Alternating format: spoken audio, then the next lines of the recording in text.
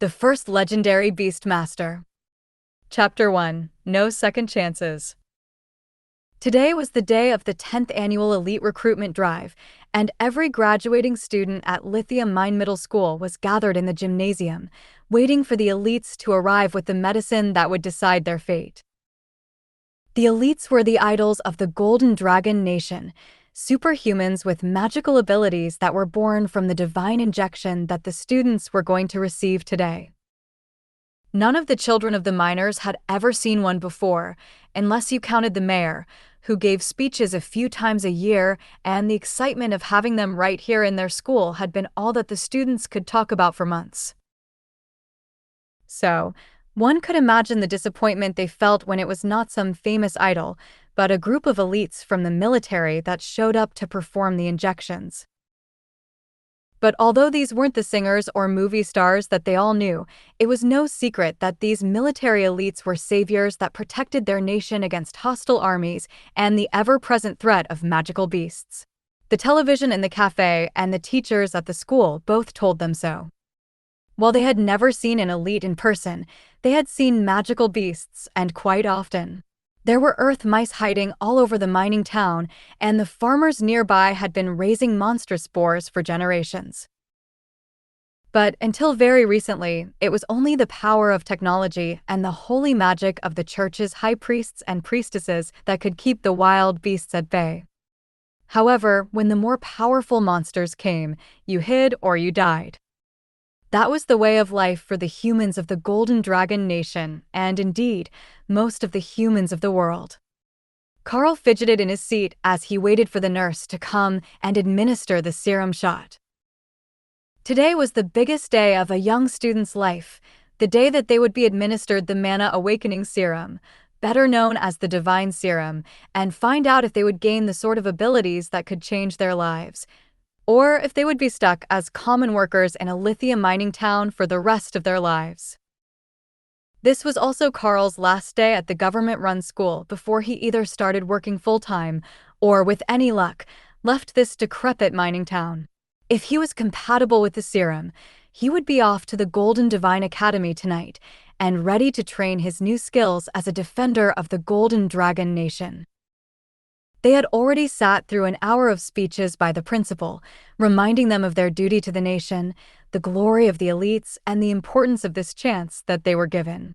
After all, they were just the children of common mine workers, dirt floor poor, and unlikely to ever be anything else. Karl closed his eyes as the nurse rolled the cart with an open briefcase on it next to him, and then a violent pain shot up his arm, and the world briefly went blank. Agony spread to every cell in his body, like he was being torn apart from the inside, and blood clogged his lungs, leaving him drowning while sitting in the metal folding chair of his school's auditorium. This was wrong. The shot was only supposed to hurt as the needle poked you, not like this. As his consciousness faded, Karl realized that he was likely to be the 1 in 100, the rare fatal reaction to the shot which sorted out the defenders of the nation from the common people. But after a few seconds, his breathing cleared, the pain began to fade, and his eyes fluttered open. A few seconds after that, Karl regained consciousness, with pain still coursing through every cell of his body. The nurse's deep crimson eyes, a side effect of her own serum injection, were staring directly back at him, and a slight smile was on her face. "There you are. I thought that we lost you there for a minute. It's a good sign. 0 casualties at this stop always means there is a powerful one in the bunch." The woman moved back, and Karl took in the smartly pressed green military uniform, pencil skirt, and heels. It was all familiar, but all wrong. Did he lose some of his memories after the injection? Or was there something wrong with his eyes? On second thought, there was definitely something wrong with his eyes. The world was still a little blurry when he didn't have someone to focus on. He flinched as his head began to pound again, and a new wave of pain racked his body. But the military woman with the strange red eyes seemed unconcerned as she stepped to a chubby young girl near him and took a large needle full of a glowing golden liquid out of the briefcase on her cart. Without a word of warning, She jabbed it into the girl's arm, and the young girl directly fainted, then slowly recovered her composure. A quick glance down at his hands showed Karl a familiar bronze tan, but the scars and peeling skin from a childhood spent working in the mines after class were mostly gone, replaced with a deep red mark that looked like 3 long claw marks running the length of his forearm. As he silently stared at the marks on his arm, they became more pronounced and more realistic, as if the flesh had just been torn open, but the skin was smooth and undamaged under his fingers. After a few minutes, the sound of frightened children fell silent, and Karl looked up at the front of the room, where an officer in the formal military uniform was standing behind a podium, waiting patiently for the process to end.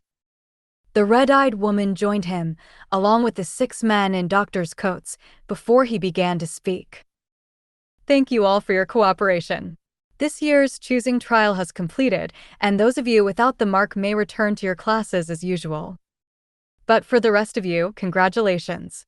You have been chosen as the prodigies of the Golden Dragon Nation's new generation. The blessed ones who will lead us to victory over our enemies, with the benefit of supernatural powers bestowed by the divine serum. Soldiers poured into the room, twice as many as there were children, and Karl began to panic. His mind still hadn't quite grasped the fact that he was one of the fortunate ones yet, the children who were compatible with the artificially induced superpowers, the ones who would become mages, mighty warriors who could split a mountain apart, or even legendary healers that could even raise the dead. At first, the children resisted the idea that they would be grabbed and taken away by soldiers, especially the ones that had failed the choosing. The problem was that they actually needed the help to walk after the injections. The situation was only making Karl more confused, but he didn't dare ask what was going on with his body, in case they determined that something had gone wrong with whatever the serum did to the newly awakened elites and disposed of him. Or worse, sent him back to work in the mines. According to the lessons that they had been taught in class, he should be a mighty hero by now, not a below-average-sized teen boy racked with pain and so weak that he couldn't get out of his chair. You look a little disoriented, kid. Just let us carry you, and you'll be right as rain after a few days' sleep. Just don't forget to do the homework before we arrive. One of the soldiers who stepped up beside Karl instructed. That was how he found himself carried into a luxurious train car and placed in a private room complete with its own desk and a call button on the wall that was marked with room service. Unfortunately for his plan to understand why this process was so painful, the moment that his head hit the pillow, Karl was asleep. How long he was out, he had no idea, but when he finally awoke, there was a stack of papers on the desk, along with a small textbook waiting for him to read it. So, You've Awakened Your Powers was the title of the book, and the cartoonish cover made it clear that it was aimed at children. Not that he was old, he would only be 14 this year, but being the last in his class to hit puberty, his body was much younger looking than average. All he had going for him was a handsome face, and even that had gotten him beaten up a time or two. But now that he had the divine serum on his side, everything would change. Slowly, he opened the textbook to see what was inside. So, you've awakened your powers. Congratulations, and welcome to the upper echelon of society, the elite 5% that have been found compatible with the awakening serum that will soon activate the latent magical powers in your bloodline, passed down from the time of our nation's founding by the immortal Golden Dragon itself. Though you have all learned about it in class, there are a few things that you don't yet know. First, your powers won't fully awaken until you use the first skill related to your specialty. Just follow the guidelines in this text, and you will discover the primary awakening method for your abilities. Once you have finished that most basic task, you can begin the homework assignment. Karl read the first page 3 times before he flipped the page. Next up was a listing of different marks that the awakened classes should have, and most of them seemed self-explanatory. Ice shards, fire, blades, shields, paws, bows, and even an ornate fan were all detailed with page numbers that would lead the students to their awakening methods. But there was nothing that resembled claw marks. So instead, he turned to the homework assignment, hoping for answers. But that was even more useless. It was all about the students' abilities. How strong they were, the description, activation times, speed, energy usage, side effects. In short, he couldn't fill it in at all.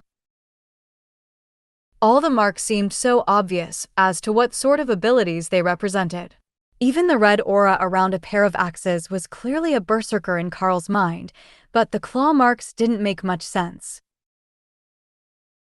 There was a similar one with an animal paw that was some sort of druid shaman, but nothing that was as simple, but confusing as his. Was he supposed to be a punching bag for monsters? That didn't sound right at all.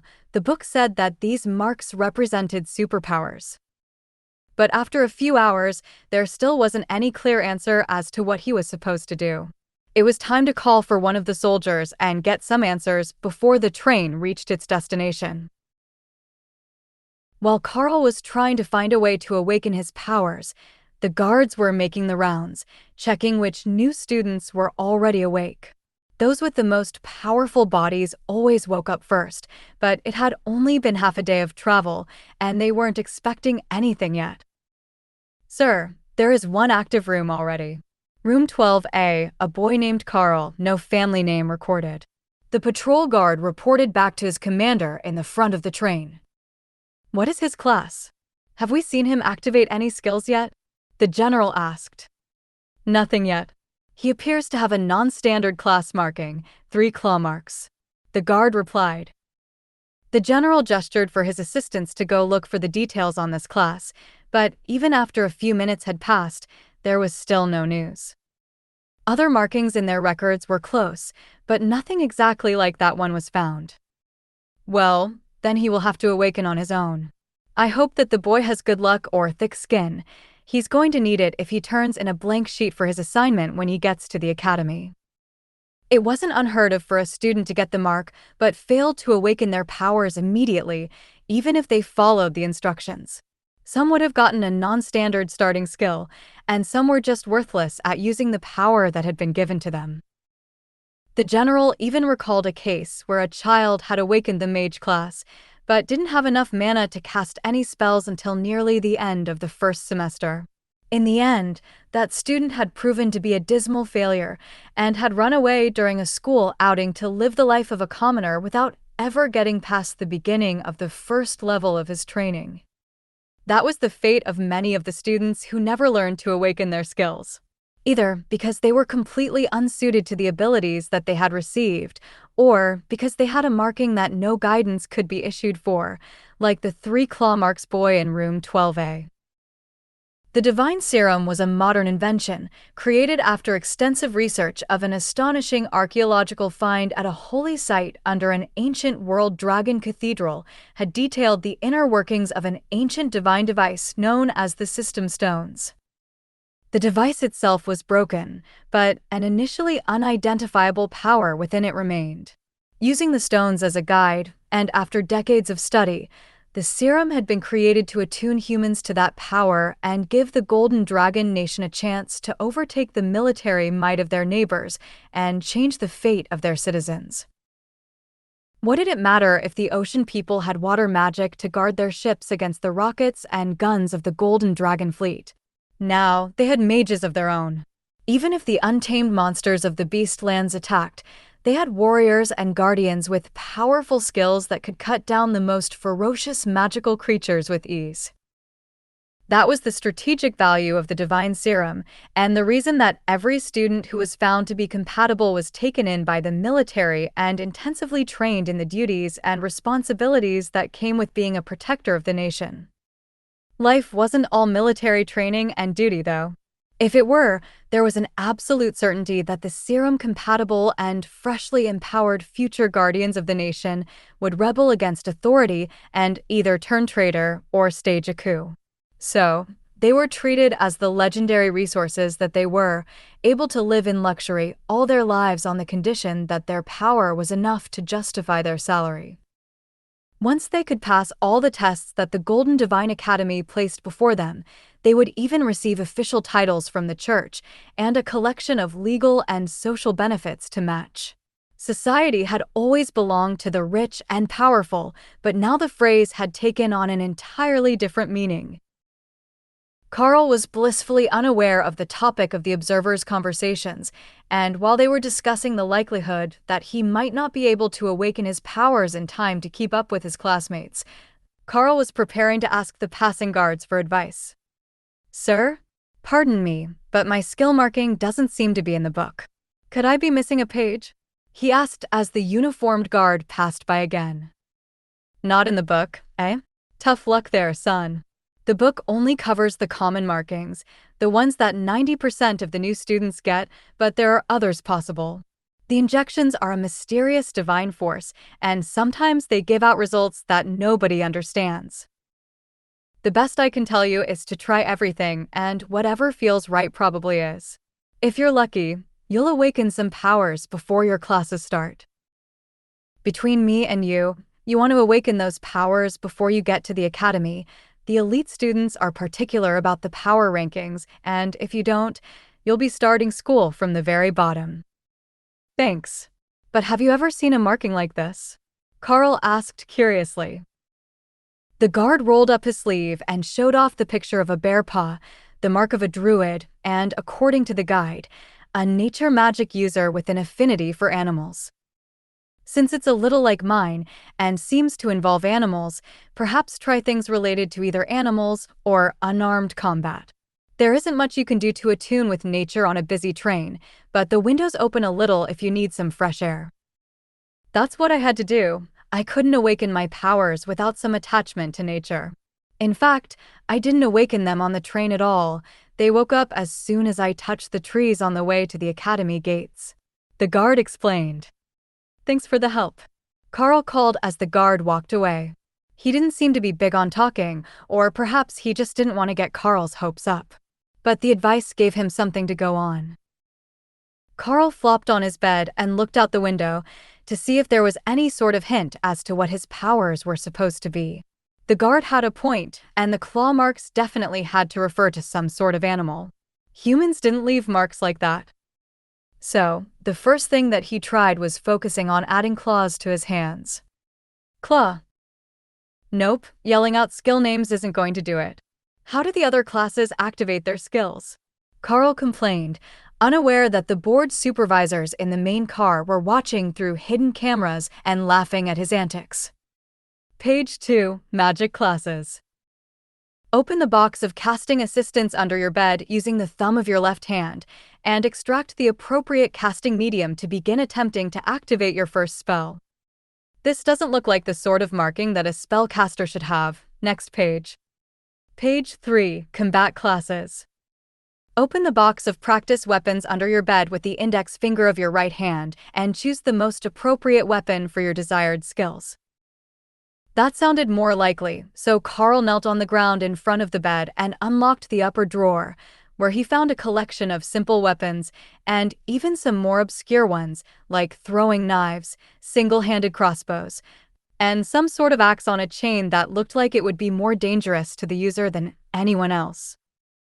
He was, unfortunately, not yet among the physically gifted, so Karl picked a short sword from among the weapons while he cursed being the last in his class to enjoy the full benefits of puberty. He had never actually held a sword before, but this one felt right, and Karl gave it a few tentative swings before trying for a more meaningful strike toward the door. Pet skills not available. You must record a pet. Karl blinked slowly as he worked to process the idea that had come to him as if implanted in his mind. It was a message directly into his thoughts, obviously from the effects of the marking, and now he somewhat knew what he needed to do. But how did he record a pet? It couldn't be as simple as just writing it down, could it? Or maybe he needed to do something to memorize it. But first he would have to find some sort of animal. This was a shiny new military train, not the company houses at the mines. There weren't going to be any mice. If he had to touch the animal for the skill to activate, this could be much more difficult than he had been expecting. The obvious choice would be to try writing something down and to see if that worked. Maybe there would be a book in the spell casting equipment. The drawer of tools slid open, and Karl stared in amusement at the wide variety of strange items held inside. He had absolutely zero clue about how these were supposed to be used. Some of them didn't even look like they were anything special, like this silly snow globe with no base. What were they going to do with that? Sit and ponder their orb? Karl picked the surprisingly heavy glass ball up in his hand, and suddenly, it lit up with a bright white light. Taming space viewing is not available. Please record a pet.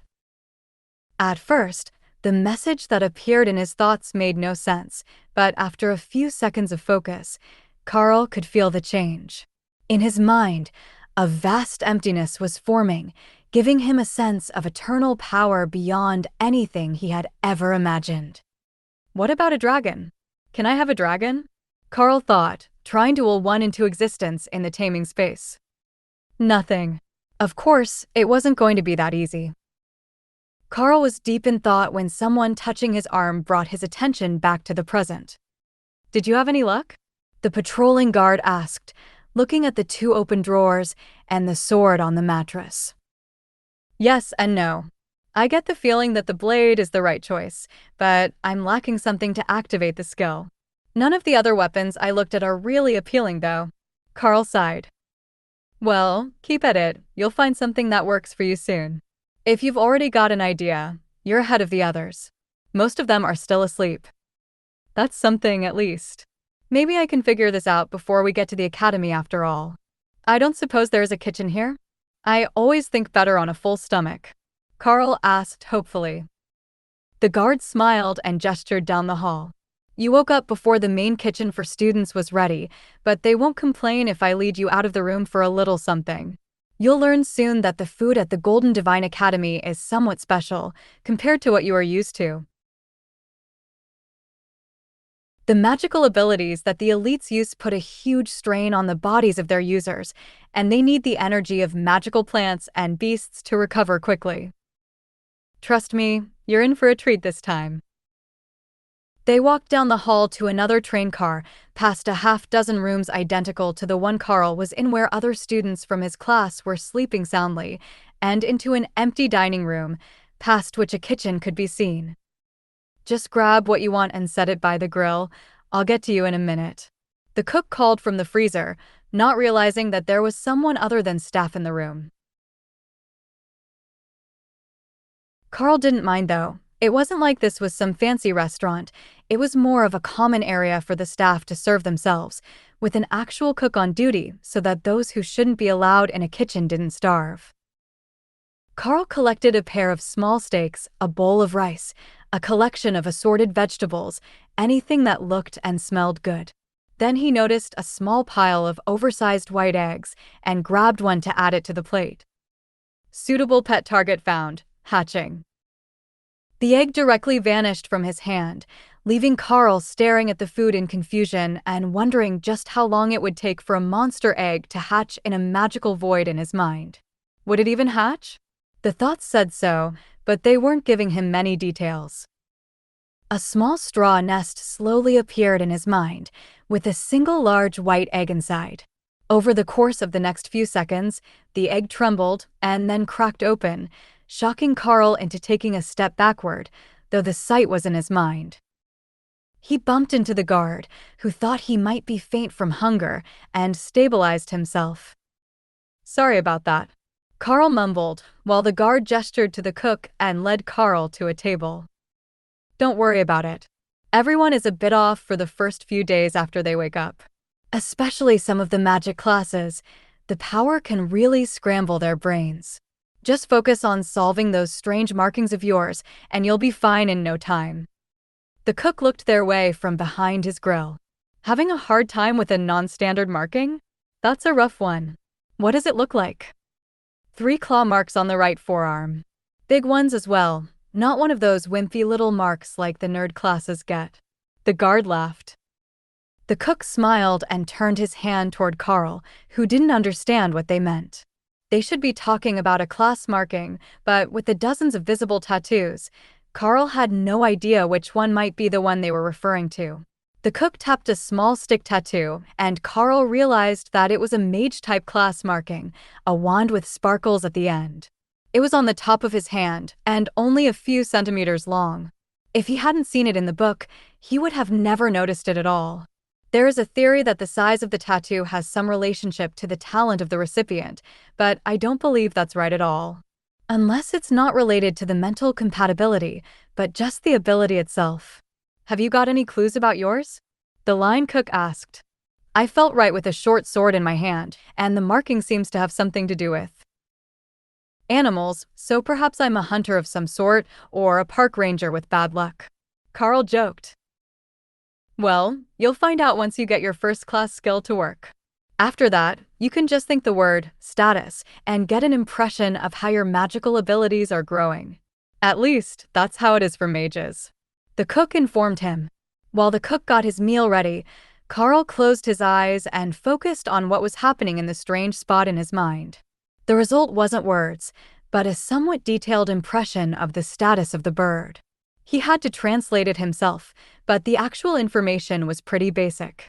Beast space activated, 1 occupant, pet number 1, name, wind speed hawk, rank, common, connection, low, skills, claw, rend, supervision. Karl felt an indescribable power flow into his body as the status was completed, and a second round of physical impressions came to him. Beastmaster, Karl, rank, common, bloodline, human, skills, beast skill, supervision, beast attack skill, rend. That didn't quite mesh with the knowledge that he had from the booklet. Wasn't he supposed to get some sort of instinctive guideline on how to progress? Maybe a little something about how he was doing in his training of the skills? How does the power rating of the system work? Is there some sort of level or grade or something? How can we tell who has real power and who is like me, a newbie waiting on his skills? He asked the 2 older men. Older being a relative term, as they likely weren't much more than 20 themselves, but older than him and finished their time at the academy. That's the fun part. You don't. Unless they directly tell you, or you have some special skill to sense energy fluctuations like some of the mages, you just have to go with your gut instinct or the public rankings. The problem with the rankings is that they're all subjective. You see, I'm a wand class mage. I can use the fire element.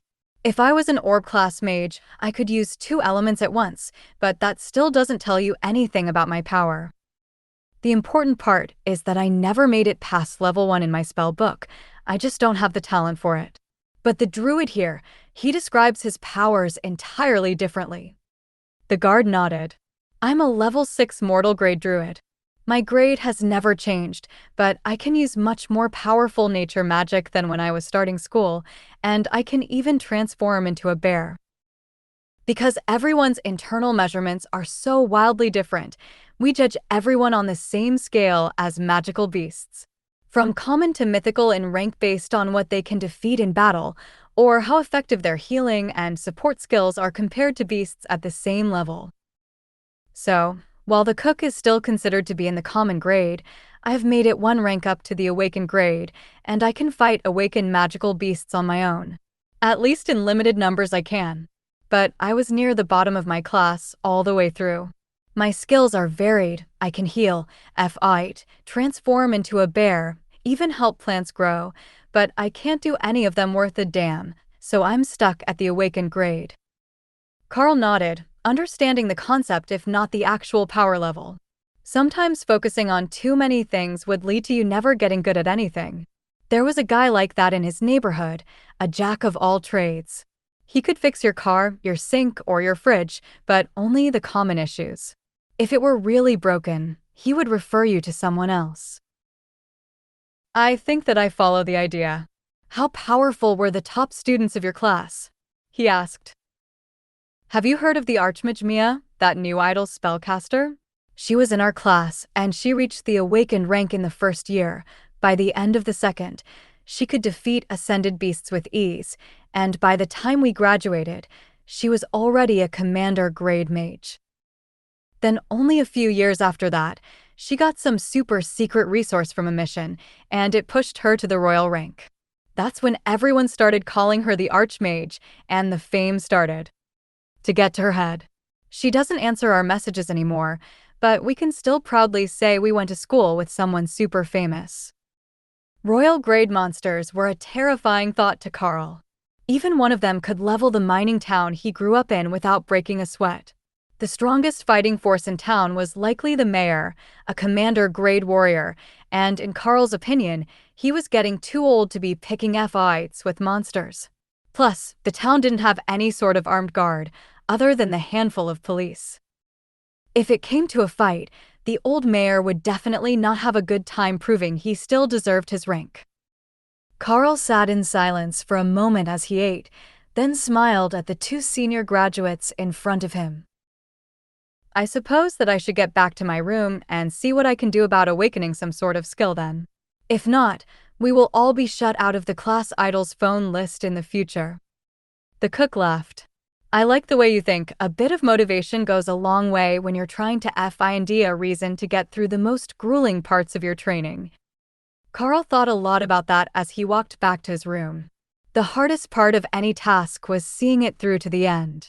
It was easy at the start when you were motivated, but somewhere in the middle it became a dreadfully dull grind, with no reward in sight and very little progress to be made. That was when you would lose sight of the goal and start to slack. If you were lucky, you recovered from it, but if not, you would end up in trouble and behind schedule. Even the mine foreman had said the same thing to the students when he came to talk to them on career day. Not that anyone truly listened to him, with the prospect of the divine injection coming up only days later. But the others, the ones who returned to class afterwards, would be thinking more about it every day. Once the door to the room closed behind him, Karl stared out the window and tried a skill for himself. Supervision grants the beast tamer the sight of the contracted wind-speed hawk.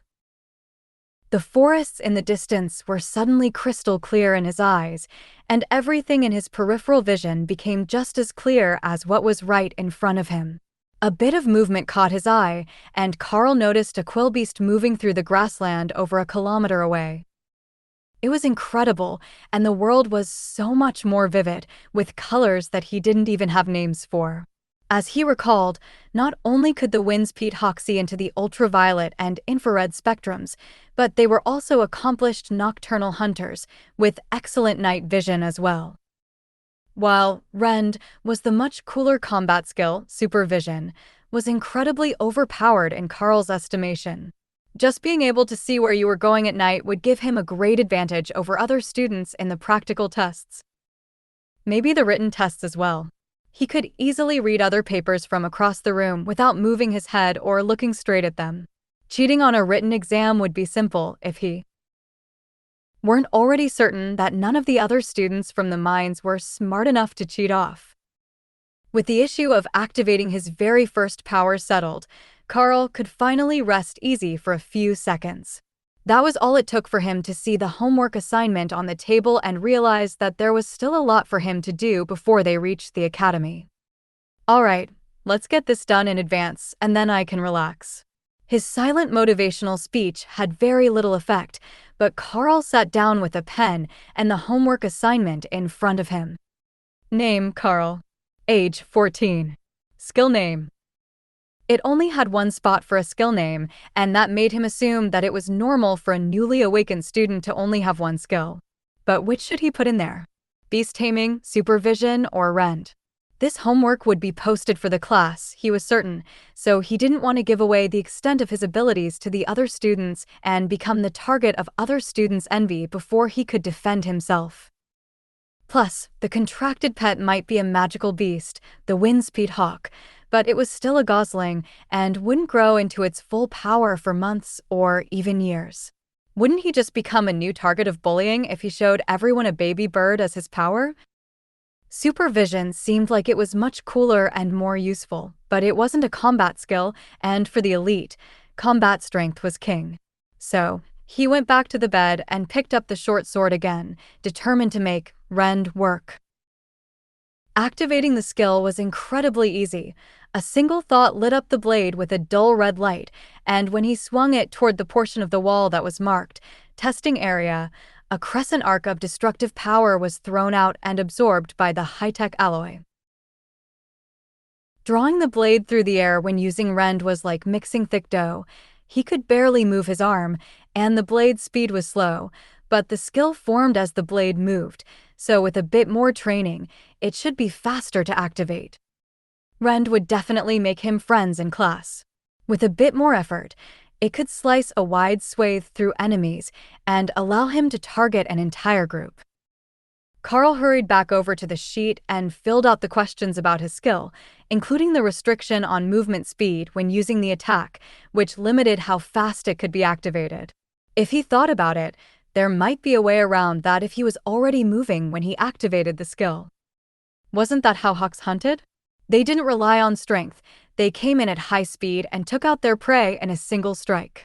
If he could determine how that skill was supposed to be used, his combat power would increase drastically. But other than the skill, the questionnaire also asked about the user.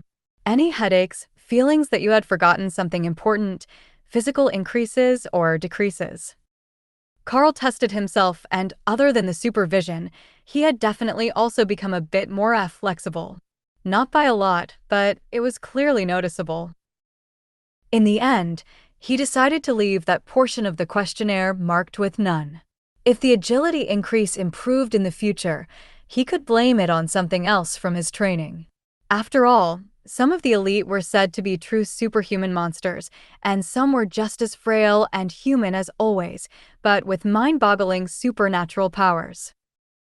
One of the idols had even sprained an ankle after stumbling to go on stage for a meet and greet event. That seemed like pretty conclusive proof that the injection skill distribution system did not distribute physical enhancements in a fair and equal manner.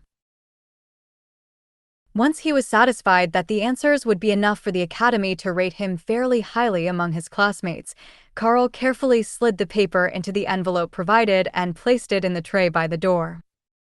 That was everything that he was expected to do until they arrived at the academy, but he couldn't help wanting to try out more and better ways to use the rend skill. What if he tried to be more like the hawk?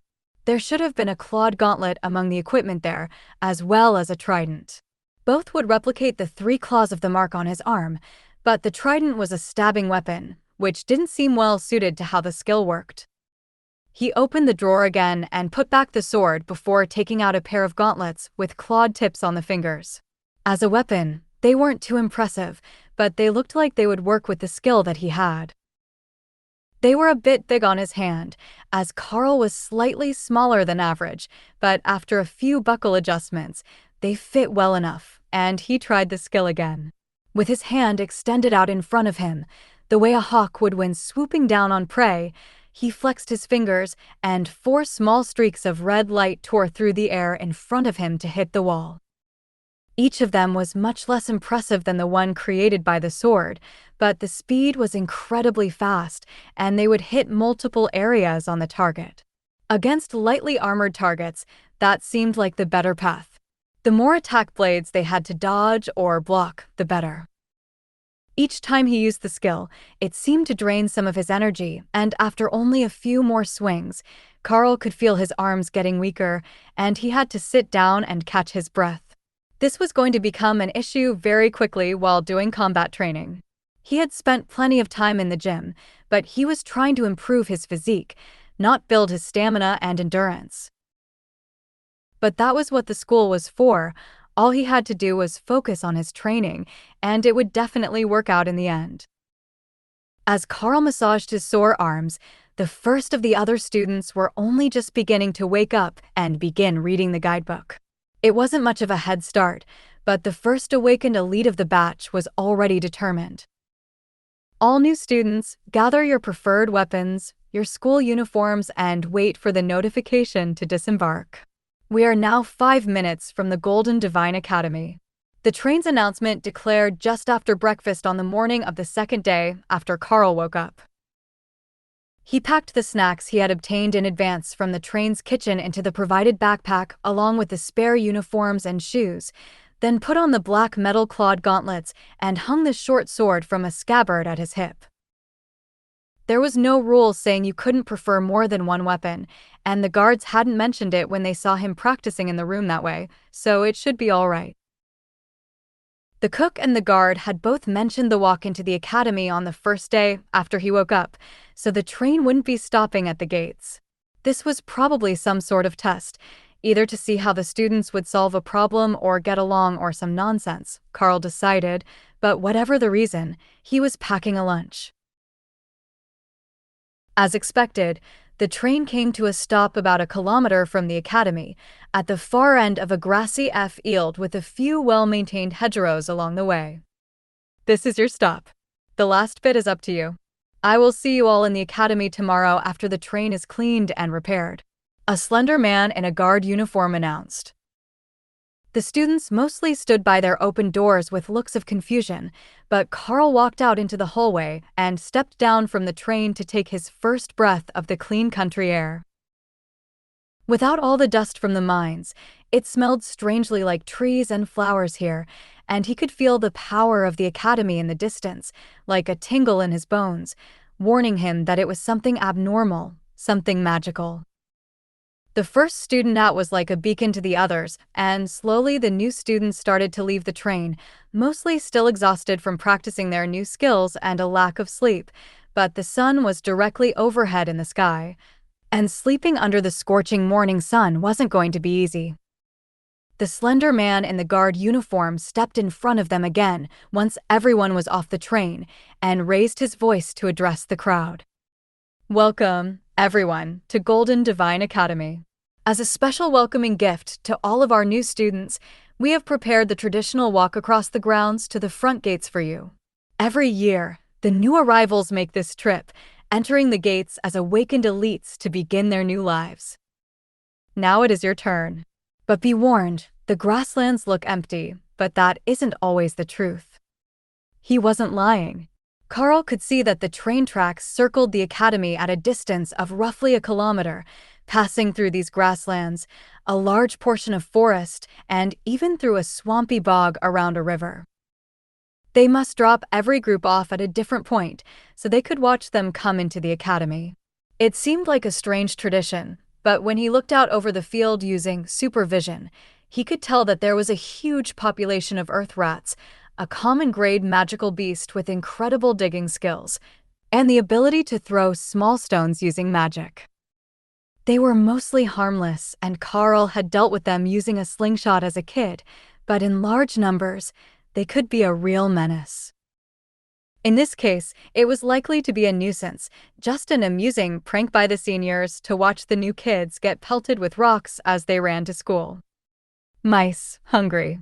A voice sounded in Karl's mind, coming from the space where his wind-speed hawk was kept.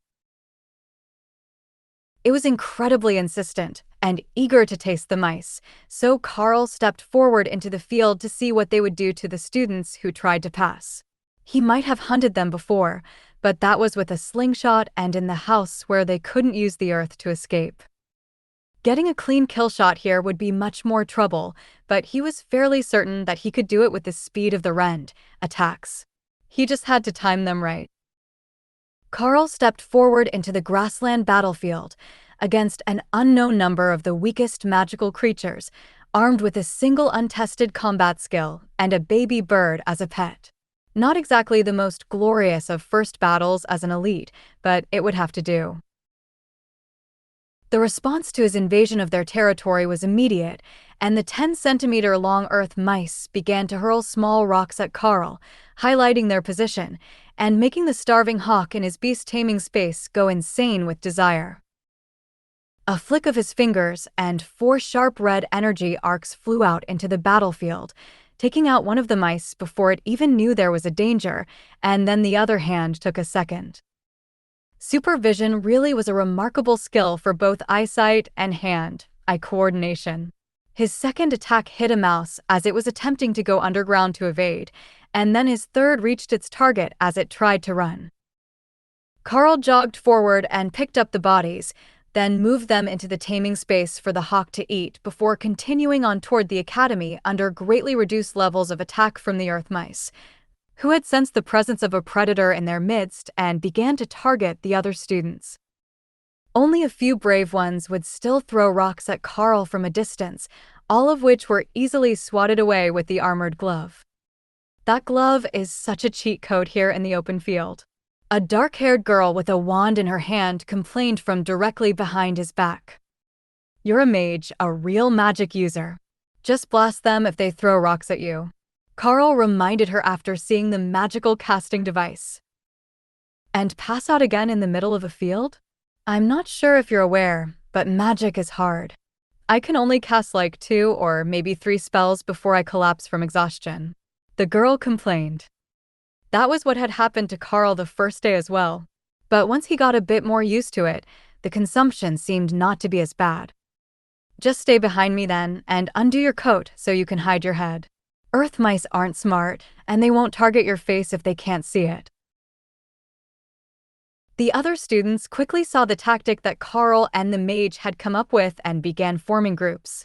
From what Karl could tell, almost all of the newly empowered students were some sort of magical warrior class and carrying various melee weapons.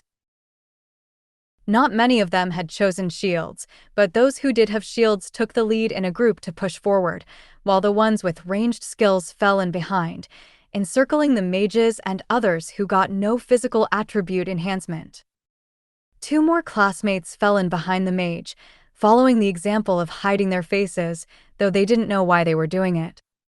The sight frightened the weak-minded earth mice. One scary guy with claws leading 3 headless humanoid monsters was terrifying to the small creatures, and they began to flee instead of attacking Karl on his way forward.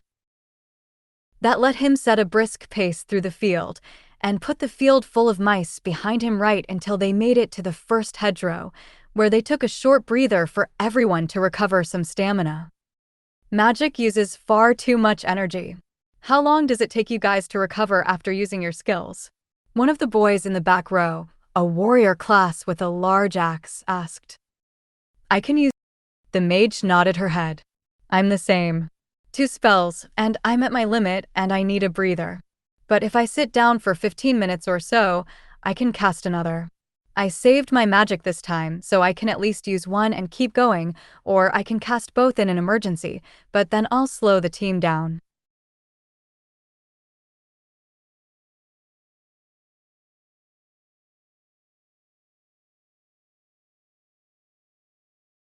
Down. Down. The boy with an axe frowned. I can only use mine once, and then I'm done. But I'm a woodcutter's son, and I can swing the axe for hours if I don't use the skill. That's good enough. So far, it's just been earth mice, and only an idiot would chase them with an axe. But if there is something bigger and slower up ahead, you can go ahead and fight it without using that skill. Did the injection make you stronger? It was one of the questions on the homework, so it must be a thing. Karl suggested. Yeah, a lot stronger. He agreed. The other warrior smiled. I'm not so strong, but I was all right to start with. Unfortunately, my first skill is defensive. See the shield in my marking?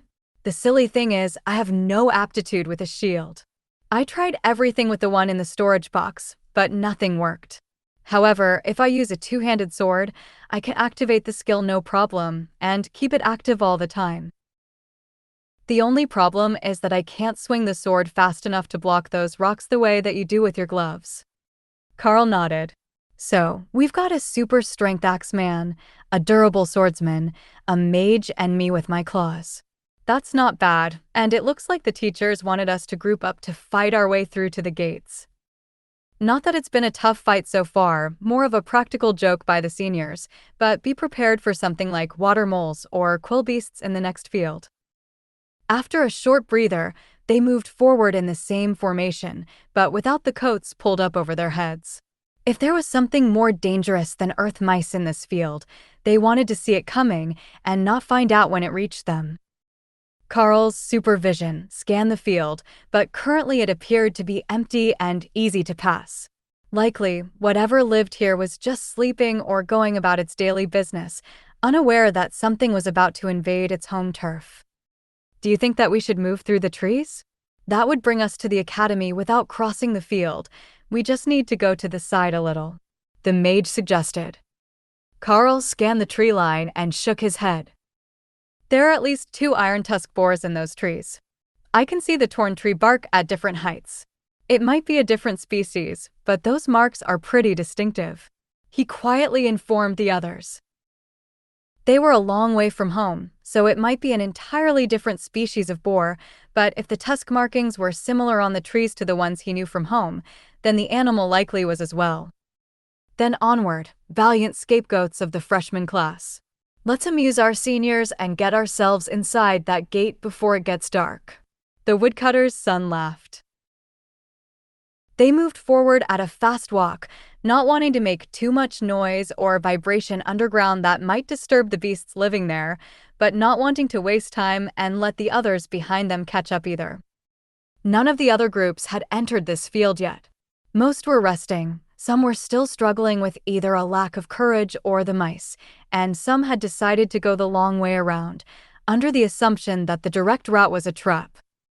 That group probably wasn't wrong, but that didn't mean that the other routes were any better. They were halfway across the field when the next group moved forward, jogging to catch up to the leaders, and the field erupted with activity. Vines sprung up out of the ground around the feet of the new group, trapping their ankles and pulling them down onto the soft dirt, while loose vines whipped at their faces. It was some sort of plant monster. What sort?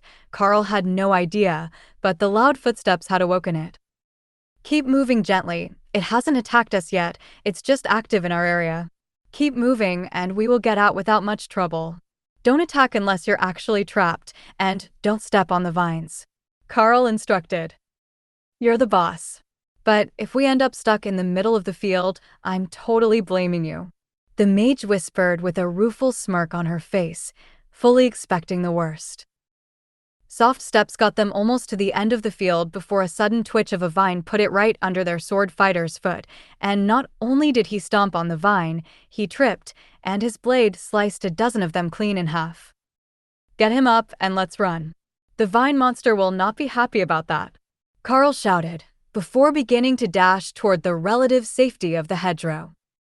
The woodcutter hauled the other boy to his feet, and the four of them took off running, hoping to make it to the edge of the field. Entangling vines grabbed at Karl's legs, but fast steps kept them from finding a good hold, and he was nearly out of the vine's range before he was pulled to a stop. Coming up from behind him, the young mage used Karl's immobile figure as a springboard, running across his back as Karl was getting up and leaping toward safety, only to be caught in midair and dragged flat to the ground with a puff of dirt and a pained groan. Good plan, per execution. The swordsman laughed from behind them as he hacked his way through the vines. Karl sliced himself free with rend, and then did the same for the mage, who frantically scrambled for safety in the trees. The last to reach safety was the woodcutter, but he was also the most lucky, as he had experience with entangling vines in the woods and knew how to smack them with the back of his axe to keep them from grabbing his ankles. Sorry, it takes too long to explain the trick, or I would have told you all. He mumbled as he reached the trees a few seconds behind the others. It's all good. We each have our own knowledge base to work on, and there was no time for some long lecture in the middle of the field. Karl agreed. The mage seemed like she was about to say something, but then reconsidered. There were only a few seconds between the stumble and the escape. There really was no time to explain. All that was left now was a section of freshly mowed grass, with a single cobblestone path that led to the gates. If they could make it through that, they were safe. Well, relatively safe. From what they knew of the elites, the culture favored the strong, and they were not yet the strong. But they were all well suited to their class, and in time they might be. Stay off the grass. I learned that from my mom's workplace. Fancy people hate when you walk on their grass. The mage mumbled as they got ready to move. Good point. I was looking forward to soft grass under my feet after growing up in the mines, but using the path just seems right. Karl agreed. These other three hadn't gotten on it to stop, but they should at least understand the concept of the mines. There were 10 other middle schools in the nearby towns, so even if, like Karl, they had never traveled, they had at least seen the mountains over the mines in the distance. Triumphantly, They walked down the path, with the swordsman doing his best to hide a slight limp and the mage brushing the dirt off the front of her uniform to look a little less like she had been rolling in the field for fun. They reached the gate, where a pair of teachers were waiting to greet them with a large bag full of textbooks and a table full of drinks. Welcome to the Golden Divine Academy, students Karl, Dana, James, and Kruger. You are the first to make it to the gate today, and therefore the first to get to pick your rooms in the dormitory. The map is on the table, and you may pick any room on the second floor that is not currently marked as occupied. They rushed over to collect a drink and then gathered around the map. This layout makes no sense. Kruger, the axe wielder, mumbled. All the rooms are random. Look at this one, it's tiny, but with a huge empty balcony. Who would pick that? Dana, the dark-haired mage, agreed. But a long, narrow room caught her eye. There was supposed to be a training target at the end which she could fire spells at from a distance, which would be great for practice. I want the balcony room. Karl shrugged, then picked up a token from the table and placed it on the map. Right, you have a wide area attack skill. If you want to practice, you need more space. I'll take the training room here with the Murphy bed that folds against the wall. Dana explained, picking her space. The other two went for the largest pair of dorms, with a training dummy in the main room and a separate bedroom.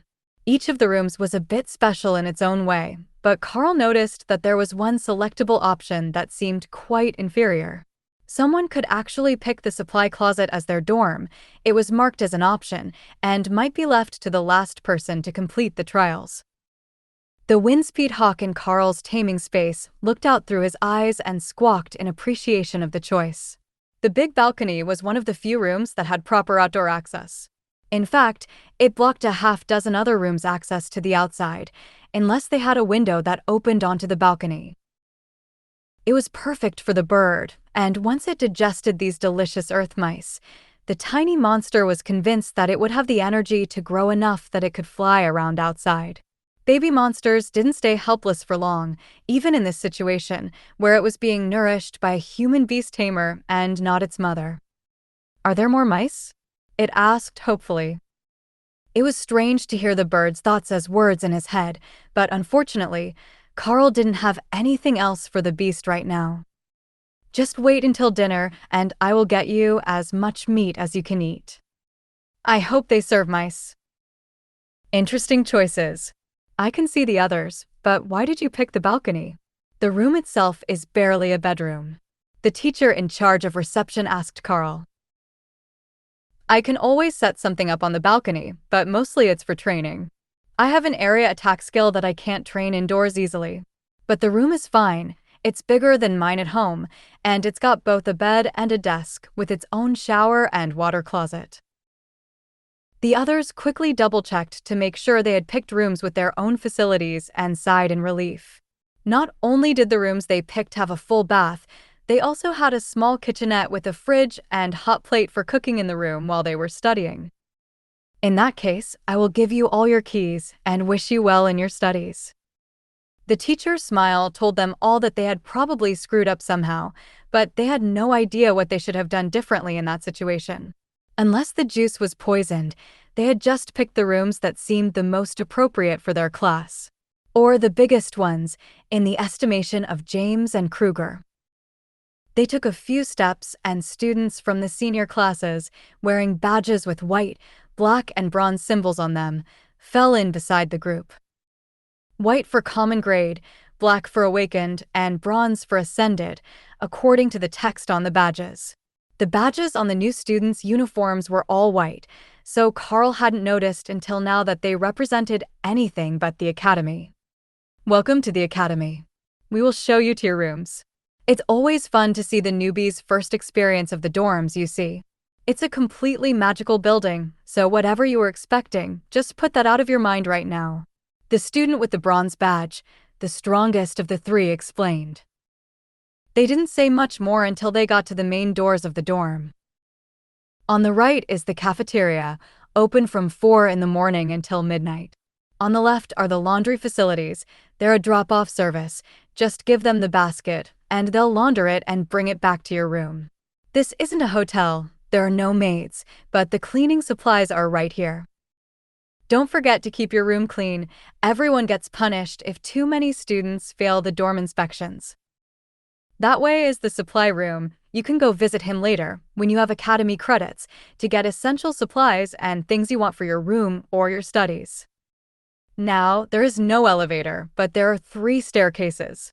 The main ones are the best, as they're 5 meters wide and you don't get jammed up with cross traffic. Your year is lucky. You got rooms on the 2nd floor, mine is up on the 4th floor, and these 2 are on the 5th floor. It's a long walk down to get to class, but I heard that the rooms are nicer at the top than they are on the lower floors. The boy's smirk told Karl that he was definitely pranking them. Either there was an elevator or the rooms were all strange, no matter where you went. The 3 older students put their hands on the shoulders of the newbies and led them up to the 2nd floor with a smile. You 2 are right here, since you picked the square internal rooms. The leader of the senior students informed them, gesturing to the doors on either side of the stairs. That was a factor that they might have forgotten to consider. Being right next to the stairs could be loud. But the hallways were decorated with thick red carpets, hanging tapestries on the walls, and plenty of decorations that should prevent echoes. The 2 warriors opened their doors and looked at the bare rooms. Stone walls with multiple scorch marks, cut marks, and absolutely zero furniture in the main room greeted them.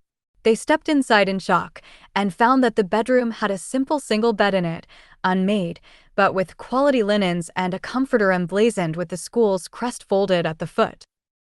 The main room had a stone golem standing in the middle, the training dummy that the diagram had informed them the room included, and the older students whistled in appreciation. Now that's a nice bonus. They left you the training dummies from the last senior class. Those are commander class, you'll never break them in the first 2 years, maybe not at all. I think it's a good trade-off for the initial cleaning you'll have to do. The student with the black badge laughed. Karl gave them a suspicious look. Are these just as the students left them, or is there some system to it? The others just smirked and shrugged.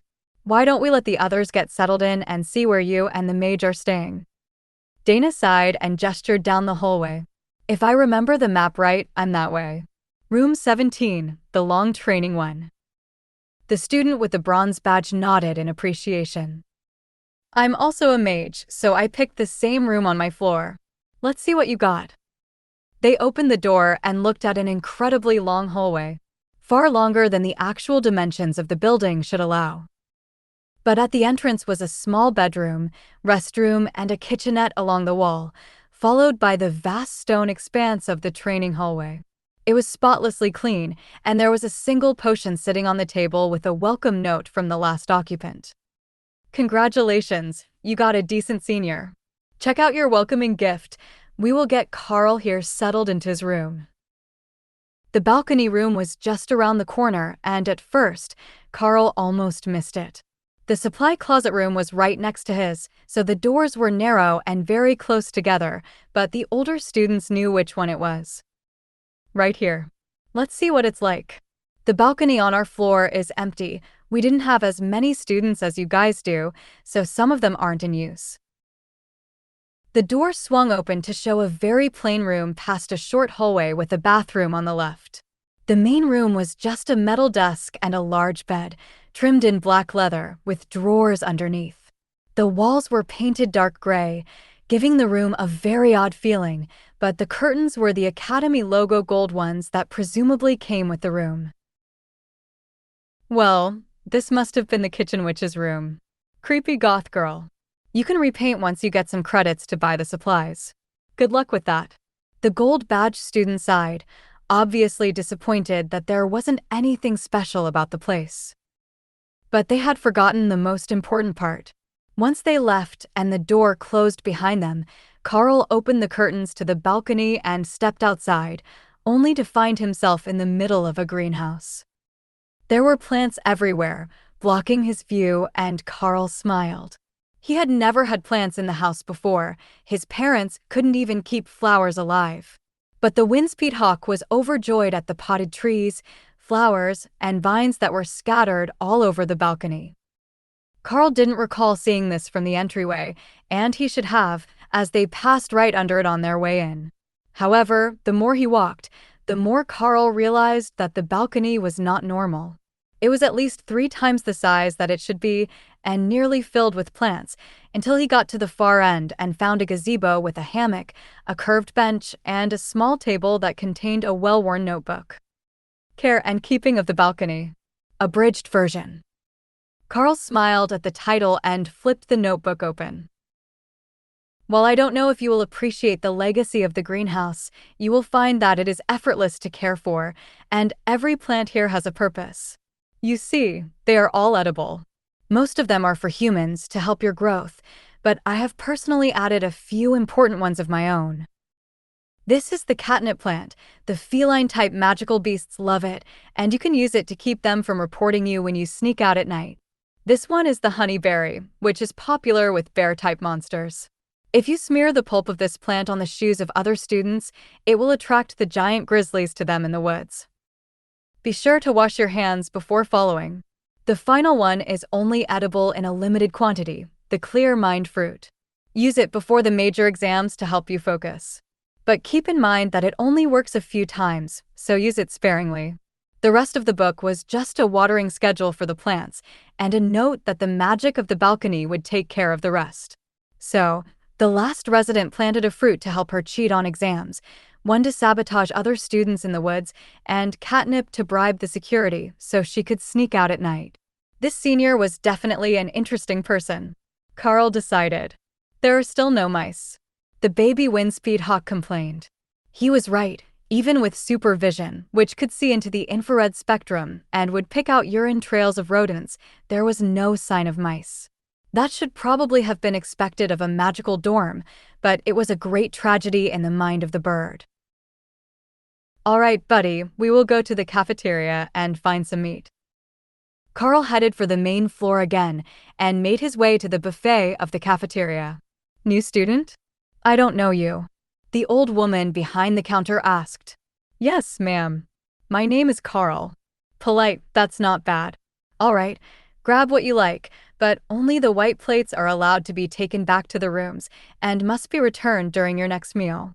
Eat all you like, magic affects all you kids differently, no need to be shy about your appetite. Meat.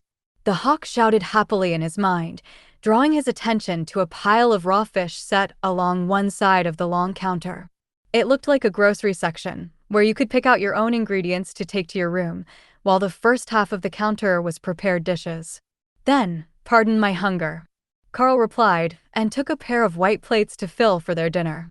Pasta and meatballs with cream sauce, roasted pork, some sort of vegetable that gave off an incredible feeling of energy, and then an entire plate of raw meat for the hawk. Well, that's one of the more interesting plates, for sure. But if you're in a room with a kitchen, you can cook it as you like. In the future, you can just ask the cook to prepare it if there's a special way you like your food. She explained. Thanks, I'll keep that in mind. Karl retreated to his room while the hawk pleaded pitifully to be fed. If this was how adorably needy all baby birds were, no wonder their mothers would go to the extremes of even chewing food for them. Fortunately, the windspeed hawk had an extremely sharp metallic beak and could bite through bone with ease, even as a newborn. The meat chunks were all boneless, which the bird found disappointingly lacking in crunch, but the meat was all monster meat, high in nutrients and energy, and its body was growing at a visible rate under the pile of nourishment. It somehow managed to chew through 5 times its body weight in 10 minutes, and it was still pleading for the meatballs on Karl's plate as he finished his meal. Fine, 1 meatball. But after that, you need to wait for dinner. When is that? I'm starving. The bird complained, then burped loudly and fell asleep. That certainly didn't seem like starvation to Karl.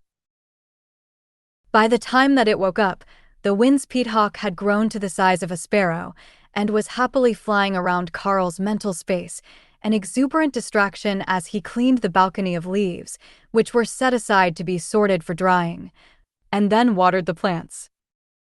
Everything here should be a magical resource of the most basic level, so even the leaves would likely be worth something if they were properly dried and preserved. The problem was that he wasn't sure if this garden was sanctioned by the school, or if they would view all the resources here as looted school property. Is it dinner yet? We should get crunchy food this time, Hawk suggested. Sure, let's go down and see how everyone else is doing after I finish writing a letter. The bird was confused by the concept of a letter, but Karl wanted to write home to his parents to let them know that he was all right and settling in well at the academy. The students wouldn't be home until the end of the school year, but he didn't recall any rule saying that they couldn't send a letter or a text message. Not that either Karl or his parents could afford a cell phone, but that wasn't the point. Maybe he would get them one once he was finished training and started to get the elite stipend. If it was enough, he could probably even move them out of the mines and let them retire. It only took a few minutes to finish the letter home, and Karl put it in the box by his door, which could be accessed from either the inside or the outside. That was where he had received and left the paperwork on the train, and it was where letters were picked up if you had to send them at home, so it should be the same here, Karl assumed. The dining hall was packed with new students, mostly in rather rough shape, with torn clothes, covered in mud and grass stains, and a few sporting visible injuries. Karl joined the line to grab dinner, then took a second plate, scooped an entire roast chicken on it, and transferred it to the beast taming space while nobody was watching him. Then he took another, added a collection of cheeses and snacks to it, and brought it to an empty table. You were the gauntlet guy from the first group, aren't you? I didn't get a good look at your face earlier. A girl with blonde hair and a heavily bruised face asked as he sat at the table next to hers.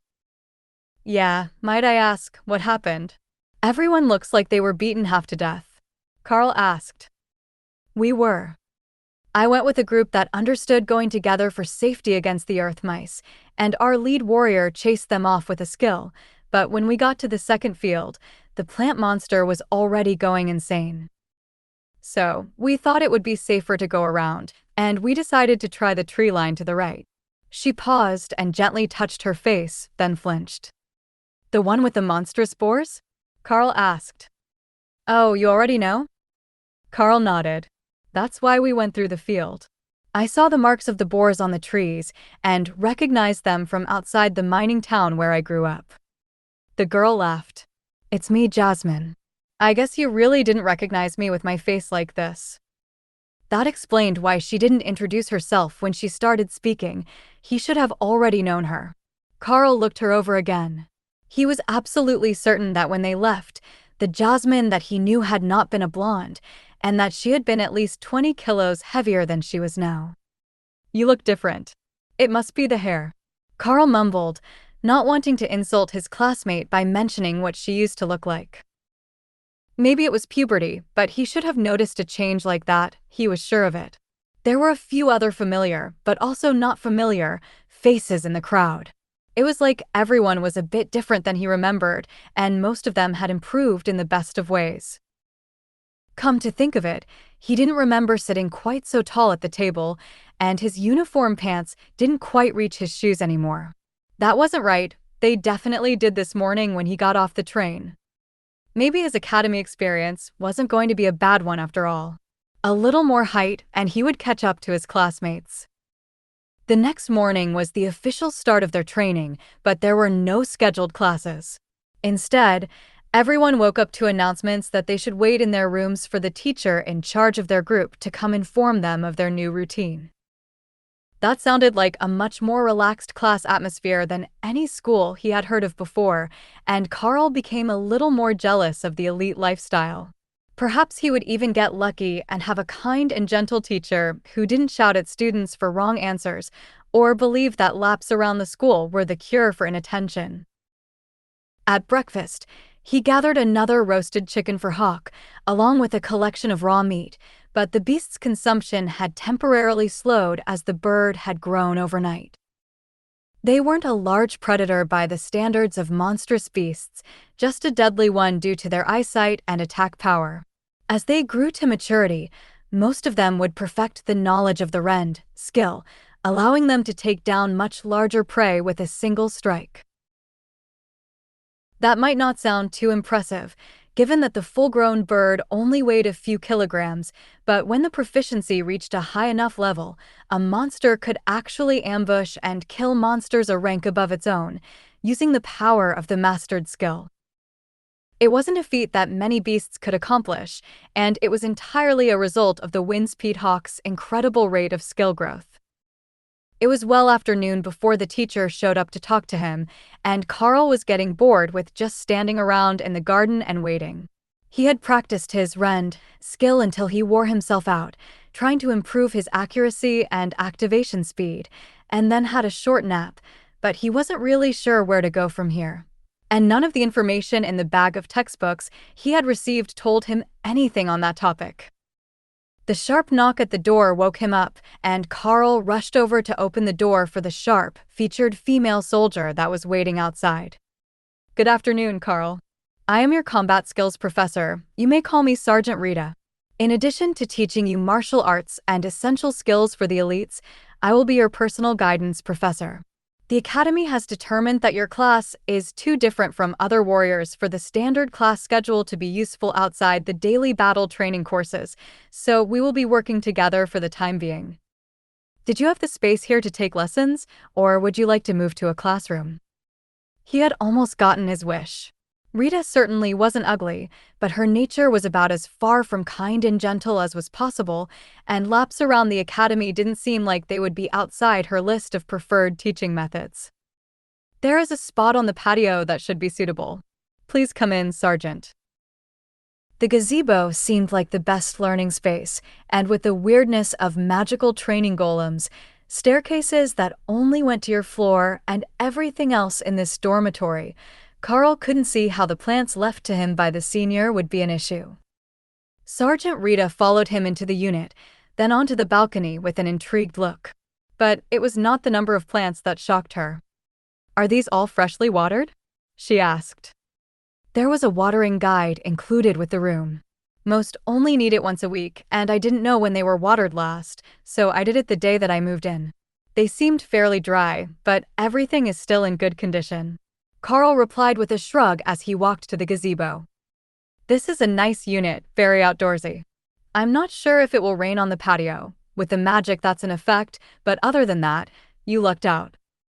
Now, I need to know everything that you know about your powers so that we can start a proper training plan. How are the physical improvements? How has the power of your skill adjusted with a single day's practice, and are there any other hints as to what you can do with it?" "I won't lie to you. The classes that can send a golem or magical construct into battle for them are in much higher demand than any of the others except the mages who can use unique spells. But with a ranged attack from the start, you're not in a terrible spot," the sergeant informed him very sincerely. Her honesty startled Karl, and it felt like she genuinely had his best interests in mind as a guidance counselor. Hiding too many things from her wouldn't do him any good, so Karl decided that it would be best to just put everything out in the open for her to understand. Maybe she would know how to help him and Hawk grow. Karl focused and brought out Hawk from his beast-taming space. "We should start from here. This is Hawk, and my skill awakened him from an egg in the kitchen. It allows him to live somewhat comfortably in a space inside my mind, and our thoughts are linked. Once I contracted with him, I gained the ability to use rend, the same attack skill that all wind-speed hawks have, and my senses gained an incredible improvement." Sergeant Rita stared at the tiny bird for a few seconds, trying to process the information that she had received. "So, your ability lets you contract with monsters and what? Use their abilities? While that sounds pretty cool, it's still a high-risk path to fight against other monsters," she asked. "Well, I guess that's true, but we both know what the other is thinking, so with a bit of training I shouldn't have to fight alone. I'll have Hawk with me," Karl offered. Sergeant Rita smiled. "How about we see if we can't find you another beast cub? If you can get something that's a better fighter than the wind-speed hawk, you might have a real chance to become one of the more powerful elites." Hawk squawked in indignation at the suggestion that he would be replaced right after being born. "Does this woman have no shame?" Looking down on the wind-speed hawk. "Fully grown, I am sure that I can make it to the commander rank, and she's just an ascendant warrior. Give it a month, and I'll bet I could beat her up. Hawk's mental communication was accompanied by audible screeching when he was outside like this, and the sergeant smirked at the irate fledgling. "What is he saying?" she asked. "He says that when he grows up he will be a commander, and you'll still be ascendant." Karl gave her the abridged version. The sergeant glared at Karl, who raised his hands in defeat. "You asked, and he said it. I'm just the translator here." So, it really is intelligent enough for coherent thought at that stage. Interesting. I know it's the first day, but we should go to the training grounds to see what you two can do when working together. Sergeant Rita led Karl down to the main floor and out across the grounds to a large open coliseum. "This will be our venue for the day. You'll love it, at least when it's empty.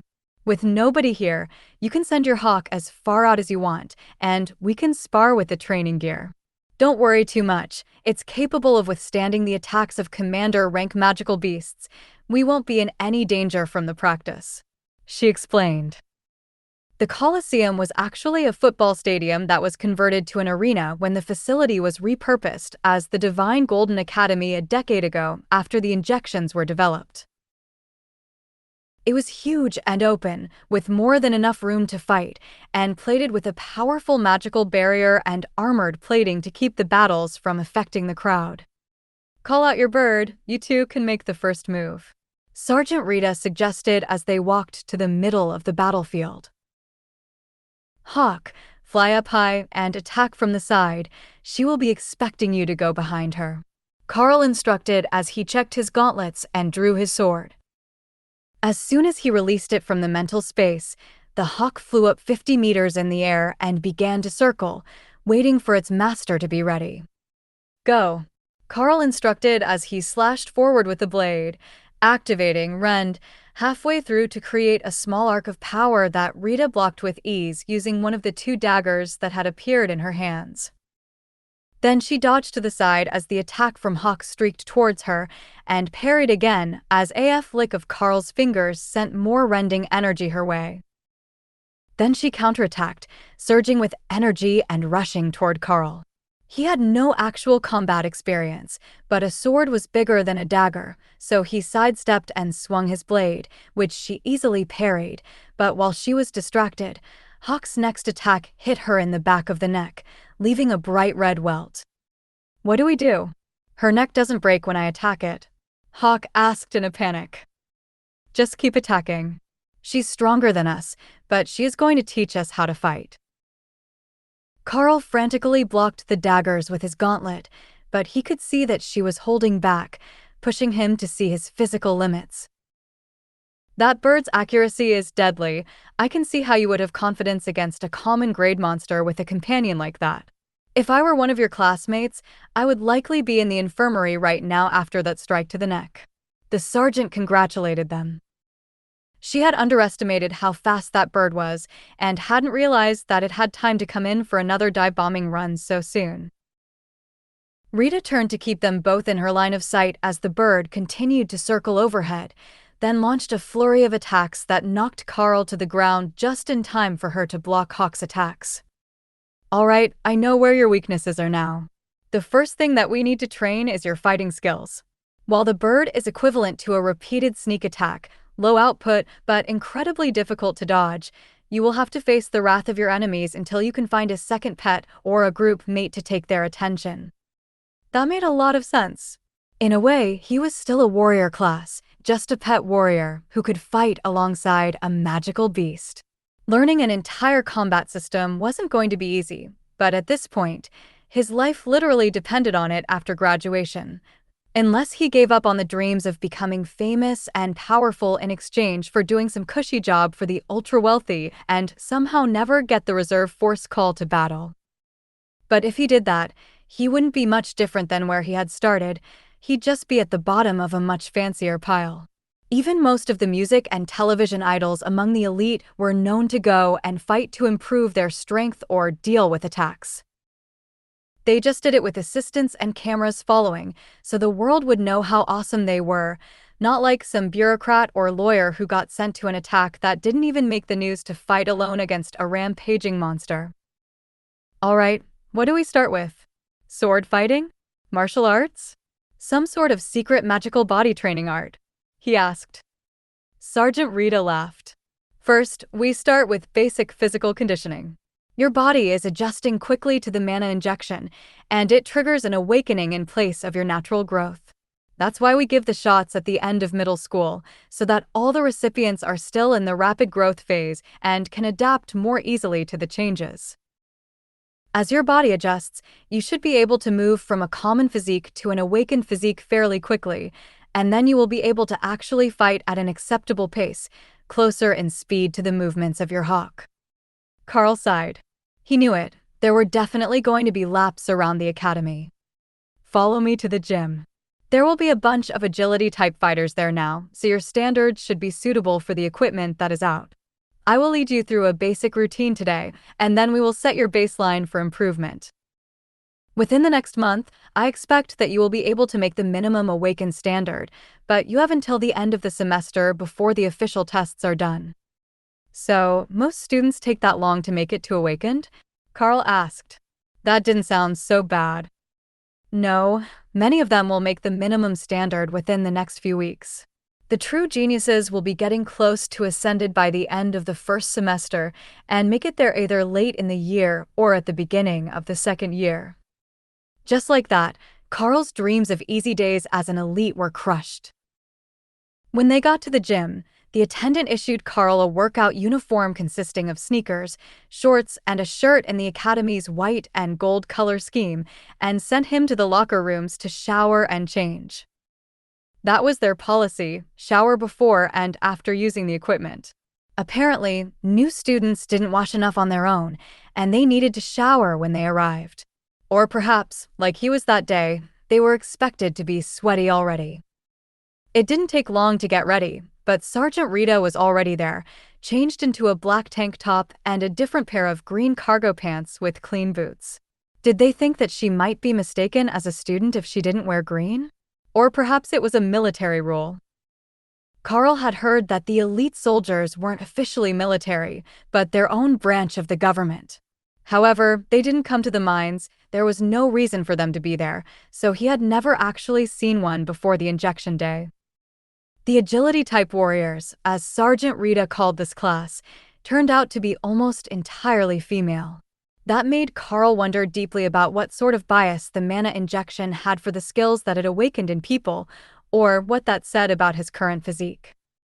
He might not be the most macho man ever, but being subtly told that you currently have the physique of a 14-year-old girl was hard on the ego.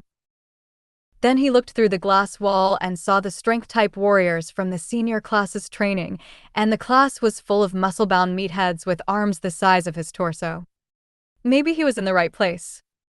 All right, first up, upper body strength. That skill of yours puts a lot of resistance on your body, and you need to be able to power through it, but without building up so much bulk that you can't evade anymore. Rita began. What followed was 2 hours in hell.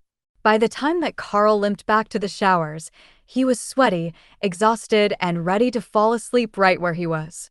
He was about to collapse when Hawk pushed a piece of cold roast chicken out of the space for him to eat as a form of emergency energy or a survival ration, Wynn's Pete Hawk style.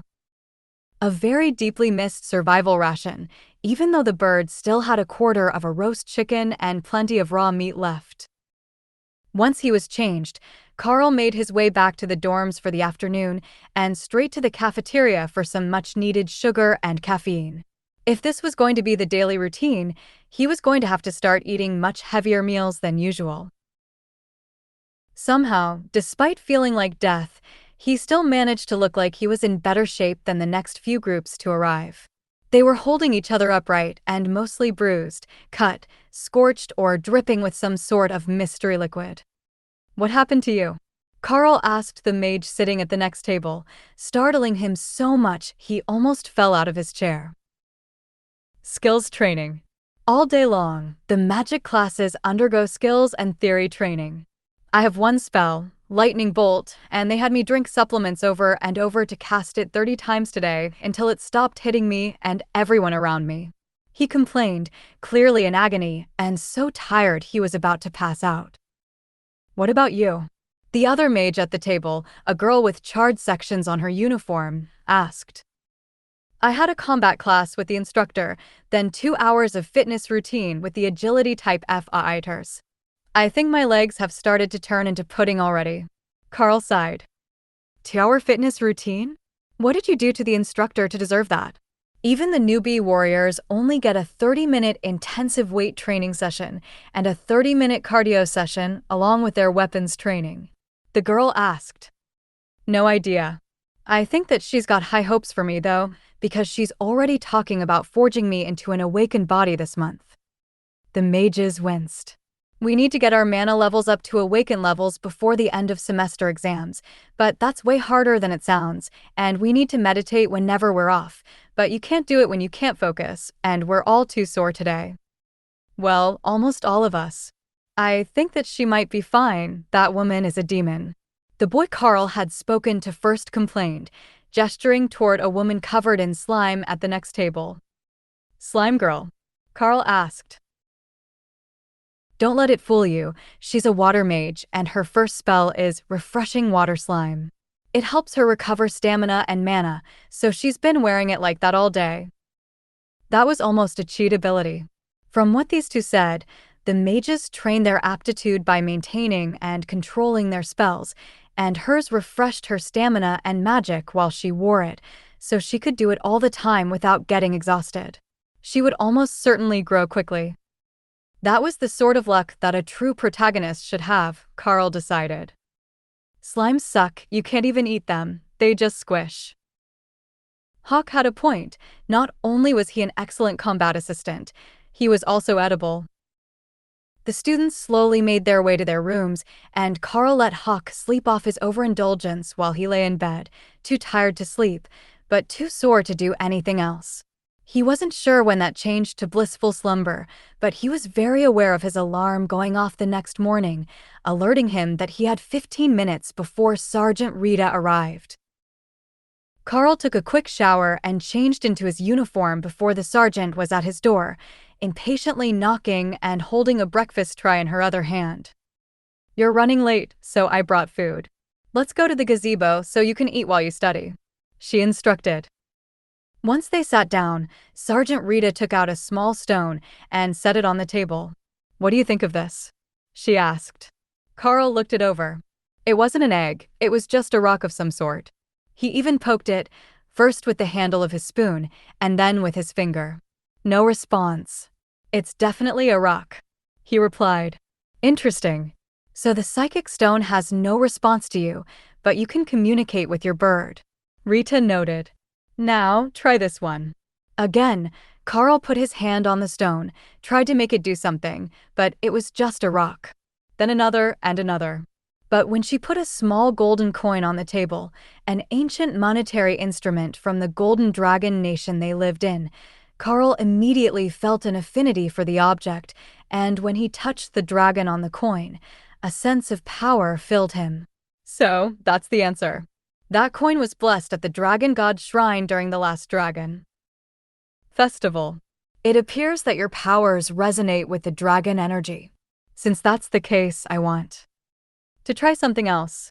Rita took out a small vial filled with shimmering red liquid. Oh, I want it. Ask the evil lady to give me that, Hawk demanded. You should be glad that she can't hear you. Hawk thinks that will be useful to him if he can have it. What is it? Karl asked. It's mana-infused monster blood. It's the most basic of common grade resources for physical cultivation type elites. Drinking mana-infused monster blood strengthens the body and can induce mutations.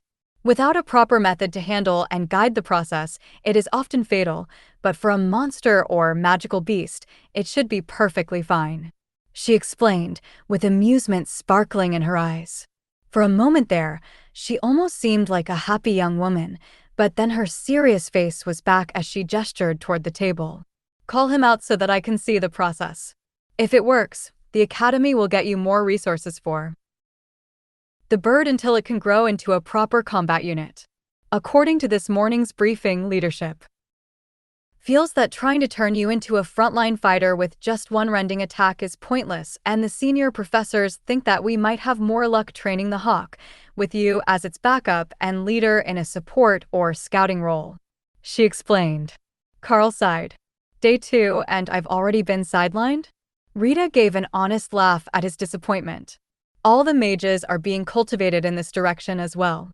It is a measure to reduce casualties. The more people that we can have fighting.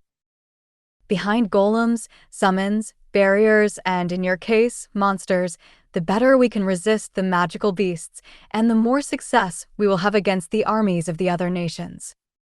They know that we have the advantage, and this relative peace won't last for much longer. If you don't want to be cannon fodder, you need to act quickly to gain strength. So, strengthen the bird, and when you feel that you are strong enough to take on another pet, let me know and the Academy will find something suitable for you. That was a sharp change from yesterday's regimen of focusing on building his physical strength as fast as possible, but if they didn't know any more about his powers than he did, there wasn't actually much they could teach him, other than methods that had worked for others with different powers. But Hawk was already out on the table, and happily lapping up the mana-infused monster blood while radiating an amount of power that was far beyond what anyone would expect of a common-grade beast. After a few seconds, the effect seemed to fade, but the former swallow-sized hawk was now much larger, and, while it was still a common-grade monster, it was getting much closer to fully grown and awakened-level power. Then, something truly strange happened. Karl felt energy flowing from Hawk to him, clearing his mind, sharpening his eyesight, and leaving his muscles feeling fresh and strong. He had no way of subtly testing it, but Karl was almost completely certain that his physical strength had suddenly increased as Hawk grew. Most of the people he had seen these last few days were changing rapidly after the mana injection, so it might just be that, but the fact that it happened so suddenly after Hawk was given the monster blood seemed incredibly suspicious. Karl cleared his throat and looked at the empty vial on the table. So, I resonate with dragon energy, and Hawk likes monster blood. That second part isn't exactly a surprise for a hawk, but do you think that there is a known technique that will let us grow stronger more quickly? Well, we are limited in dragon-type energy. There just isn't a lot of it floating around, but there might be another way. Carnivorous magical beasts grow stronger by killing and eating, absorbing the life force of other beasts. I think that moving the two of you to the practical courses as soon as you can finish basic skills and survival lessons would be for the best. We can't just send you out of the academy without getting you trained enough to defend yourself. The public would riot if they found out that one of the elite had died during training. The mana injections are great for us. We get the superpowers of all sorts, but to the average people, they are the promise of a safer future, without the nightmares of impending monster invasions or being left helpless during a war. Karl rolled his eyes as she got into the official propaganda.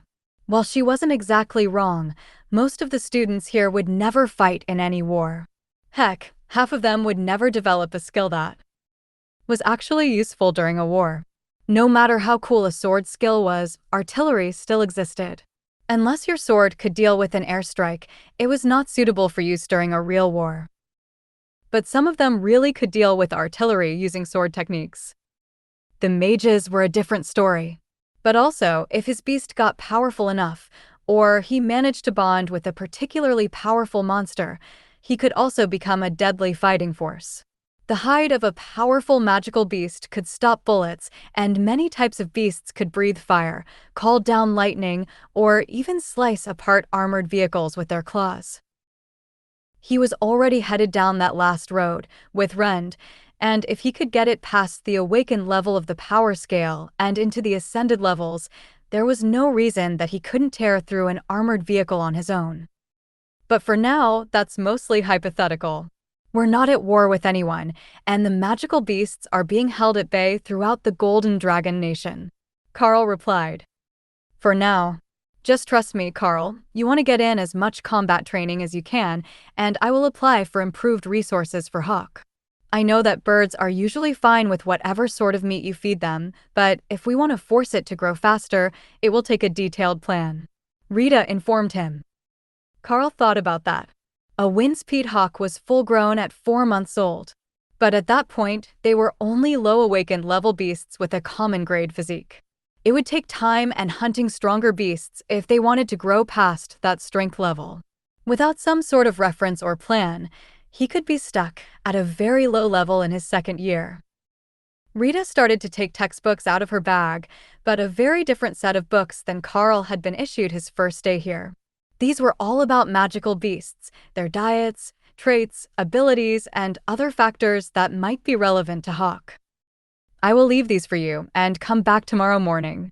What I want you to do today is come up with a care and feeding guide for the bird and justify it with the information from the books. If it's good and it follows the information that we have in a logical way, I think that I can get you some more resources. At the very least, I can get some more of the mana-infused monster blood.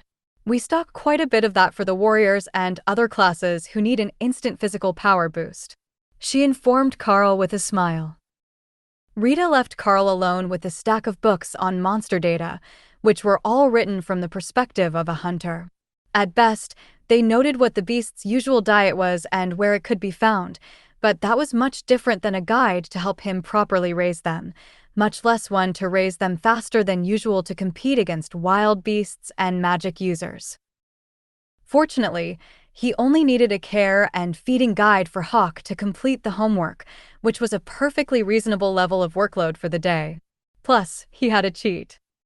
Hey Hawk, what sort of things do you think would make you stronger? Something that you could eat or keep near you to grow extra fast? Karl asked the happy bird, who had settled down in the space inside his mind to rest. I like meat. And the red juice from the evil lady and those blue fruits over there. Can I eat those? Give me a second while I see what they are and what they're for. Karl replied, before opening up the notebook for the balcony greenhouse. Mountain gooseberries, tasty treats for both humans and animals. Used to make monster bait. No nutritional value that I know of, but the smell will attract all sorts of monsters.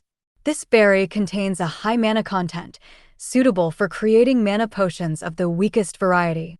Even in concentrated form, it is not as strong as a normal mana recovery potion. Karl read the description twice, and then went to pick 3 of the berries. You can have this many one time a day. If you eat too many, you will get sick. He warned Hawk. Really, he just didn't want the hawk pigging out on junk food when he had a whole pile of meat in the taming space. The hawk took the berries, looked at them with longing, then spread them all over the raw meat and began to tear it apart with renewed vigor. Karl added a note to the papers for his homework. Windspeed hawks will use the mountain gooseberry as seasoning on their preferred raw meat diet. Once the hawk had finished eating for a moment and lay down to let the influx of mana and nutrients settle into its body, Karl started with the questions. Why do you call Sergeant Rita the evil woman? He asked. Every time I see her, she wants me to work, but there is never food. What else could she be except evil? That made a lot of sense. The baby hawk was still a magical beast, and his stomach was a primary driving force for his behavior. Whatever bond they had forged made Hawk friendly to Karl, but that consideration didn't extend to anyone else around him. All right then, where's the most comfortable spot to rest? Karl asked. Right here, maybe the branches of that tea tree. Those ones smell good and they hide your scent. From prey. Tea trees are good trees. All afternoon, Karl quizzed the bird and wrote out a report with the answers.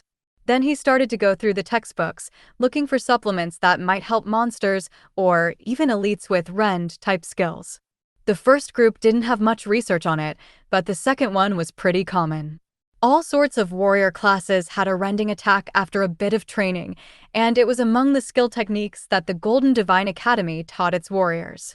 Naturally, they had supplements that were designed to increase the ability of the warriors to explode with inner power.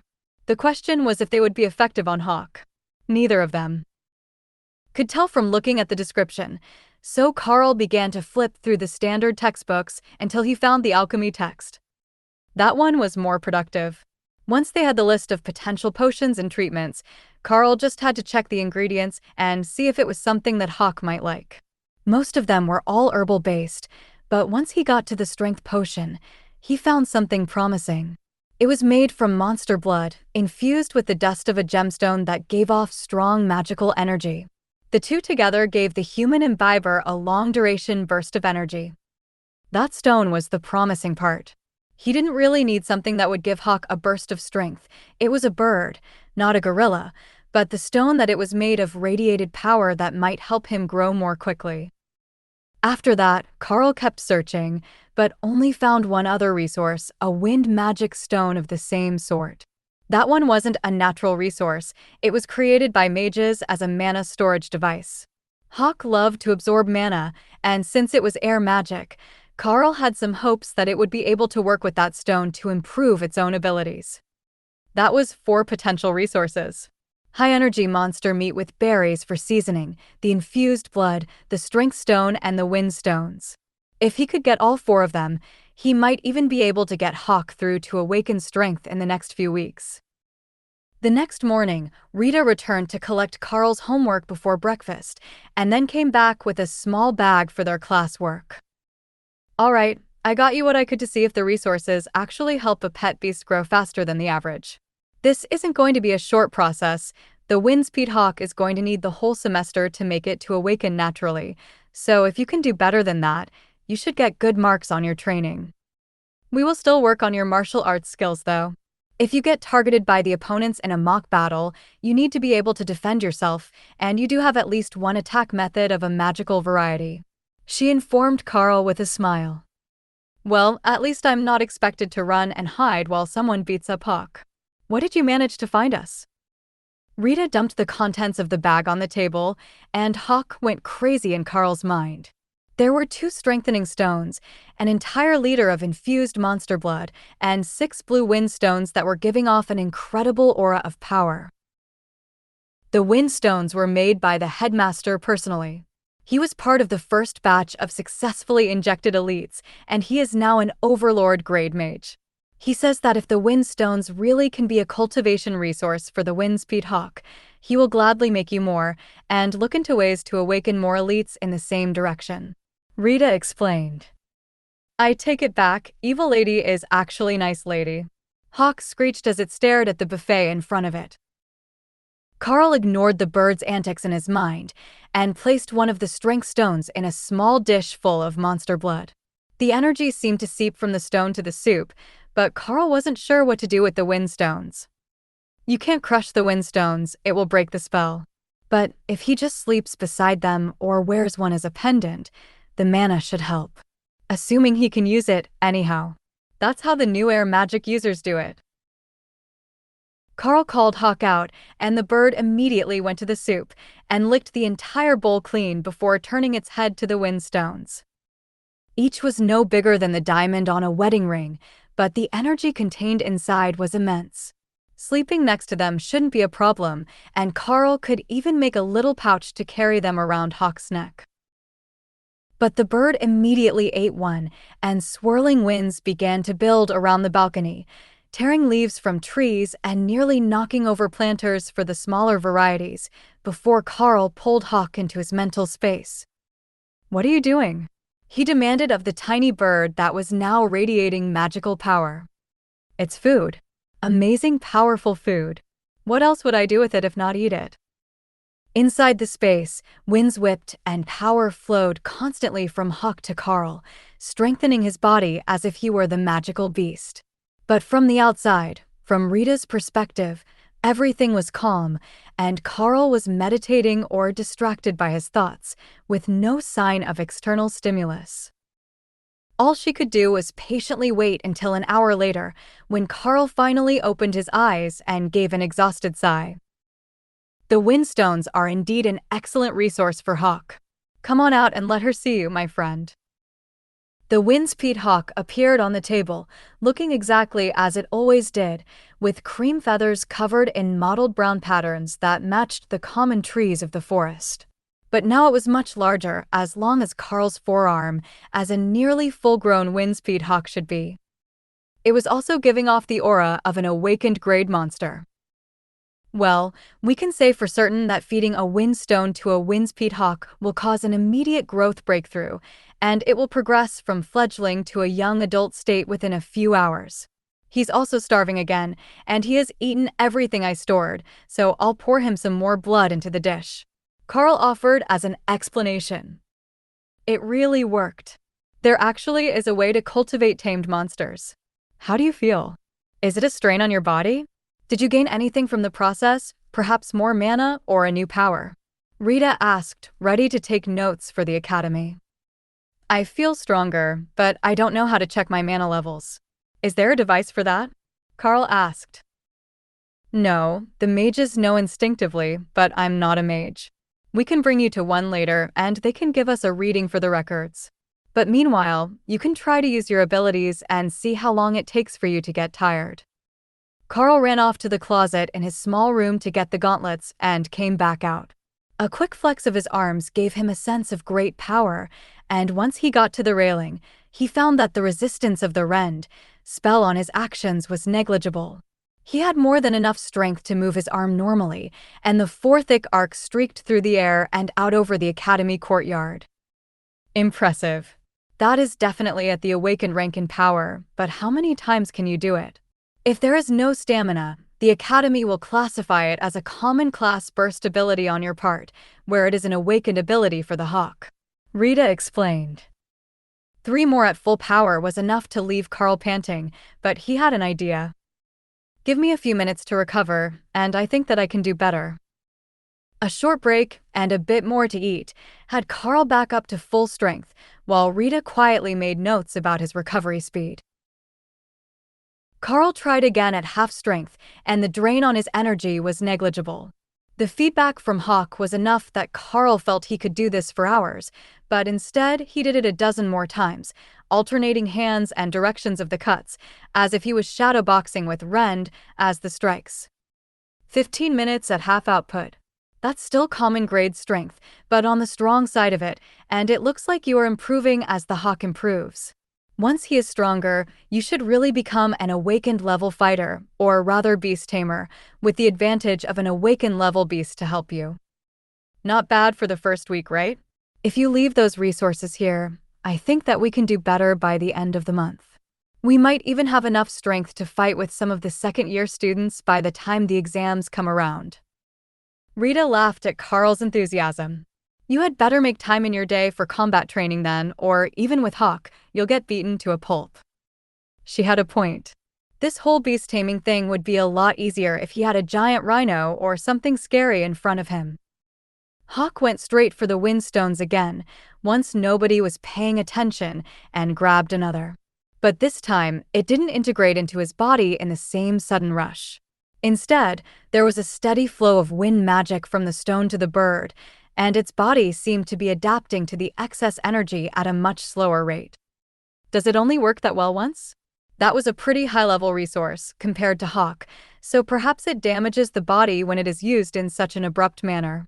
Rita suggested, while lipping her short black hair out of her eyes. That's possible. I can't really tell, and Hawk doesn't understand either. He just wants the stones. I will ration them out for him, so he gets a new one when the old one is absorbed. Karl agreed. That would be a while, as after he ate the second stone, Hawk was begging to be let back into the mental space to sleep off its overindulgence. Food coma, Karl explained, when Rita gave the disappearing bird a confused look. She sighed and shook her head. That's not part of a proper training regimen. But today, we can forgive it, since he had such a large breakthrough. I approve of your diet plan, and the infused blood will be brought to you regularly, along with a new strength stone, in a few weeks. Hopefully, this one lasts because that's as fast as we can get another. It looks like your abilities are very fast-growing, but equally resource-intensive. Perhaps if you grew naturally at the rate of the contracted beast, you could do it with only food resources, but from what we know of the wild magical beasts, they also need to eat some rare objects or absorb strange energies to reach the higher ranks naturally. What Karl really needed was a way to improve the Hawk so it could beat other monsters at its level, and not just keep growing. They were likely to have to face beast packs and invasions in the future, and one monster on their side against 10 on the other would mean very little to their chances of winning. Being able to work together was a nice start, but not enough to be considered a truly powerful sort of existence on his own. Hawk snorted in amusement in his mind. What other hawk of my level is so good with its magic or so majestic in flight? I know you're the best, but I'm trying to think of ways to make us even better, Karl countered. Hawk went quiet as he thought about it. Hawks only needed one skill, the ability to kill their prey, but he supposed that more ways to kill his food wasn't necessarily a bad thing. Maybe if he watched other birds do it, he could find ways to do it better? The windspeed hawk wasn't sure that was even possible, but it wanted to make Karl happy, so it was willing to try to use rend in new ways. Can we go down to the training areas? I think that the more we see actual combat while we're training, the easier it will be to come up with ways to make ourselves better, Karl suggested. Hawk wasn't going to be coming out for a while, so he might as well train himself while he had the chance. Rita led him out of the dorms and out into the field on the opposite side from his balcony. There was a large training area there, with stone squares in the open field, and a large group of students were training unarmed combat techniques there. They were all second-year students and very good at what they were doing, but just watching them gave Karl ideas on how he and Hawk could work together to overcome them. We're going to try something different today. Since you have a ranged skill of sorts, I want to start you on defensive basics. If you're fighting from a distance without magical armor skills like the mages learn, then you need to have a way to block. Today, we will practice blocking incoming attacks with your claws. The more you practice, the better you will get. Think of it like learning to play catch. Just hit the incoming attack with your own. Somehow, that friendly description sounded extremely sinister to Karl, especially when she led him away from the unarmed combat field and toward a huge bunker. There are mages at your level training here, stronger common class students that are close to breaking through to awakened. They might have a bit more stamina than you do, since they've been practicing longer, but it takes less to deflect the attacks than to form them. Now, at first, they will be firing down the training hall above your head. Don't worry, they shouldn't miss the target entirely at their level. Just do your best to deflect them off target. The mages nearby glared at Sergeant Rita as she said those words. Who is she to come in here and interfere with their training? They were already at the bottom of their class, but now she was bringing in some newbie hotshot just to mess with them? All right. Seniors, I apologize for the inconvenience. Karl apologized as he felt the glares directed his way. It is training for the mages as well. It's one thing to just hit a target, but in the real world, targets will defend themselves. Being able to work around the defense to land a solid hit is also a necessary skill, Rita added. In the end, she was a teacher and they didn't have any say about her intentions for their training, but the thought that this was a real-world exercise, while they had been mostly abandoned to their own devices as the weakest of the elites, was somewhat reassuring. Rita led Karl to the other end of the training grounds, where a dozen targets were lined up. All right, everyone, here is the goal. You just need to land hits on the targets, the same as always, but this time, Karl here will be doing his best to deflect those shots and keep them from landing. With a dozen of you and one of him, it shouldn't be hard, but he needs the stamina training to help stabilize his foundation. Have fun, and don't be afraid to push yourselves to find new ways to get to the target. They started casting as soon as she finished speaking, and Karl frantically began to cast rending blades at low output, letting them crash into the various spells.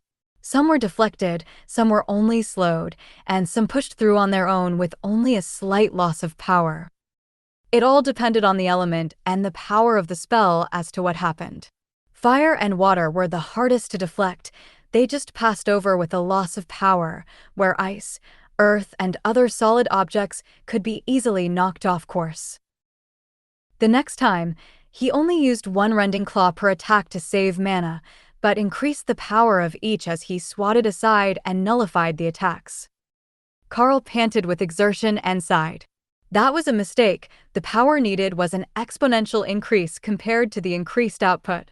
It was better to hit a target with multiple small attacks than one big attack.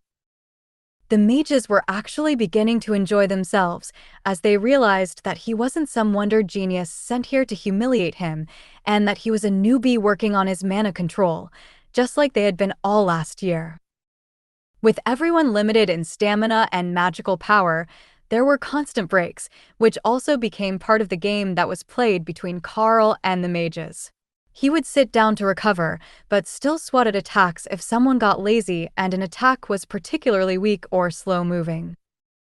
In the eyes of the supervisor, the lone teacher assigned to watch over the dozen mages in this class, it was the best motivation that they had seen in months.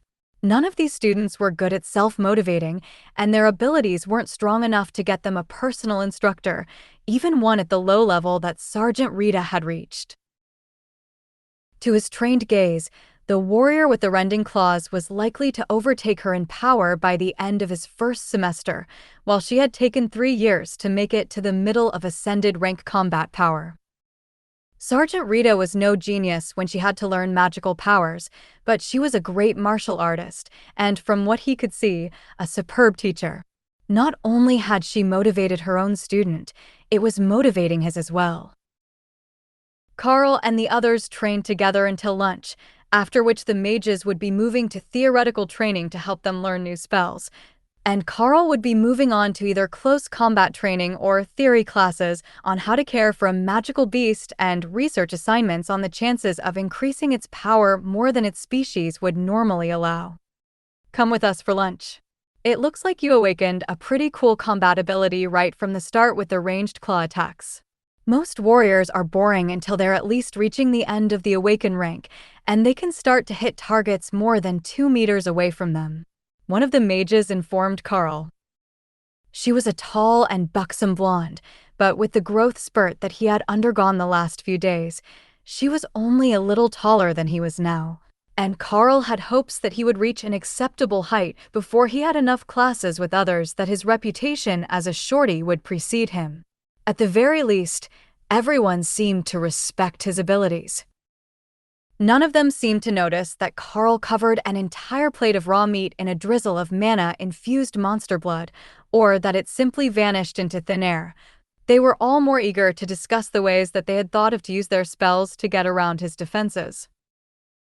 I think that if we increase the speed and fire them as double balls instead of a single, we can get at least one through to the target. One of the mages was suggesting. Better if you send them a few meters apart so that the other claws don't hit. Or better, at slightly different speeds, that will make it harder to guess when they will arrive. Another mage sighed. His specialty was ice, and he had a terrible time getting the ice shards to hit the target when they were so easily knocked off course. This is a different cafeteria than I'm used to. Where are we? Karl asked.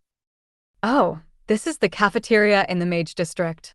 There is another in the warrior training area as well, for students who were a long way from the dorm cafeteria at lunch. The foods at each are totally different because they are specialized for the different groups.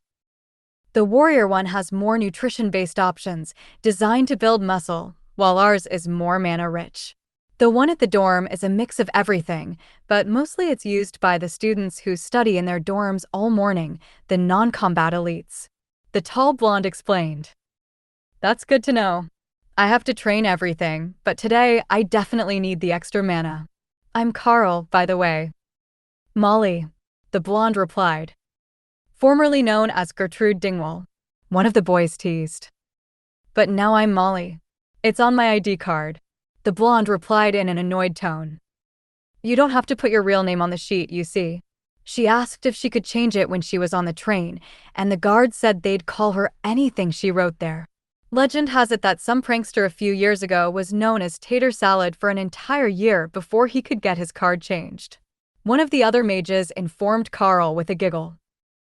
Hawk sighed in contentment as he feasted on the upgraded lunch package, courtesy of the red sauce that the not-so-evil lady had left for him, and Karl sat and joked with the mages for an hour before Sergeant Rita came to inform him of his next training task. We will see you all tomorrow morning, but for the afternoon Karl has actual combat training to do. He might have a ranged attack magic, but the academy has determined that he is still a warrior class. The mages made praying motions, wishing Karl the best of luck on surviving warrior training as well as ranged casting practice in a single day, then slowly made their way to theory classes with a renewed motivation to learn new spells that would get past his defense. Karl had been getting better all morning, but they all had thoughts on how to evade his defensive abilities. As they walked out across the grounds, Rita smiled at Karl's concerned look. Relax, it won't be so bad. We're going to the first-year unarmed combat classes. It's just basic martial arts, and most of them have very little skill. Your physique is miles beyond most of the other newbies, so you shouldn't have too many problems adapting. Plus, I brought you one more resource that I scooped from the mage class instructor. It's a memory drop, a condensed focusing spell that makes it easier to memorize things. It's not powerful magic, but it's incredible for studying. The mages get them as a reward when they do well on tests. Rita, welcome. It's good to see you back here as a teacher instead of a student. Who is this that you've brought with you? The instructor, a small but muscular man in his late 40s, asked. Chances are he wasn't part of the elite. He was too old to have been chosen even a decade ago, but if he was a martial arts expert, he would be the perfect person to be training new recruits.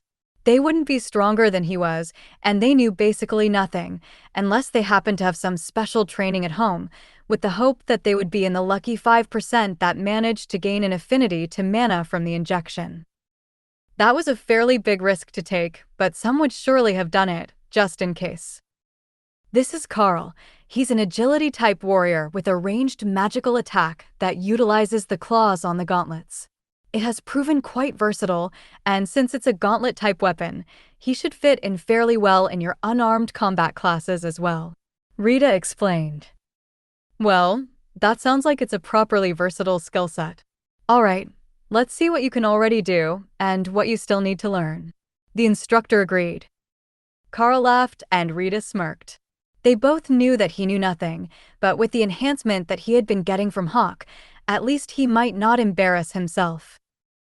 The instructor noticed his uneasy look and smiled. Don't worry too much, it's unarmed combat. Just leave your gauntlets over there, and we can spar a little. If you're a complete newbie, just do what feels right, and that will tell me what way is best to help you develop. Yeah, swoop down from above and break his neck. Hawk added. Not helpful, I can't fly. Then jump or something. I don't know. Hawk pouted. Karl set his gauntlets off to the side and took a combat stance that he had learned from Rita on the first day. At least he now knew how to throw a punch without hurting himself, but they would have to see how the actual match went. The instructor threw a sudden punch, and Karl swatted it aside as Rita had told him, then counterattacked with a punch of his own, which the instructor simply sidestepped to evade. For a man who couldn't be an elite, he was insanely agile, and Karl's follow-up punch also missed, making him think that Rita had been taking it even easier on him than he had first suspected. The instructor's knee caught Karl in the midsection, forcing him back, but he swung his leg out in a sweep, trying to knock the instructor over. He misjudged the range, but being down low let him block the next knee and tackle the instructor, who was only a little taller than Karl was. That turned out to be the wrong move, as the man caught him, and then suddenly Karl was spinning through the air to land on his back. Dust puffed up around him as the wind left his lungs and Karl gasped, but rolled to his feet. Not bad, kid. I've got a good idea of how you like to fight now, so we will put you with the mixed martial arts group. Those stand-up fighters do well against soldiers, but it looks like you will be better in bar brawls and nastier fights against monsters. It might seem counterintuitive, but with your speed and power, a punch to the head will stun many common monsters, and grappling skills can be adapted to keep their claws away from you. It's not an offensive art. You have your ranged attacks for that, but if they get past that, I think we can teach you to defend yourself. Somehow, punching a magical beast in the face seemed like an awful idea, but if the option came down to that or being bitten, he supposed it wasn't all that bad. Rita, come over here and give us a hand. Your student needs to learn the basics of the style, and we've already got an even number of students. Sergeant Rita looked like she had been prepared to sit this class out, but when she was called, she didn't resist. Not many of these new students would be Karl's match anyhow, and it would just be bullying for him to spar with the ones who didn't receive a large initial physical boost. Once again, Karl found himself headed back to the cafeteria for dinner, totally exhausted, sore in every muscle and barely able to walk. But the memory water was working, and he could recall each of the 50 techniques that he had been shown that day with perfect clarity, along with the proper way to use them. After a few more weeks of training, so his body remembered it as well, he might even be able to consider himself a trained amateur fighter. Karl sat down alone at a table, but he was soon joined by other members of the unarmed combat class. Man, you won the lottery with that awakening, didn't you? It's the first week, but you're already so fast, and you even got a personal trainer. One of the boys from the mixed martial arts group greeted him. Karl laughed. I got a personal trainer because my marking is different from any of the others, and they had no idea what sort of skill I was going to get. So I was tossed a personal trainer, and we're just guessing our way through it. Most of you guys should have gotten the grappler or monk marks, right? The open hand or the staff over the fist. The small group at the table nodded. Yeah, the initial skills are crap, but at least it was easy to awaken. All you need to do is punch something, and I managed that before I even got out of bed. I gave a fist pump in joy and hit the shelf, and that was enough to awaken my mark.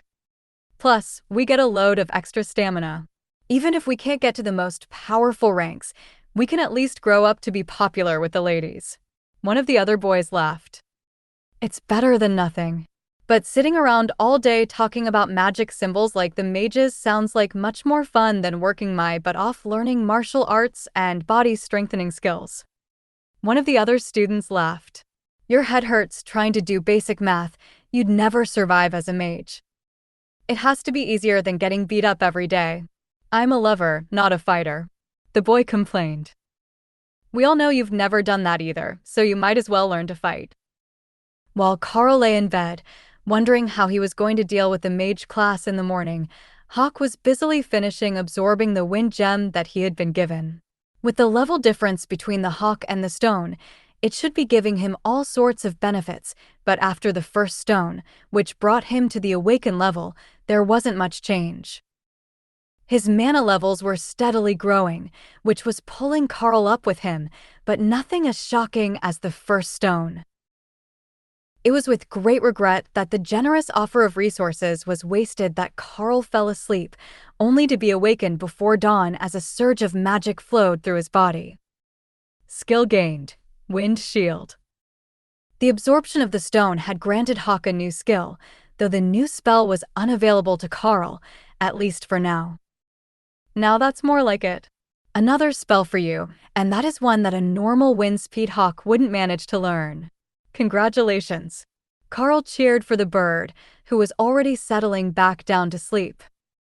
It had managed to comprehend better magic with the help of the stone, and now it had no intention of being awake while it wasn't hungry. Unfortunately for Karl, he wasn't so lucky, and the excitement kept him awake for hours, letting him get back to sleep just before the alarm went off to get ready for breakfast. You're looking chipper this morning. Aren't you sore? One of the boys from the combat training class asked. I recover pretty quickly. It's all just a matter of eating enough to keep up with your needs. Karl laughed as he pointed to the plate in front of him. After the breakthrough yesterday, his appetite had grown much larger, and again this morning, his clothes were a size too small. Before he went for training, he was going to have to go to the supply room and get new uniforms that actually fit. Karl made his way to the laundry room, where the sign said they could apply for new uniforms, and was greeted by a very large woman in a raincoat. What do you need then? A bit early in the day for laundry, it won't be ready until later, and I'll put it in your room, she announced. Actually, I need uniforms that fit.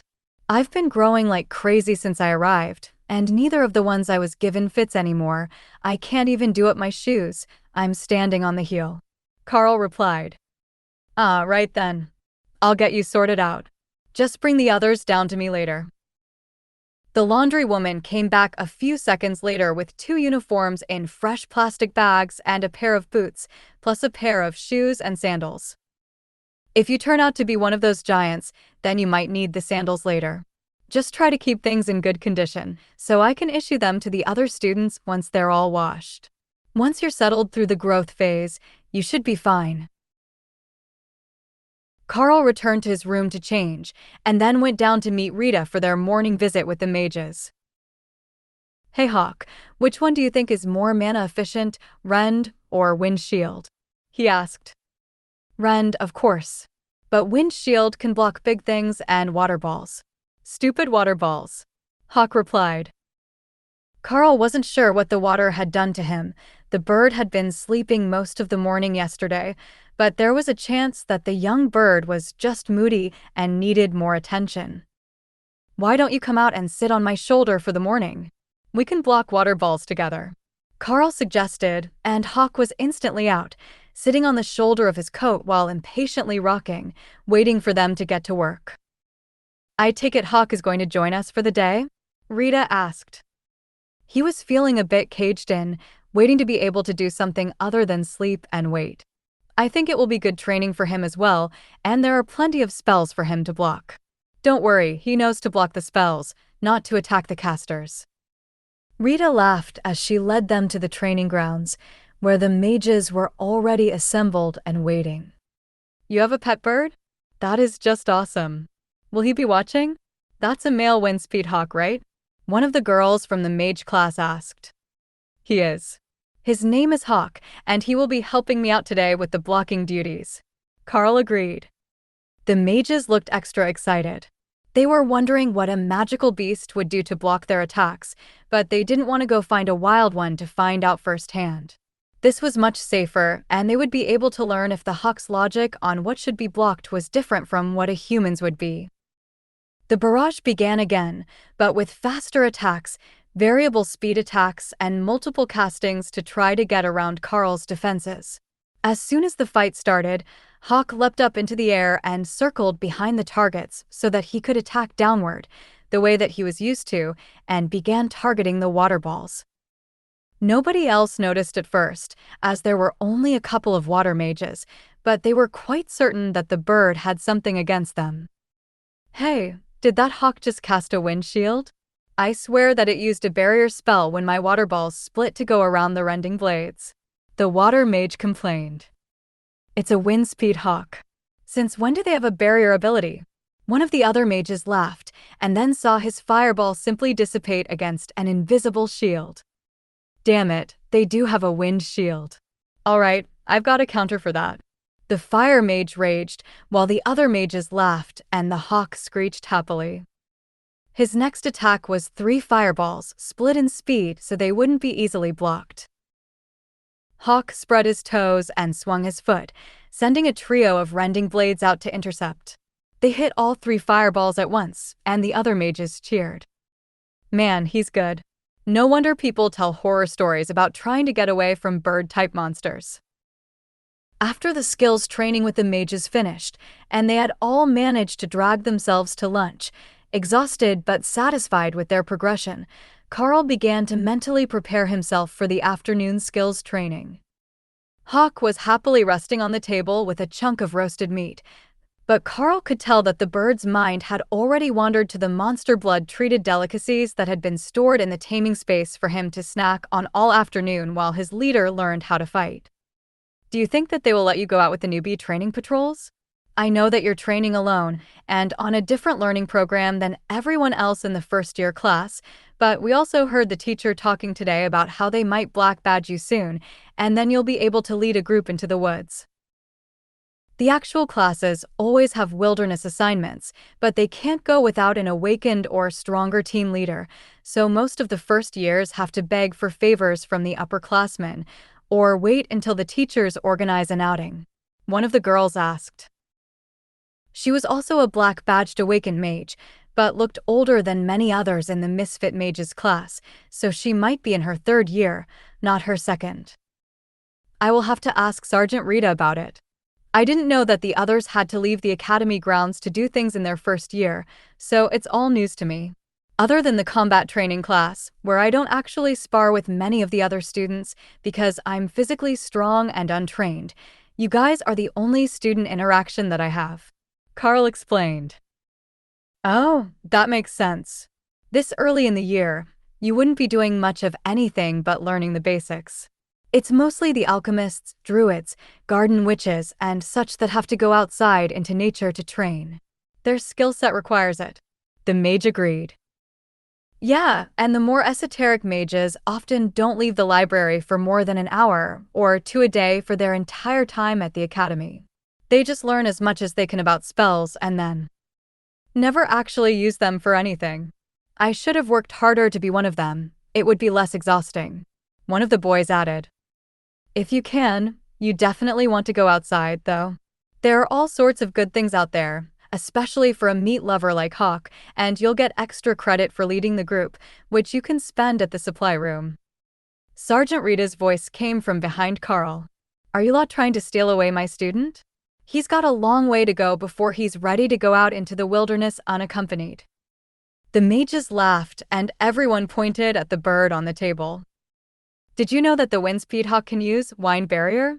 With that and rend, it's already tougher than most of us. Plus, it's a magical beast, and there's still a whole Karl to go with it. One of the mages explained. Rita gave the mages a stern look that said she wasn't going to be changing her mind on Karl going on wilderness outings, no matter whether he got the black badge or not. Your plates are empty, and Hawk has finished basking in the attention, so pack him away and get to the training class. We will be testing your memory today. Rita ordered, then left Karl to clean up and follow behind her. Looks like the mention of going outside got her upset. I'll see you all tomorrow. Karl laughed as he transferred Hawk back into the taming space. He could do that from a distance, but he wasn't sure just how far it worked from, as he hadn't tried it from more than across the room. That was another skill that he would have to practice with Hawk eventually, once their bond and bodies were strong enough that they could operate individually and didn't have to rely on each other for everything. Well, maybe they wouldn't wait on the bodies to get stronger. Windspeed hawks were better known for their skills than their durability, but the sentiment was the same. Karl jogged down to the training area, where Sergeant Rita was waiting for him with a few older students, and the regular class was just beginning to assemble in the locker room to get changed. Give me 2 minutes and I will be back out, he called as he saw the sergeant already changed and waiting. Bare feet and shorts, shirt optional. One of the older students called back. That was the normal sort of training outfit for the mixed martial arts class, so Karl didn't think much of it as he got ready and came back out. Not bad, still young but a good bit of muscle mass, lean and solid. One of the older students noted when Karl returned without a shirt. It would just get in the way while sparring, so he was carrying it with his towel and water bottle, both sourced from the shelves in the changing room along with the training outfit. Rita looked over Karl and the training group. All right, first we will start with a quick sparring session to see how much of your training you actually managed to remember. I remember giving you some resources that will help you retain knowledge, so I have high expectations. Karl couldn't tell how strong these students were supposed to be when everyone was in training outfits, but the boy he was paired up with was only a little larger than he was, and slightly more heavily muscled. None of the students in this training class were pure bodybuilder physiques. It would interfere with their flexibility. That didn't mean much when there were supernatural abilities involved. Many of the warrior classes got strong physical enhancements as they practiced, as good or better than the feedback that Karl got from Hawk. This will be a 3-minute round. Now start, Rita announced. His opponent darted out a jab to test Karl's reaction speed, which he blocked while moving forward for a knee strike. Being smaller, it was to his advantage to get as close as he could, where the other boys' reach advantage didn't mean anything. He had learned that yesterday while getting beaten up by Rita. He only knew a few strikes, punches, knees, and elbows, along with a few blocks, but hopefully it would be enough to get him through the next 3 minutes. The older boy aimed a strike at Karl's head, which he ducked under and punched toward the stomach. This opponent was fast, nearly as fast as Rita, and he danced out of the way instead of blocking, which allowed him to move out of Karl's punching range. It put Karl on the defensive as the boy counterattacked, but either he was weaker than Rita or he was holding back, and he didn't manage to land a solid hit for the next minute as Karl threw a few kicks and tried to get back in close again. It wasn't working. The boy had figured out the trick to keeping Karl away with knee strikes, and the two were at an impasse when the round ended. Not bad, but neither of you could land a hit to save your lives, Rita admonished them. He's short and stupidly fast. If you want someone who can beat him up in a sparring match, ask the monk classes, not me, the boy complained. After 2 hours and a dozen opponents, Rita finally stopped calling more people to the ring. All right, I have the combat data that I need. It looks like Karl here has a pretty good memory and instinct for someone who has clearly never won a fight before in his life. That's good enough for us to get started on the next round of instruction, she announced. The next round? What exactly are we going to have to do next? I'm already struggling to win a fight here unarmed. I'm not sure that throwing more knowledge at me is going to help, Karl asked. Rita laughed at Karl's concern. No, we're not going to force you to learn even more in the next few days. Instead, what we will be doing is tying everything that you have learned into one practical lesson and then grinding it into your brain until it is impossible for you to forget it. You need to be able to block attacks while fighting and work with Hawk at the same time. Like a mage that has been tasked with both offense and defense, you'll be working overtime, and you need to build your situational awareness. Karl nodded like he understood, but Rita saw right through his subterfuge. What I mean is that you must be aware of where all threats are at all times, or either you or Hawk could get yourselves into a lot of trouble. You're not indestructible, and enemies will try to lay traps for you. That means you can't let the Hawk act freely on instinct. They will know what to expect from that.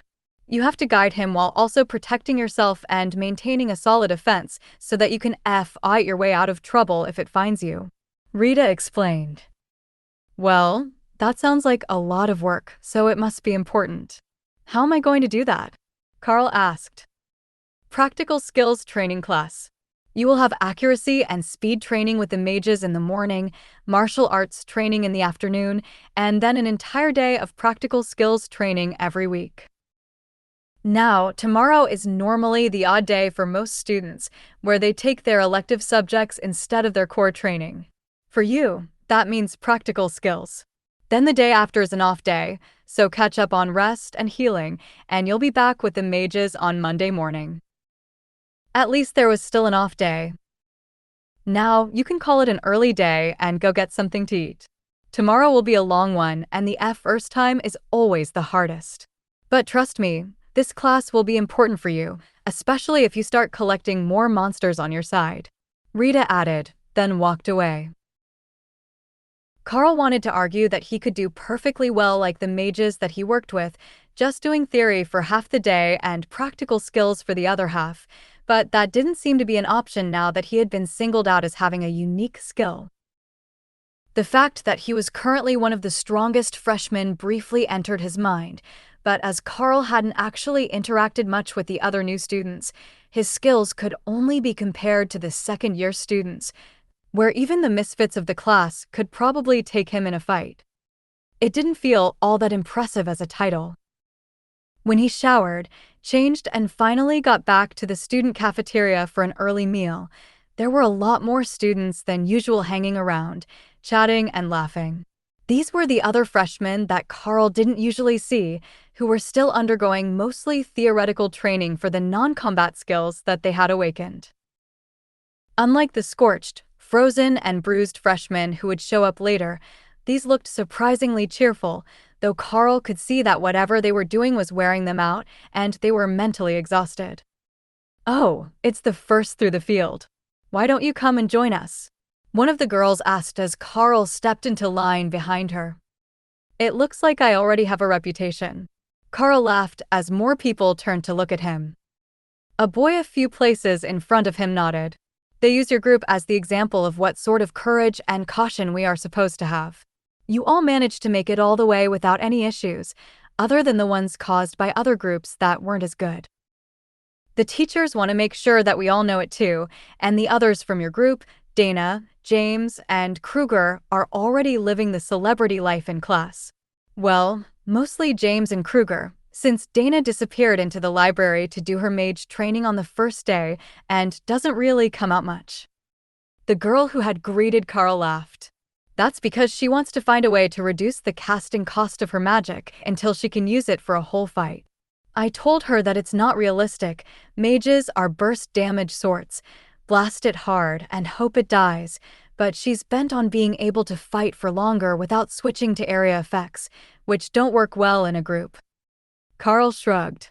We've all got our own style, I guess. But being able to work in a group is important as well. I heard that later in the year, everyone gets a chance to go out on missions for extra credit, and that is normally done in a larger group with one of the seniors. The students in line all nodded eagerly as the girl replied. We're looking forward to it. The extra credit isn't about marks in class, it can get you all sorts of special privileges. Well, it can get us all sorts, but I heard that you already have an assigned tutor and customized classes, so you don't need to worry about the two biggest ones that everyone wants. It's not all sunshine and rainbows. A full-time tutor means full-time customized classes on their schedule, not yours. I would love to be able to slack off. Karl laughed. The students around him snorted in amusement. Even without them, the teachers are right on top of anyone who tries to slack. It's like they know the instant that you're not working as hard as you could be, and they're trained to jump on you and make you catch up. The pure amount of homework that we all got the first few days because we treated class like school was insane. The next morning, Karl was waiting at the training grounds just as Sergeant Rita had instructed, when a large group of first-year students arrived together, and a handful of senior students with black badges came walking in with casual smiles on their faces. Looks like we've got a new addition. Which group are you here to join? One of the black badge students asked. No idea. Sergeant Rita just ordered me to be here. Karl replied with a shrug. The students all gave him an assessing look, trying to guess what his skill and power level was at, but even with his recent growth spurt, he just looked like a handsome teen boy, not yet old enough to be called a young man. Then the teachers arrived, two mages and Sergeant Rita, who had a bundle in her arms as she walked over to Karl. Flip your coat inside out. You will be the flag carrier for Team 5. Here is your actual flag for the mission. Wear it as a cape, and I wish you luck. As I said, the first day is always the hardest. She informed him with a smile. Oh? We get a rookie for today's training. One of the senior students asked. The larger of the two mages, an old man who must have been a natural mage and not one of the injected elites, cleared his throat and everyone fell silent. Most of you know the rules. Odd-numbered teams are on defense. Protect your flags as well as you can. The flag carriers are your team leaders. Even-numbered teams are on offense. Your senior will lead the team. This is a group training exercise, as you alone won't be able to face down every threat that comes your way during training. Sergeant Rita will hand out the tokens at random, while the seniors know their numbers already. Senior Jeffrey is out on a mission, so Karl will be taking his place for the next few weeks. Rita walked through the groups of first-year students and passed out tokens, which everyone pulled from a bag, then the students grouped up based on the token they drew. The fact that it was completely random and that they wouldn't have any guarantees of a decent grouping was already giving Karl a headache, but it looked like the others were well aware of the situation, and they were already making plans for how they would work with what they had. That was the point of the lesson. When there was an emergency call, whoever was close to the emergency answered. You didn't get to pick and choose a front guard, healer, and mages. You just fought with what you had, and there was no extra time to figure it out. Karl's group was Dana, the mage girl who was behind him on the first day, along with 7 large boys that all had shields and hammers or spears. Oh, come on.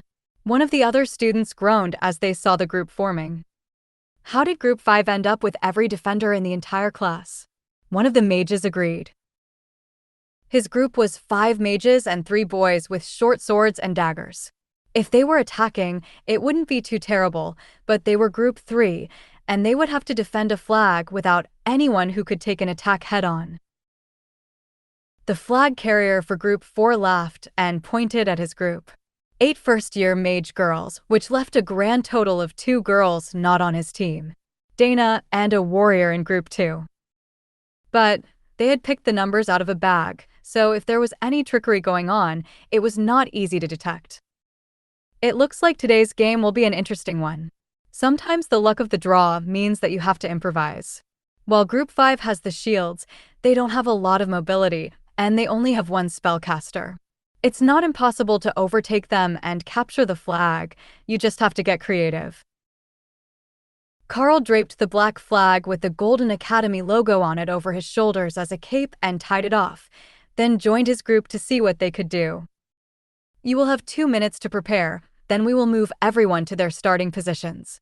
The older mage announced, while the other mage started to lay out a mat on the ground that had all sorts of fancy symbols drawn on it. Alright, what can everyone use for skills?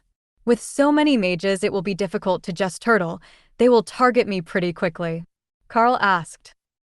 The joys of being the new guy. They'll all be gunning for you because you're the only leader who doesn't know what he's doing. I'm assuming that you've been training for this since we got here, but the other leaders are all in the 2nd and 3rd year.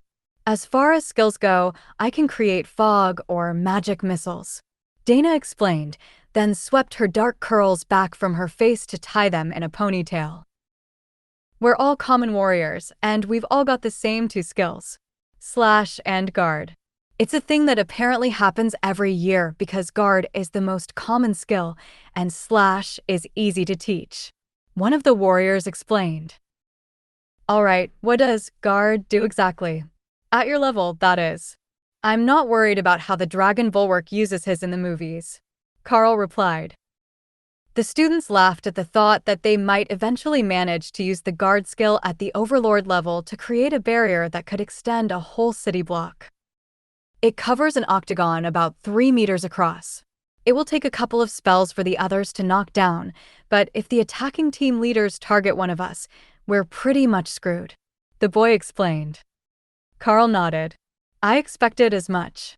Does everyone remember the gladiator movies? The triple line formation and the turtle shell? When we're attacked, form up to create an overlapping wall with your shields, and only when we're in trouble, use guard to block them out. Staying close together will make us harder to find, as long as we're not in an open field, while Dana and I will have to be the offense unless they charge us. Dana sighed.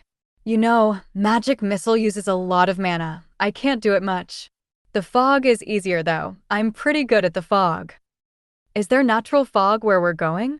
Karl asked. The others all shook their heads. Then save it until we're under attack. I don't want them to find us because of the fog itself. How fast does it cast? Dana frowned. About 10 meters radius per minute, slowing as it expands. If we want to use it effectively, it will take time. Time is up. Everyone, prepare to transport. The mage shouted. Suddenly, they were standing knee-deep in swamp water, with a slight mist on the surface and thick trees all around them. Dana, begin the fog spell. Everyone else, crouch down in the water near that stand of trees. Karl whispered. Nobody was happy about being neck-deep in swamp water. It smelled of rot and something even more foul, but they obeyed Karl's order and hid in a circular formation, with Karl and Dana in the middle. Karl released Hawk and let the bird stand on his shoulder for a moment. Hawk, go scout the area for attackers. They're the groups with nobody wearing a black cloak like mine. Don't let them see you and come back within 5 minutes. He whispered, speaking out loud so that the others could understand what his plan was. You have a pet bird? Dana asked. I do. It's part of my class skills. But it's also a real bird, so I don't want him hurt. Karl explained. The bird scouts the area to let us know when someone is likely to find us so that we're not ambushed. The fog hides our exact location, even if they can figure out right away that it is unnatural. Being in the water makes us difficult to target and gives us the chance to launch the first strike. One of the warriors deduced. Exactly. Dana, don't make the fog as thick at the edges. Make it get thicker as you approach the trees behind us. If they are targeting by the center of the fog, I want them to miss us by at least a few meters. If we're lucky, they'll find each other first, and we can face weakened groups. Karl added. Dana softly chuckled as she worked. This is such a dick move. What's next? Tearing vines from the trees to hide under. Karl didn't even have to say anything. The warriors immediately got to work pulling some vines free. Not tearing them from the island, but pulling them up so that they could sit a blanket of vines over the group and pretend they were part of the island. The fog cloud was growing quickly, but the groups were spread out over a square kilometer of swamp, and they weren't alone. There were common grade monsters here as well, bullfrogs and beetles, who made a lot of noise and distracted the groups that were trying to search for the defenders. A few minutes in, Hawk swooped down from the sky, landing on the vines that had been pulled over Karl's head, and then disappeared into his taming space. I'm full. I'm going to nap now, he announced. Did you eat bullfrogs instead of working? Karl asked. I worked. Nobody is coming this way. 2 of the other coat people are close together, and the others are all going that way. The bird replied as it settled into the nest. Hawk says that the other 2 defender groups started close together, and everyone else is headed that way. So, it's 3 on 2 on the other side of the area. They likely won't come looking for us until that fight is over. Is there anything that we can do to help Dana keep up her energy and expand that fog? Karl whispered. Nothing. It's not too draining though, I just need to keep focusing on it. By the time that they come looking for us, it will be big, but if they don't lose people, they will be able to just walk in a line and find us. The warriors shrugged. That was actually fine by them. The ranged attackers wouldn't be able to see the fight from more than a few meters away, and they were close combat fighters anyhow. Being found at the last moment was just what they wanted. Hawk, go rest up in the trees. Keep an eye out for the other groups while you rest, since you can't keep your appetite under control between meals. Karl instructed. Fine, I will go watch. The bird was going to need some sort of discipline training soon, Karl decided, but he had no idea how to train an intelligent monster. Or what would even work to keep the food-motivated creature working hard and not gorging itself at the first opportunity. The fact that it had managed to hunt a common grade creature without any issues and return unharmed was a good sign that the windspeed hawk's power was growing quickly, though. Much faster than was normal for the species, and Karl was quite certain that it had to do with their bond. There was far too much that he didn't know about this power, but as Hawk settled into the tree and began diligently watching the ongoing battles with his keen vision and relaying the play-by-play back to Karl, he began to understand a little more. Hawk did what he wanted and whined constantly for more food, as was the way of all baby birds, but when Karl actually gave him an order, the bird obeyed. It was just that Karl didn't give enough orders or enough details, so Hawk could take full advantage to twist them in the way that he wanted. Like the first mission, to scout and return. He did exactly that, and probably didn't miss much during the seconds that it took to ambush the bullfrog. Then he promptly tried to take a nap because it wasn't forbidden, and that was what a hawk naturally wanted to do after eating. When they were training with the mages, Hawk never acted up, but Karl was giving him instructions every few seconds to keep him in place to block the sections that he couldn't cover himself.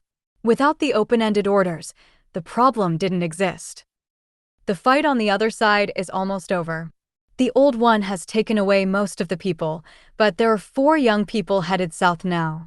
They're not coming this way yet, but they're looking for something. Hawk informed him. Hawk says that the others are headed south after their battle. Only 4 are left, and they're following the edge of the designated area. Karl whispered to the others. Only 4? One of the warriors behind Karl asked. Yeah, I'm not sure which 4 yet.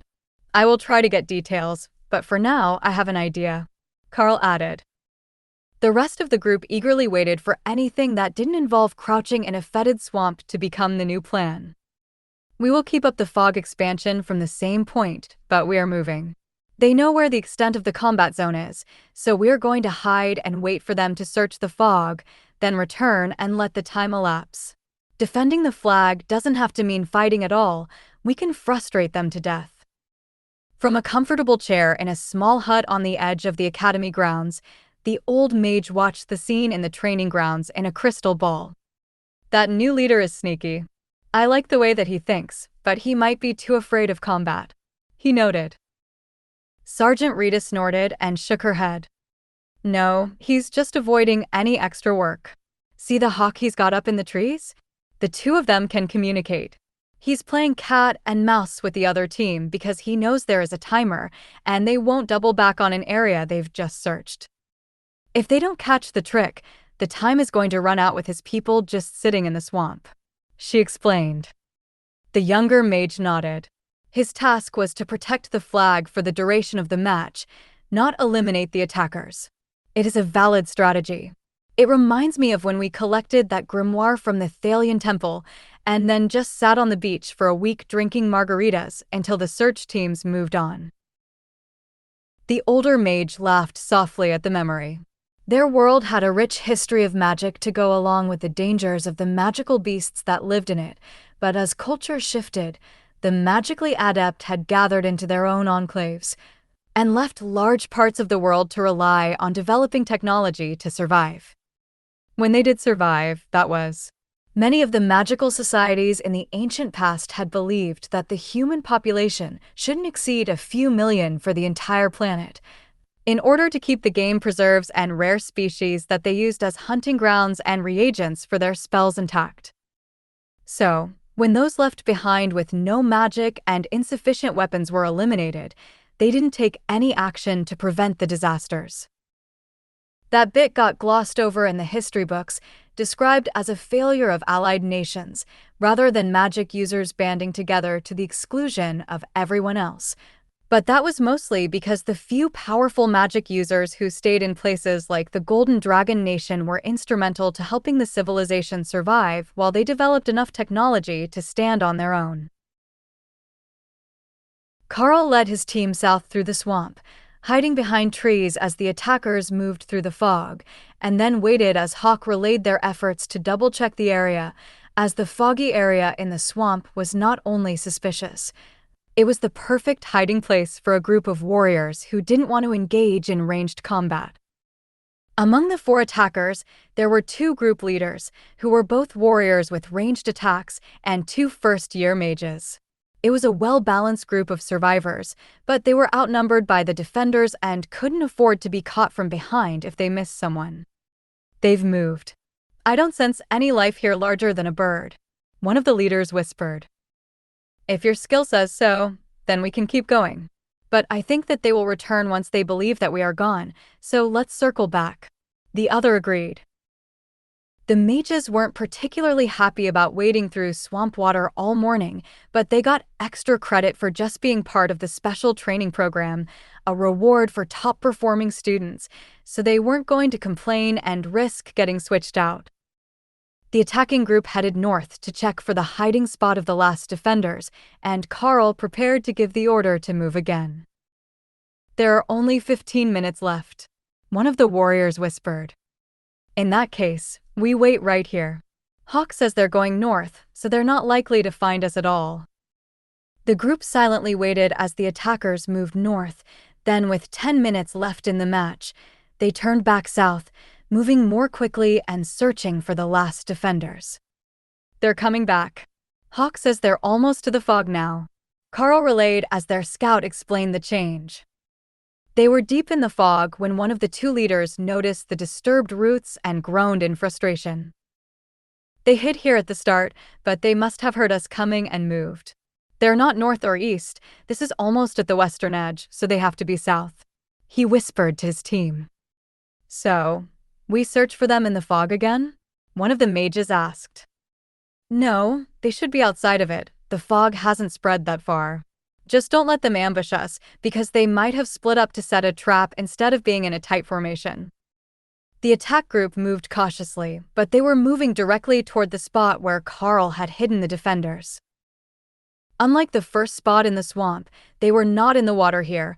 They were lying among the thick foliage on relatively dry ground, counting on Hawk's warning to prevent them from being caught in a disadvantageous position. Hawk, once the fight begins, you attack with Ren from above, but keep your distance. They can attack back, and I don't want you getting hit. Then Karl whispered to his team.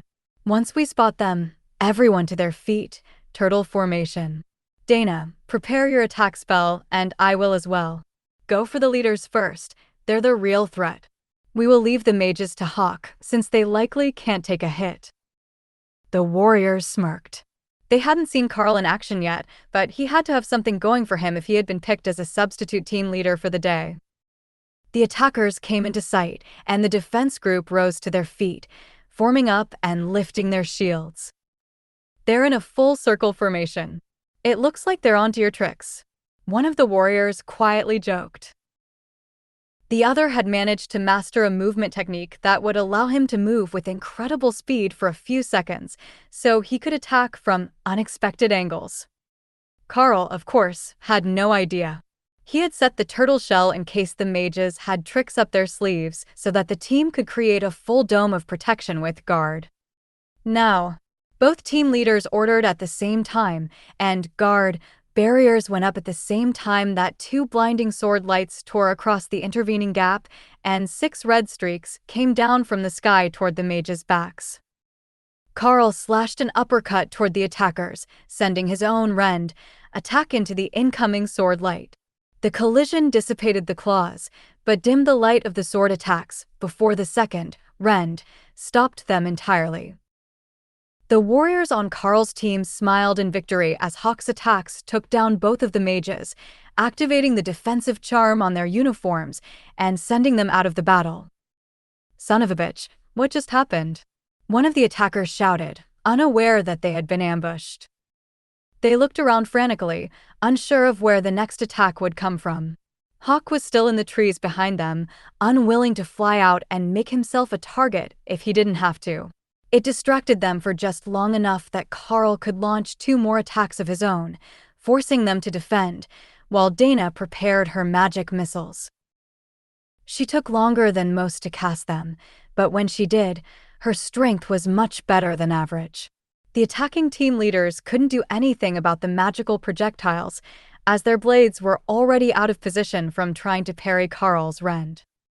They took the hits, absorbing them with their enhanced physiques, then jumped sideways to dodge the next attack by Hawk. That's just low. How did you trick the monsters into being on your side? The boys complained while Karl's team laughed. Didn't they warn you? Karl has a pet hawk. It's the talk of the first-year dorms. Dana joked. Their banter was interrupted as they were all surrounded by glowing magic and moved to the staging area where they had started the battle. The match is over. I let you chat for a moment, but the victory goes to Defense Team 5. The older mage announced. How did we lose? The attackers demanded. You might not have noticed, but there were more than 2 sets of rending claws in the air when you evaded. You jumped right into the second set, and my defensive magic absorbed it for you, so it didn't flay your backs open. You, Karl, was it? How long will it take for your hawk to get back here? The mage added. Karl focused on his taming space, and Hawk appeared, disgruntled about having been left behind. The training area was part of the circle around the academy, though, so he had only been a kilometer away and could have been back in a matter of minutes. If I didn't call him, only a few minutes. We were only transported a kilometer or so. That is an incredible spell, by the way, Karl replied. The younger mage smiled at Karl's enthusiasm.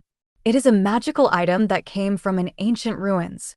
The ability to transport more than 1 student at a time allows for a much more immersive experience, but the protective magic is entirely the providence of the senior professor. Well, we should get you all washed off. It's not often that a team decides to actually hide in the swamp. Normally they choose a more stand-up fight on the dry land. But I must say, that ambush was masterful. They didn't even realize that they were under attack until the mages were already eliminated. Sergeant Reed added. Yes, While the laundry team might not appreciate your ingenuity, the execution was flawless. I think that the young sergeant has made a wise recommendation, adding a scouting and ambush specialist to the team leaders. Simply having warriors and mages who knew each other's style was a bit dull. The old mage agreed. Sergeant Rita nodded. All right, everyone, get cleaned up. The bonus will be added to your student cards before you're back to your rooms. Good work, everyone. It's been a long time since we had so many winners and such a challenging fight. Karl's team walked a little more proudly as they returned to the base. The extra credits could get them some cool stuff for their rooms, little luxuries, or even more special treatment in the academy. This group didn't really need that. They were already recognized as worthy of the extra training, but they were quite intrigued as to how the academy had known that Karl was going to be so outstanding right from the start. It had to be that rending claw skill. That was deadly, and he could block the attacks of 2 awakened rank team leaders at once, without exhausting himself. The fact that there was also Hawk, who could do the same, was just an unfair advantage in the minds of the other students. What sort of class gave you a combo set right from the start? But if they got to be on his team again, there was a good chance that they would get the extra bonus at least once more this semester. So far, all of their battles had ended in a Pyrrhic victory, with the attackers only having a few remaining students when the fight was over. The bonus wasn't cumulative. Each winning student got the same, unless the teachers decided that they didn't do well enough to deserve it. So having all 9 of them get the bonus was a huge victory for their pockets. How about we meet at the study hall after we shower? There are some good places to relax and study for the afternoon, if you'd like to join us. One of the warriors asked. Dana smiled at Karl. What theory classes do you have? I haven't seen you in any of the magic ones, so it must be a physical attack skill that you use. Karl tried putting on his best innocent face, but the others caught it immediately.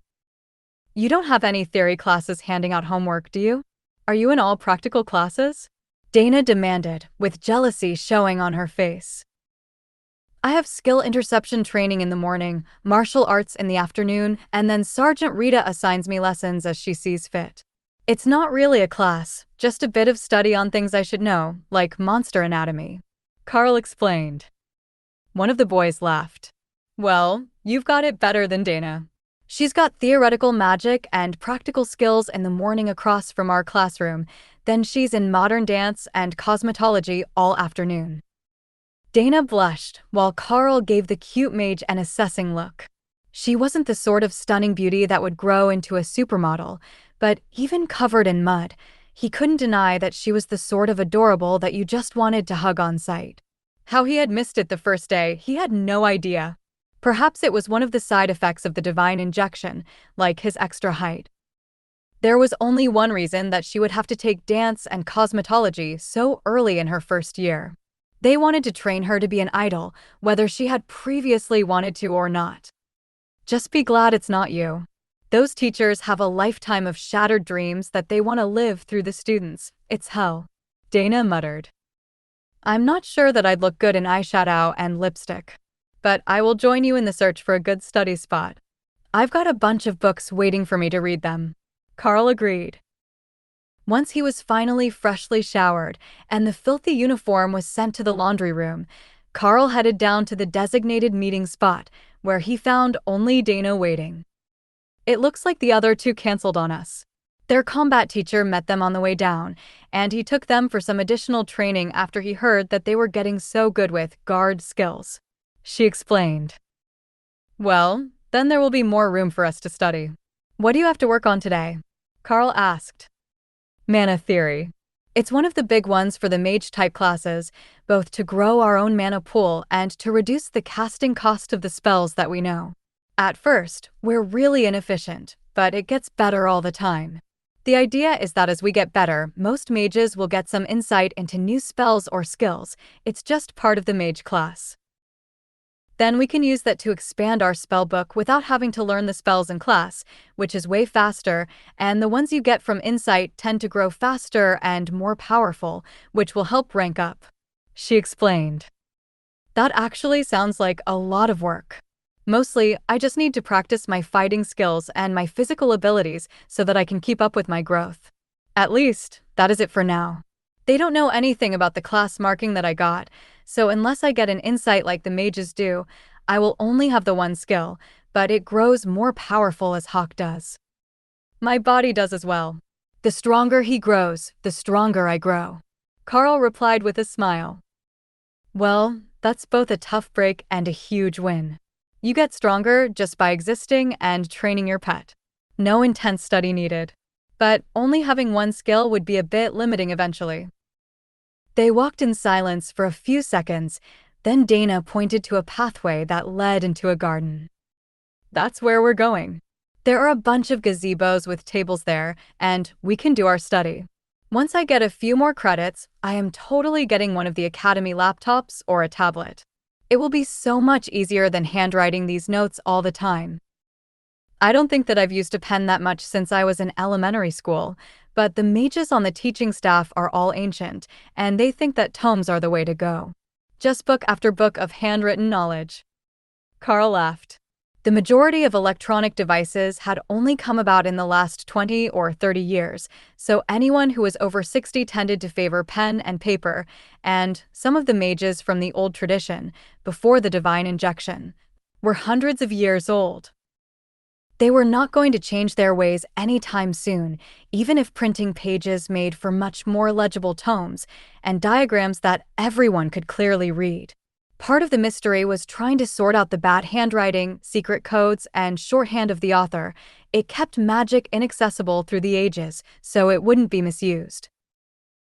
Now that there was such a huge influx of elites, with a dozen or more new mages every year, that mystery was being lost, but the old mages were in their golden age, teaching spells and skills they thought might never be passed down to people who would be viewed as heroes, not potential traitors to the magical nations or wealth hoarders. Like anyone else with power that the nation needed, many mages had only ever been loyal to themselves, demanding exorbitant fees and living in luxury. They weren't viewed horribly, but more like the oligarchs of the tech revolution, as detached by their wealth and power, and not entirely trustworthy if you weren't on their social level. Actually, having a laptop sounds wonderful, but I don't know how to type. I came from the mines, and my family couldn't afford a computer, so I never used one before. I know most of the kids from the city use them all the time, but not us. Dana smiled and nodded. I forgot that you grew up there. My family ran a clothing shop in the city, so we needed computers for everything. Taking orders, tracking inventory. That was just one of the many downsides to living in a rural mining town. Infrastructure spending didn't make it to them, except for the railroad improvements that got the coal and metals to town. The twin mines were a core asset of the nation. One was a massive coal seam that ran the power plants, the other extended the other direction across a fault line and held a load of precious metals. It was everything that a growing nation could need, but it belonged to the government, and none of that wealth made it back to the people actually doing the mining. Dana led them to a small gazebo tucked into an alcove in the hedge maze, and when they sat down, the enchanted bushes grew around the small building, blocking them from passing students and giving them privacy to study. This is wonderful, and it smells so good. Karl sighed, thinking of both the coal dust at home and the filth of the swamp. Yeah, lilacs are my favorite to begin with, so it's difficult to beat this place. Dana agreed with a smile as she set out her textbooks across from him. Karl set out his current study guide on common monsters around the academy. This was the book that all the student groups who got to go out on expeditions were required to memorize, and Sergeant Rita had demanded that Karl learn it as well, even though she had no intention of letting him leave the academy grounds so soon. What she wanted him to learn was all the abilities of the monsters so that he could formulate a plan for his own growth. Once he had that, Karl assumed she would make good on her promise to find him another monster cub to try to add to his collection, one more durable than Hawk. Studying monsters was fun, but between the smell of lilacs and whatever shampoo Dana had used, Karl was finding it difficult to focus.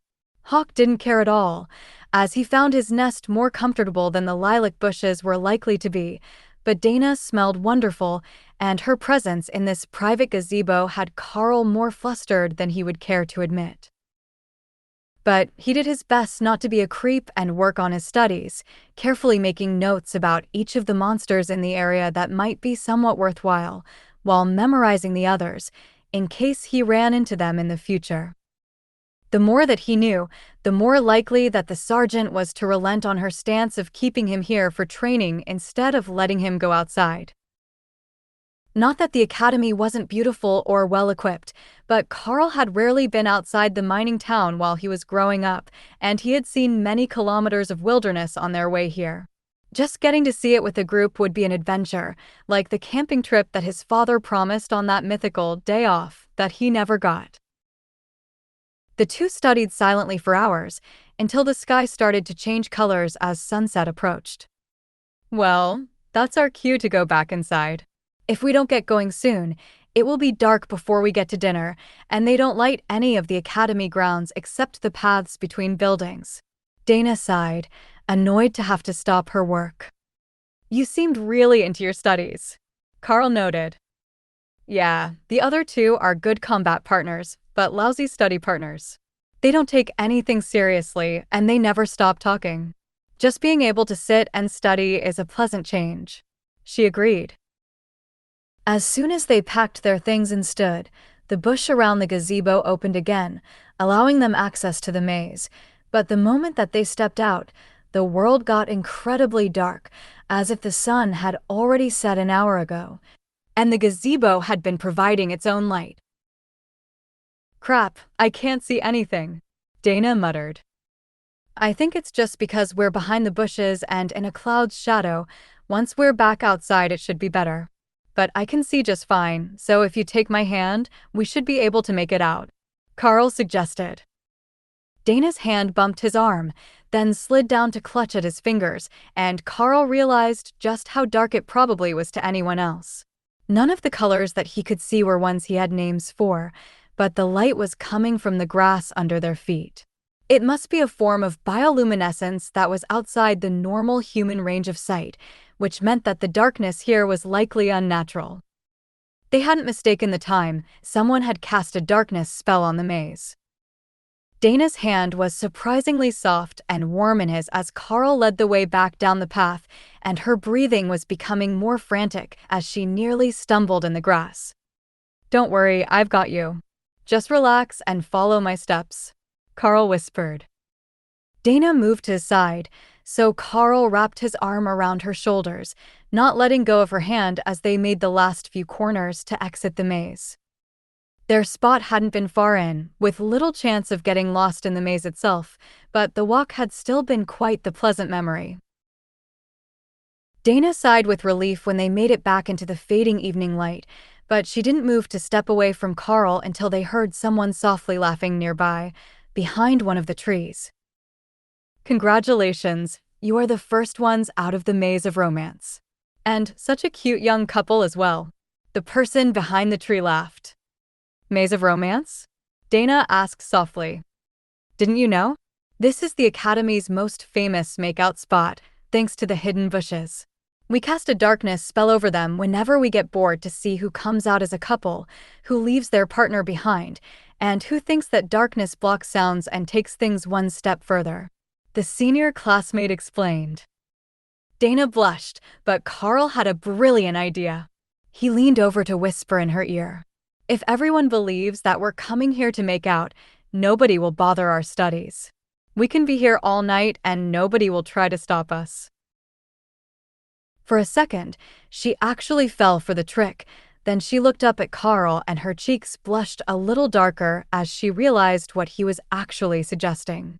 The two of them, alone in the Academy's top spot for couples. It would be a scandal among the mage class students, and the boys of the warrior classes next to them would certainly whine about her and Karl being together, meaning that the other boys didn't have a chance. But she didn't want any of them, and Karl seemed content to let her actually study, at least most of the night. Dana pushed the thoughts of what they might do during the times they weren't studying and nodded her agreement with his plan.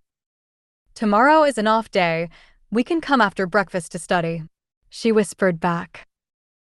"In that case, I will pack a lunch." The two of them turned to leave, just as the sound of two people arguing came from near the exit of the maze. Whatever couple was coming out next was not happy with each other, but neither Karl nor Dana was interested in other students' drama tonight.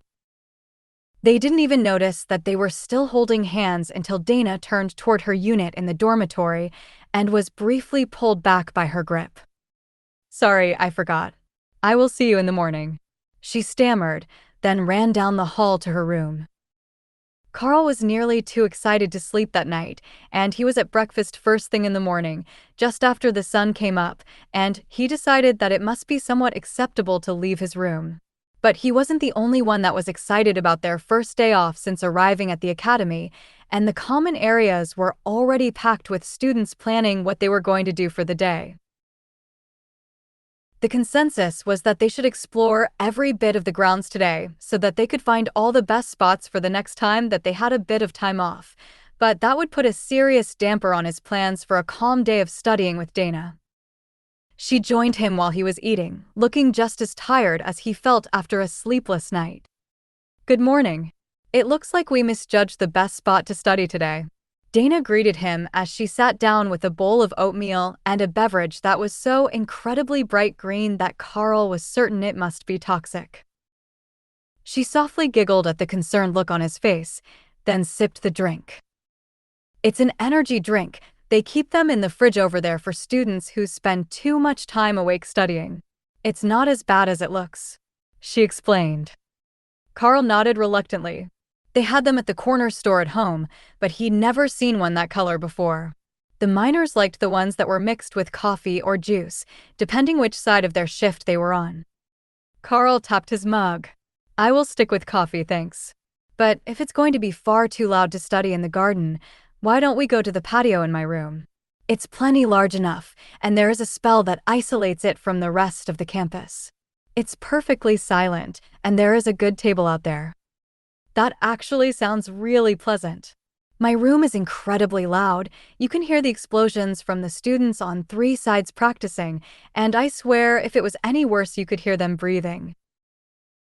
Neither of them noticed the many envious glances they were getting as they left the cafeteria, or the flurry of conversation surrounding whether they had known each other before they arrived at the academy, or if they had met for the first time on the way in. With all the studying that they needed to do during the first few weeks here, gossip was all that they had time for to distract themselves. The students were taken straight from school to the academy, so they had none of their old belongings with them except what they had at class.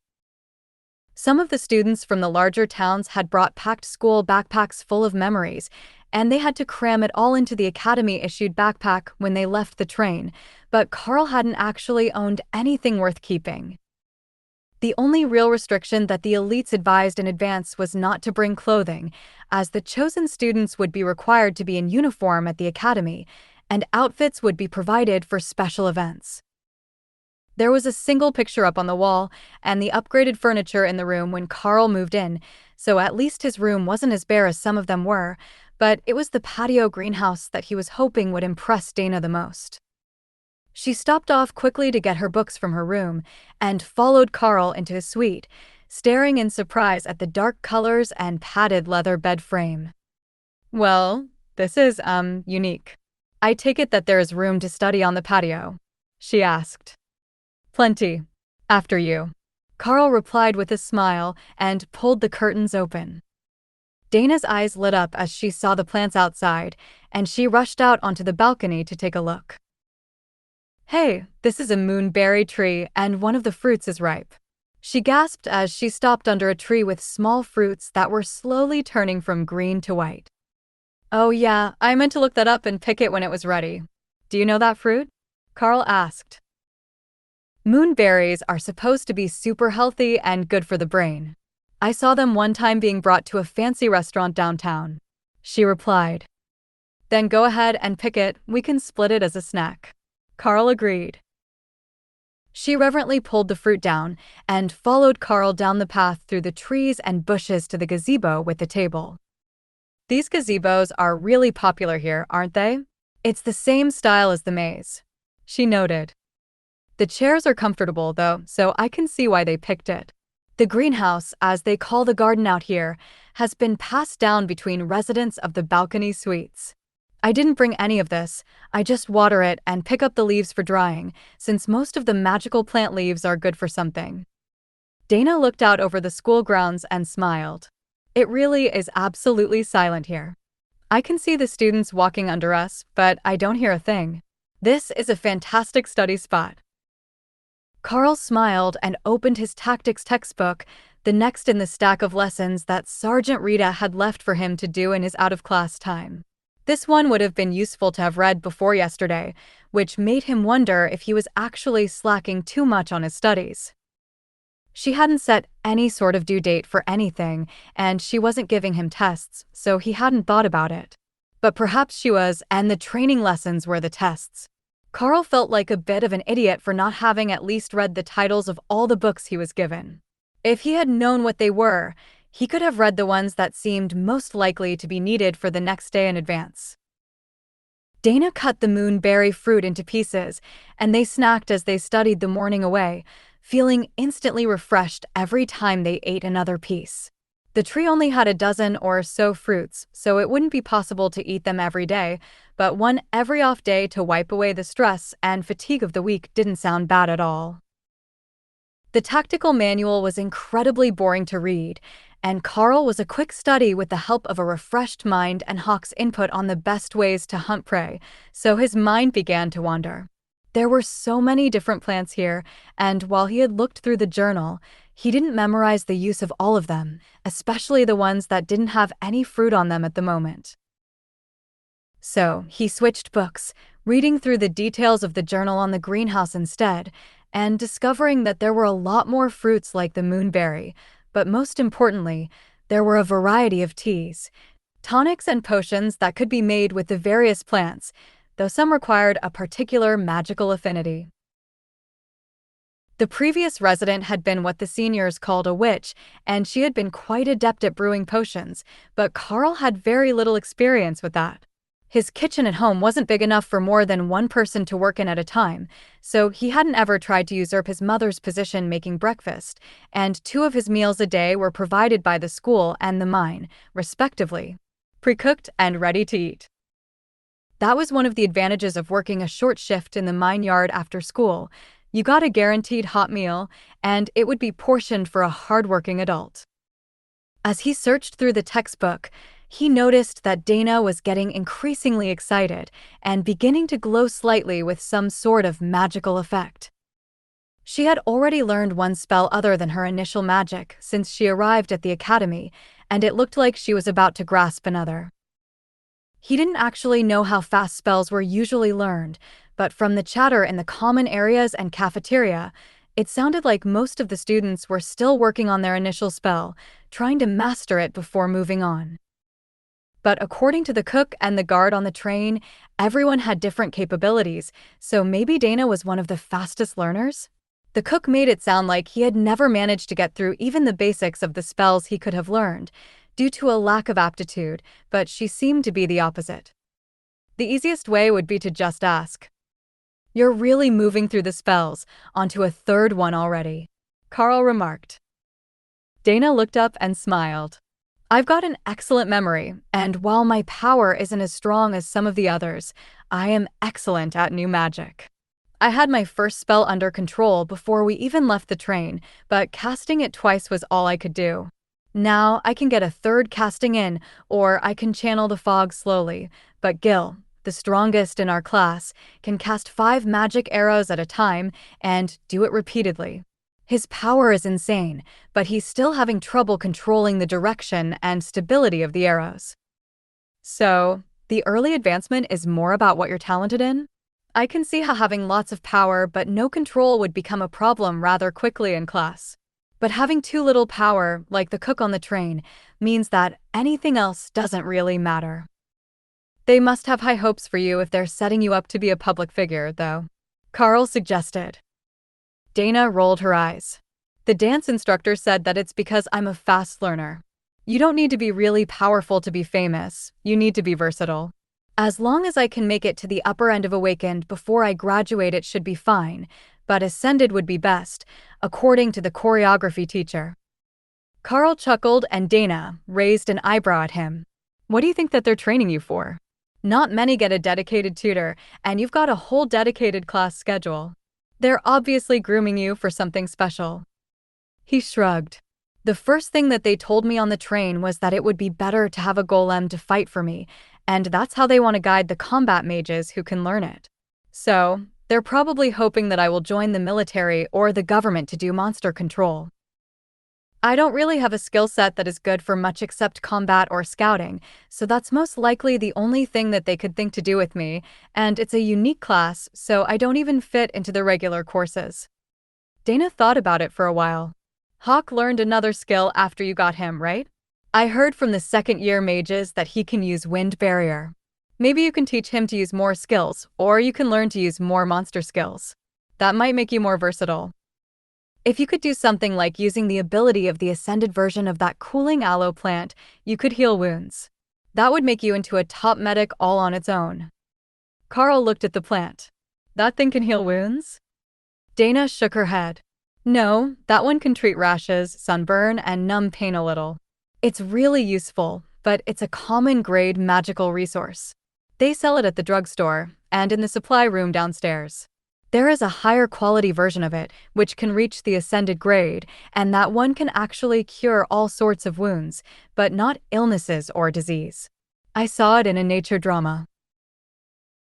Karl's family didn't own a television, so he only ever watched what was on in public, and that was rarely a nature documentary. He had taken a few classes on magical botany, but they were pretty basic, and didn't really cover much on medicinal plants. They were more concerned with the ones that might kill you if you happened across them in the wilderness. Well, I don't know much about raising them, but maybe it's worth looking into how to improve the aloe plant up another rank so that it can treat more wounds. There are plenty of special plants here, but the guide that came with the greenhouse said that they're almost all edible ones, snacks for the residents. Karl explained. Snacks that might help their abilities grow, but still snacks. They managed to study smoothly until mid-afternoon, when they were both too hungry for more research, and they headed down for an early dinner. I should practice my stamina training and then meditate for the evening to improve my mana, but can I come visit again? Dana asked with a gentle smile. I would love to have you over anytime. Karl agreed. Studying was much more pleasant with her around, and she knew the strangest things. It was good to have a friend here at the academy, and the more that he learned about the way that mages advanced, the more ideas Karl got about how he could expand his own skills. Meditation sounded like it might be worth something as a technique. The crystal ball in the train car said that it could look into his beast space, so there should be some connection between that and the method to improve it. If everything was driven by the monster inside, it would be totally contrary to the other elites, whose whole goal was self-strengthening in some way. What do you think, Hawk? Is meditation the way to improve the space you're in? Karl asked. Dunno. But if it can be bigger, with trees and mice, that would be good. Don't forget the mice. Karl was not about to put mice in the space alive, as he was worried it would bond them to him, and he would end up with a tortured earth mouse as a companion, right until Hawk killed it. That would be unfortunate, to say the least. So, when he returned to the garden after lunch, he lay down in the hammock in the shade of the pair of coconut trees and closed his eyes to focus on the beast's space. At first, nothing seemed to happen as he tried to envision a pine tree for Hawk to rest in. The space was just there and empty, but Karl could feel that it had the potential to be more. He just didn't know how. The next thing he tried was focusing energy into the space, like when he wanted to use rend. Adding energy while meditating might improve the space somehow. The energy had to go somewhere. Or so he assumed. It felt like that was doing something, but even after an hour, the changes weren't visible. It feels better in here. Keep doing that, Hawk encouraged. That led to Karl channeling energy and meditating on the image of the tree that he wanted to create for Hawk to live in. During hour 2, there was a sprig of a tree growing from the ground near the nest, a single pine branch in the darkness. It really was working, just not instantly as he had hoped. At the end of the night, the tree was almost as tall as he was, but Karl was feeling refreshed and empowered, as if the improvement had granted him some extra energy. That would be easy enough to test. Today was a class day again, and his first lesson was in skill control with the mages. The weekend seemed to have done them all a world of good, and they were all looking much more fresh and ready to practice today than they had been the last time he saw them on Friday. Welcome back, everyone. We have an extra defender with us today. Along with Karl and Hawk, we will have Tori from the graduating class here to help motivate you all, the teacher announced with a smirk. Tori was a tall blonde girl around 18 years old, the graduation age for the academy, ascended rank, according to her bronze badge, so she would be stronger than any of the students in this class individually, and wore her hair in fancy ringlets, along with the short pleated uniform skirt that was somewhat rare among the students, as almost everyone preferred the pants. She looked like the sort of girl that should be extremely popular in school, but from the looks on the faces of the students here, either she was one of the mean girls or she was hated for some other reason. Of course, it could be because they struggled in their classes that made them resentful. But she was graduating as an ascended mage, so she wasn't some super prodigy that made everyone feel inferior about their skills. Now, are we all ready? Excellent. Begin when you are ready. Karl called Hawk, who flew up into the air, while Tori began to form small blue spheres, one after another, which floated around her in a circle. It was fascinating to watch. She just formed them in her hand, then let go, and they hovered around her, slowly orbiting. Then the attacks began, and Karl realized why everyone in this class disliked her. The orbs released small bolts of magic that intercepted the spells and knocked them off course, or, in the case of the weaker mages, nullified them entirely. But the orbs didn't dissipate, they kept slowly sending out more attacks, and the number of them increased as she worked to form more spheres. Karl quickly noticed that they did very little to the fire and water mage attacks, but the solid attacks and the magic missiles had a terrible time trying to stay on course after she intercepted them. The water attacks were fine. Hawk had a personal vendetta against them for flowing around his rend, and that left Karl to deal with the fire mages. After a dozen spheres, Tori stopped making more and had to focus on just maintaining the spell. It would only be a matter of time before she was exhausted, or the spells needed to be refreshed, but currently, a solid 3/4 of the attacks made by the class were being intercepted. Karl was working on pacing himself as well. He didn't need to overpower the spells to block them. Rend tended to split apart attacks and destabilize them even at lower power outputs. That allowed him to use far less than full power and still accomplish the blocks. With supervision and a bit of practice, he was getting very good at defending against attacks, but Hawk was improving even more quickly. The small bird was making a mockery of the water mage's attempts to land a hit, and they were starting to get creative in how they used their magic. Finally, one of the mages managed to turn his water bullet into a collection of small raindrops, which hit the target like a shotgun after the rend. Attack only took out 1/3 of them. The mage had mastered a new spell entirely on his own out of pure frustration. After lunch was combat training, the physically taxing counterpart to the mental workout that the morning skill training was. Karl was certain that if they kept this up for much longer, he would be completely exhausted and just operating on autopilot within a few weeks, but Sergeant Rita didn't seem too concerned. Isn't it a bit much to have high-intensity classes all day long? It's only 4 in the afternoon, and I'm so sore that I can barely move, he complained once the training was done for the day. Fortunately, you have the garden on your balcony to help refresh you until your body adapts. Give it a few weeks and this will be completely natural to you, Rita insisted. Is that even how it works? The sergeant sighed at his whining and helped Karl to his feet. That is precisely how it works, and the harder that you push yourself during the first few weeks, the faster you will adapt to the training schedule. Short-term suffering for long-term gains. Karl sighed. He couldn't actually prove her wrong, but he had a sneaking suspicion that as he got stronger, the training would get harder, so he would never actually get to adapt to the training level. All right, I'll go meditate and get some dinner then. It seems to help with the mental space where Hawk stays. Karl reluctantly agreed. The sergeant didn't argue with him any further.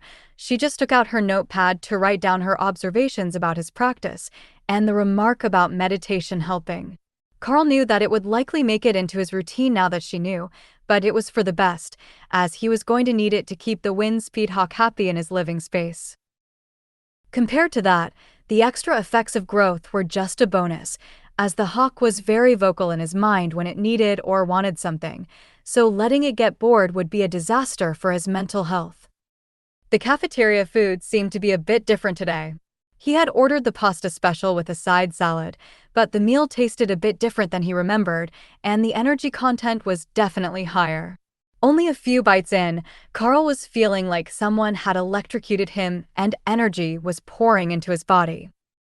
He finished the meal and was going to go for a jog to burn off some energy, but it seemed like it would be more worthwhile to meditate and try to integrate some of this energy into the taming space. Hawk was the main source of his power and advancement, so the more that he could do to help the beast grow, the better off he would be by the time that he graduated. But Karl was beginning to understand why some classes never managed to advance or even unlock their skills. If he hadn't picked up that egg and found compatibility, would he have ever guessed that petting monsters was the answer? Probably not. You would have to be an idiot to try, and the academy certainly wouldn't have given him the opportunity to touch a living monster, just on the off chance that it worked and he didn't get killed. Once he settled down in the hammock, his preferred meditation spot, and began to focus the extra energy in his body toward the upgrades for Hawk, he found that the excess was transferred very quickly, and in only an hour, he found himself hungry again. He could meditate as usual, but the tree was growing quickly in that mental space, and there were some blades of grass around it now. If he just kept loading up on energy, he could probably do much better now than he had before.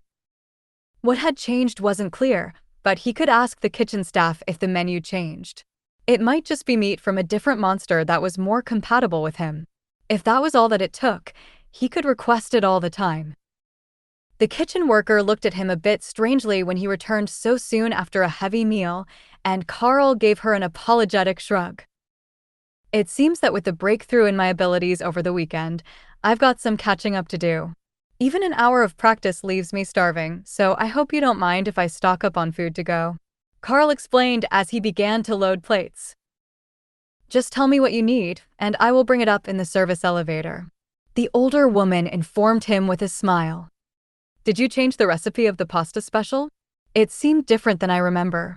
He replied. Nope, same ingredient batch as last week. We didn't get anything in for that dish. Did you want to try a selection and see what works for you? I know that some of the classes get a taste for new things as they train. The berserkers in particular like extra spicy foods, and the more powerful they get, the spicier they want it. That sounds like a great idea. If you can give me a bit of each of the specials to start, I will pick the ones that seem best. Karl agreed. She began to load a plate with a little bit of everything, and Karl took it back to an empty table, where he began to work through them one at a time. The effect was the same as the pasta. His body was just absorbing much more energy from the food than it had been before, and the excess was building up for him to channel into Hawk's surroundings. Karl smiled at the cafeteria lady as he returned his empty plate. I think that the pasta and the meatloaf are the two best specials of the day, but whatever changed in my body, they're all better for my training efficiency. How much do you need for the evening? She asked, lining up plates on her counter. 2 each should be enough for the night. I'll come early in the morning so that I can have a heavy breakfast as well. The food arrived outside the room at the same time that Karl did, on a small cart pushed by one of the staff members. They had covered the loaded plates with foil to keep the heat in, but Karl could smell it following him down the hall, and Hawk was getting increasingly excited about the idea of both more food and an improvement in his living conditions. "Thank you for that. I will return everything in the morning," Karl informed the kitchen staff worker. "Just set the cart in the hall with your dishes, and we will come pick it up when we clean the halls," the worker explained. Then she walked back to the elevator, and Karl took everything inside so he could focus on eating and meditation. The food smelled delicious, and even the first serving, which had filled his body with energy to be burned off, wasn't enough to actually sate the hunger. Once he was settled into a comfortable meditation position in the middle of the bed, Karl began to focus on the improvements to the taming space. The excess energy was pouring freely from him into the space, causing the tree to grow and the patch of grass underneath to slowly, but steadily expand. Once that burst of energy was gone, Karl paused to pick a plate from the pile. The obvious choice would be the pasta dish, as he knew for sure that it was a good one, and he had it devoured in a matter of minutes, while briefly wondering how much he was going to regret his overindulgence in the morning. The energy flowed into him just as smoothly as it had the first time, and Karl poured it all into the taming space, then repeated the process with the meatloaf special. As he finished transferring the energy from that one into the space, a feeling of fullness, like he wouldn't be able to transfer much more energy, appeared in his mind. That was a good sign that this was not some bottomless pit where he was throwing energy with no end in sight, but the space itself was far from complete. As the space began to resist more transfer, Karl carefully moved the nest up into the tree, so Hawk could have a more natural spot to sleep, and looked at the small grass patch at the bottom. At this rate, it would take months to even fill the rest of the space with grass, much less add a sky and everything else. It would need to feel like its own little world. But the feeling of power in his body was being influenced by the abundance of energy both in his body, left over from the meal, and from the beast space itself. Maybe he could get Sergeant Rita to test his strength next weekend, after he had more time to adjust. He might really have made it to the awaken standard, and not just based on the attack power of Rend. Now that the beast space was fully sated for the moment, Karl focused on seeing what he could do with the leftover energy. First on the list, since it was food-based, was to try giving the excess directly to Hawk. The bird's body happily accepted the power, but Karl couldn't tell if it was making any appreciable difference. It made Hawk happy though, so it really wasn't a loss. They were partners now, and a happy partner was never a bad thing. For the rest of the night, Karl focused on using all the energy that he could muster to empower Hawk, who had finally reached the end of his growth phase and had started to increase only in power, but not in size. Karl managed to finish the remaining 2 meals at breakfast, as Hawk was feeling hungry again and wanted the filtered energy in addition to its meat and the daily allowance of berries to flavor his food. With the amount that Hawk ate, Karl felt like he might have restricted the consumption of junk food too much. It made a good seasoning for Hawk's meals, and it didn't hurt his appetite, so there was no real reason not to let him use them all the time. On the way back to the room from the patio to wait for Sergeant Rita, Karl went and picked another 3 mountain gooseberries. "Now that you're fully grown, you can have more of the berries. They won't make you stronger, but I know that they taste good," Karl informed the overjoyed windspeed Hawk. Good stuff. I will put them on everything," Hawk agreed. That gave Karl an idea. The meat that Hawk was eating was just plain meat. Normally, the discount cuts that his mother bought would marinate in a sauce overnight. If he squished the gooseberries into a bowl of water and threw the meat in with them, it would coat everything, just like Hawk wanted, without running them out of berries. He would set that up tonight, so Hawk's meals would be ready for tomorrow. A knock at the door let him know that it was time to get to work, and when he opened it, he noticed that Rita was giving a curious look at the cart full of empty dishes. "Something changed in my appetite yesterday. It seems to be back to normal now, but I was just ravenous, and my body was taking in all the energy that it could get. Karl explained. That's relatively normal. It usually happens to warriors when their body advances a rank and needs to adapt to a new power standard. I suspect that you actually made it to the awaken rank in body last night, or Hawk did, and the energy needed to come from you. One of those two answers is most likely the correct one. How's his growth coming? Rita replied. He looks fully grown for a wind speed hawk. He was growing quickly again last night while I was feeding energy into him and the space in my mind, but then it seemed to settle. Karl called Hawk out onto the bed, and Rita crouched to get a better look at the proudly preening Hawk. He looks more mature now. The softer feathers are gone, and the pin feathers are larger and stronger than the last time I saw him. Your skill is brilliant. 1 week to bring a wind speed hawk to maturity. Even if your ability was just to train combat birds, I can guarantee that the Academy would still rate it as a top-notch success. Karl smiled at the sergeant. If it's a great success, that means there will be more resources, right? We're still finishing the ones you gave us, but now that Hawk has reached full maturity, his growth is slowing to a crawl, and it's going to take more than just my efforts to keep him growing at this sort of rate. Sergeant Rita laughed. If you can keep growing at that rate, what would the rest of the elites call themselves? I think it's natural that you would have to slow down at some point and consolidate your powers, but if you can keep feeding Hawk extra energy, he should progress toward the ascended rank from awakening in a relatively short time. I will find you what resources I can, though I'm not sure what the Hawk can use now that we've tried the two that seemed the most beneficial to it. Well, if there is an upgraded version of the Strength Stone, or some more powerful infused blood, that would be great. I don't know if the Air Stone will do much. He's still digesting the second one he ate, and the first was so powerful that it caused a huge breakthrough. But if there are other air-type resources, maybe they will help him as well? Every time that he improves, my body improves as well. I just need to train my skills and stamina to keep up, so resources for Hawk seem to be the most effective way for me to grow. Karl suggested. Hawk was definitely a fan of that plan. He didn't mind if Karl got strong, they were a team, but if the plan was to make him the most powerful wind speed hawk, then it was definitely a good idea. Their next stop was back at their usual training grounds, and Hawk was looking forward to being able to show up the mages of the class with his new skills. Now that he was fully grown and his power was getting better, he could block many more shots to protect the targets. Karl could tell that it wasn't actually about the target, it was more about Hawk wanting to show off his skills and get praised, or cursed, by the mages. Both were fine in Hawk's mind, as long as they were recognizing his might. That was the important part in the Hawk's mind, reminding them all that he was the predator here, and all the mice were his. I swear that Hawk is picking on us.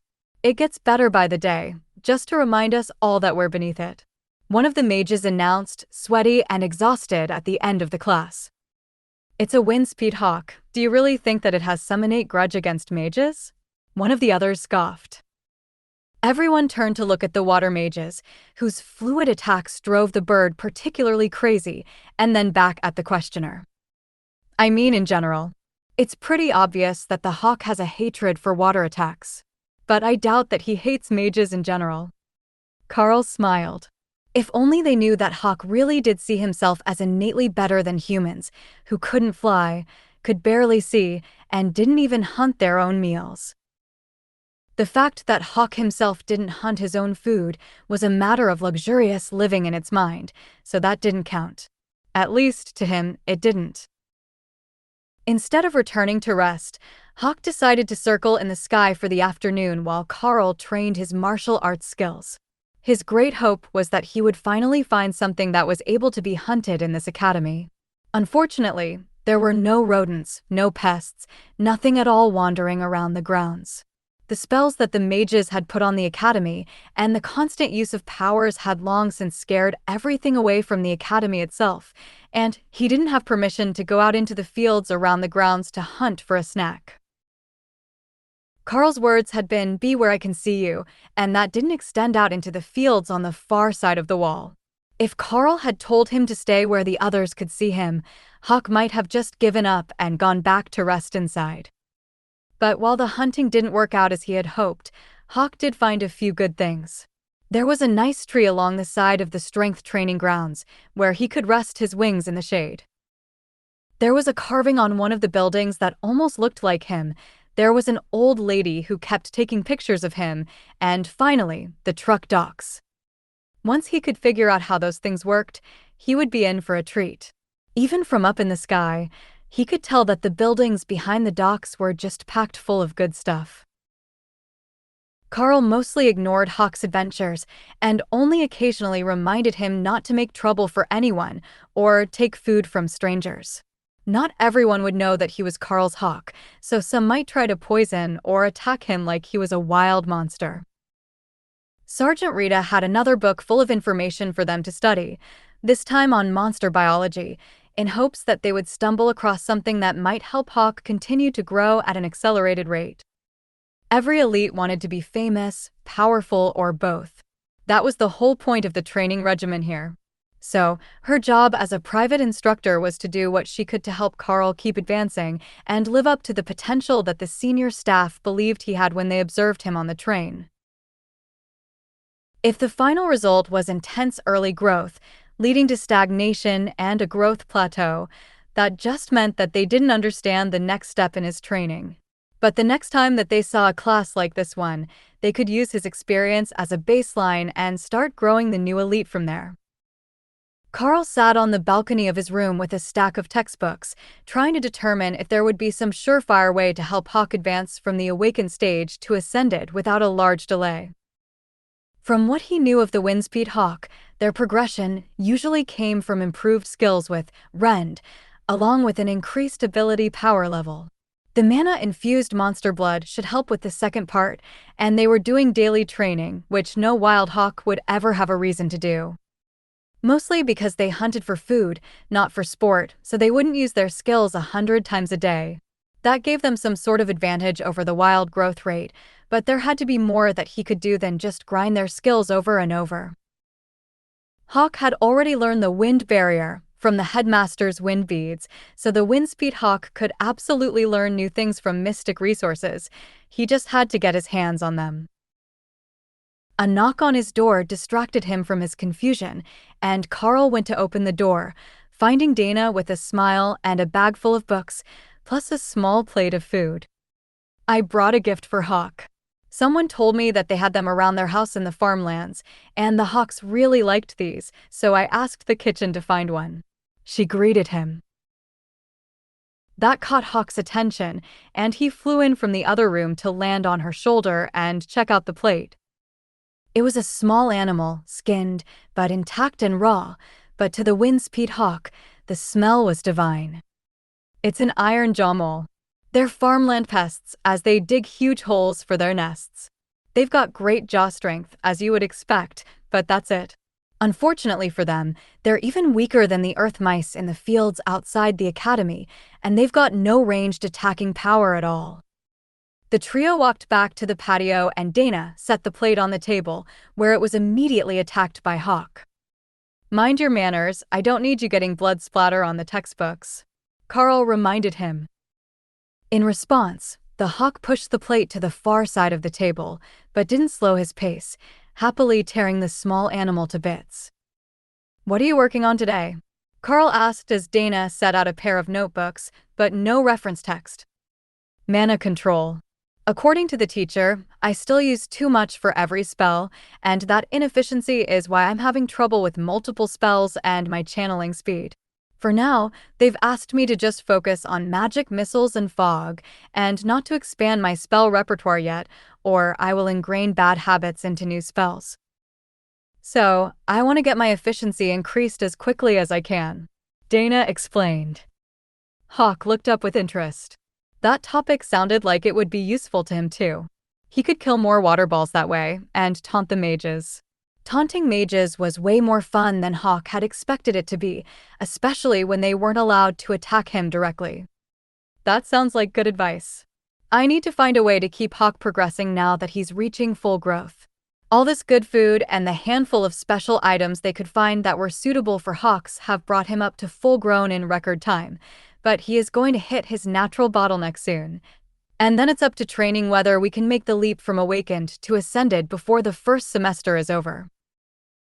They studied in silence for a few minutes while Hawk finished eating, and then the bird flew up into the trees and brought them back a singed pear, perfectly ripened. Karl remembered this one from the guidebook. It was supposed to help refresh the body and remove stress. A common enough effect for magical plants, but useful when studying. Karl cut it into thin slices, and Hawk took one small bite before ruffling its feathers and turning away. The pear smelled incredible, but it was too sweet, not at all to Hawk's liking. The humans could have it. Karl laughed at the Hawk's disappointed look and cut the pear into slices for them to snack on. Then, Hawk stepped across the table and directly onto Dana's notepad. "What are you doing, little man? Have we ignored you too much?" she asked and stroked his head gently. Hawk preened at the attention, then shook himself and focused. He raised one claw and created a rend blade in front of him, then decreased the intensity to almost nothing before bringing it back up again, then down until it was almost invisible. "Tell her about the waste," Hawk demanded. "He wants you to understand that the harder you push yourself, the more mana you waste. Try what he's doing with your magic missiles, and I think you'll see. Hold it in place and keep decreasing the power. The mana cost drops exponentially," Karl explained. Dana looked skeptical, but she did what he asked. The first few missiles nearly fired out across the academy grounds, as she had never before tried to hold them in place, but after a few minutes, she could hold and guide them where she wanted as she slowly reduced the power from the default full activation to barely a glow of light. "How did you know to do that?" she asked as she mimicked Hawk's cycle through the power range. "It's instinctive for Hawk, and he taught me. By the logic of a wind-speed hawk, you should hunt with just enough power to take out your prey, so you don't waste more energy than you get back," Karl explained. "So that's it. This is a huge breakthrough. I can see where I was going wrong. I was just focusing on the spell activation sequence and letting it go. I thought that I was doing well by controlling the direction, but if I focus on the mana flow, I can do so much more with it. There are likely so many things that we can learn from magical creatures that we have never thought of ourselves. The teacher's directions aren't even this detailed, and I've never seen another student actually reduce the power of their spells. They just increase their endurance and cast everything at full power every time, but with better control as they grow." Karl thought about that for a moment and shook his head. "No, the senior students have learned to control and split the power as well. I guess they just thought that it would be too difficult for a new mage. But it makes casting spells way easier.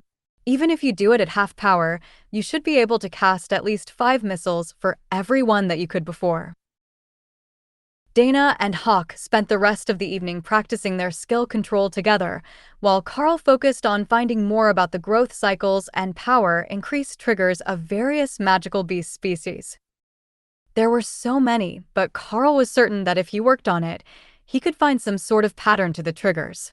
It should be either something to do with their skills, their body's alignment to an element, or some sort of environmental factor.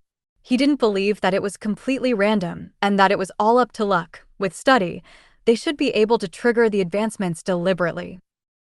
The meditation and movement of energy to Hawk was certainly going to help, though he couldn't tell how much.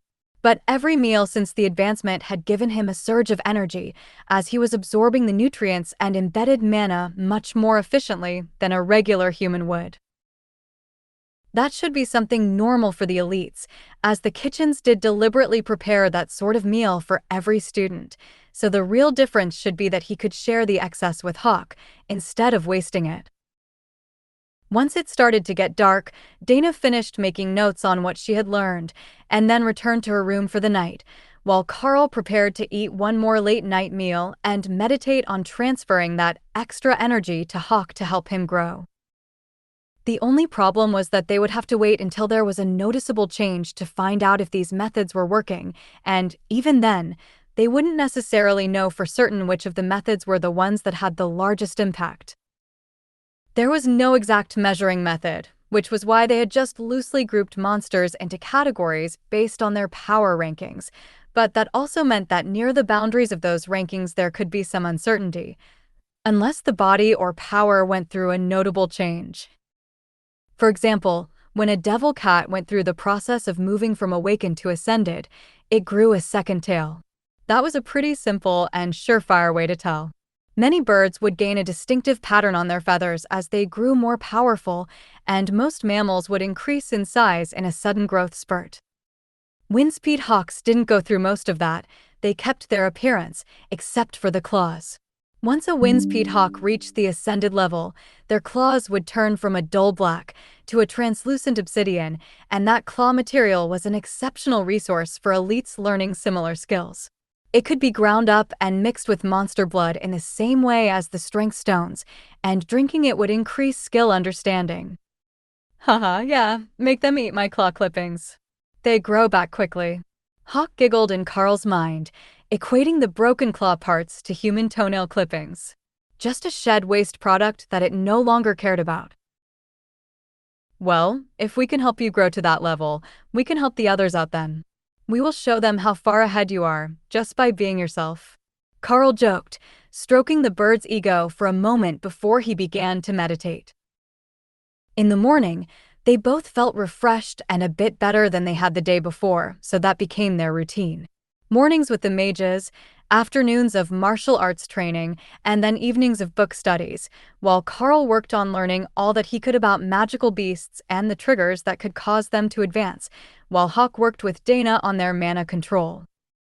His rate of growth was incredible, and while he had an advantage to begin with, thanks to his species, Hawk was rapidly outgrowing anything that could have been expected of a juvenile windspeed hawk. Normally, they wouldn't need to use the rend, attack more than a handful of times in a day, as it was primarily for hunting and occasionally for self-defense. But by the end of the week, he could keep it up for hours at a time. Dana was also progressing at a crazy pace with his help, and she now had full control over her magic missiles. It was quite impressive to see her hold them in place, or move them around the room with her mind. The process still drained her much faster than she would prefer, but it was a vast improvement on the first day that she started working with Hawk, when she didn't understand at all how she was supposed to control the mana flows. So, it was with greatly improved confidence that they headed for the meeting spot for the next practical skills meeting. The same group of 54 students were gathered in the field, waiting for the teachers to arrive, and Karl took his spot next to the other team leaders. Sergeant Rita arrived a few minutes later with the two mages, driving one of the academy's cargo buggies filled with gear. We have something new and fun for everyone today. These are the new experimental products from the Weapons Development Department at the Golden Dragon National Research University. What you all are going to do today is go on a little field trip. The danger will be a bit higher than usual, as you will be leaving the academy grounds entirely and not just going to the outskirts. But the university has asked us to test whether these new weapons with their fancy technology can actually improve the user's strength by a whole rank. Sergeant Rita announced.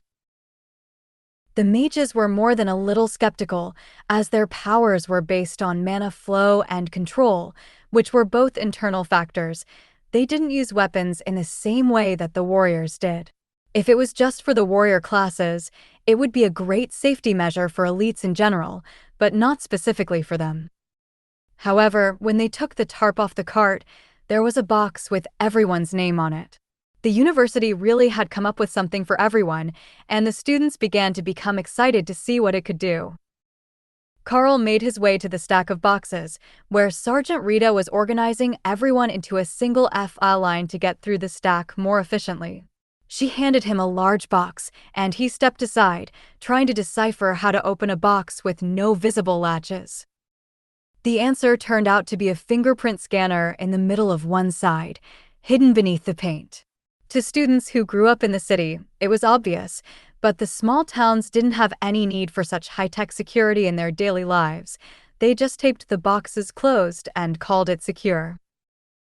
Inside the box was a new set of gauntlets, similar to the ones that he already had, at least in external appearance, But they were lighter than the training units, and the claws on the fingers seemed to be made from some sort of actual monster claw, instead of alloy.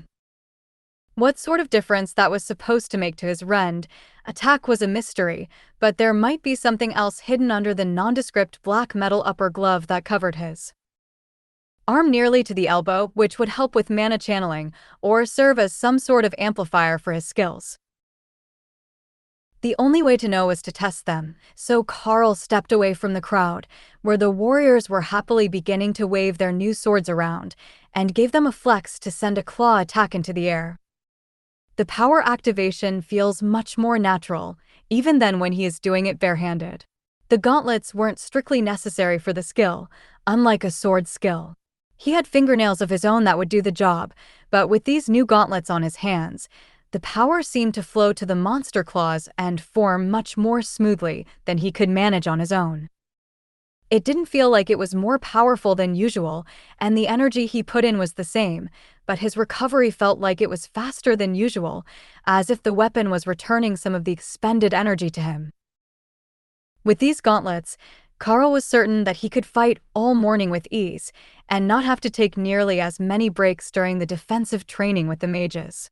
It would certainly drive his classmates insane to have that many more skills coming up to block their attacks, but they were getting better anyhow, so it could be good for them. It only took a few minutes to get all the weapons handed out, and for chaos to spread through the field where they had gathered.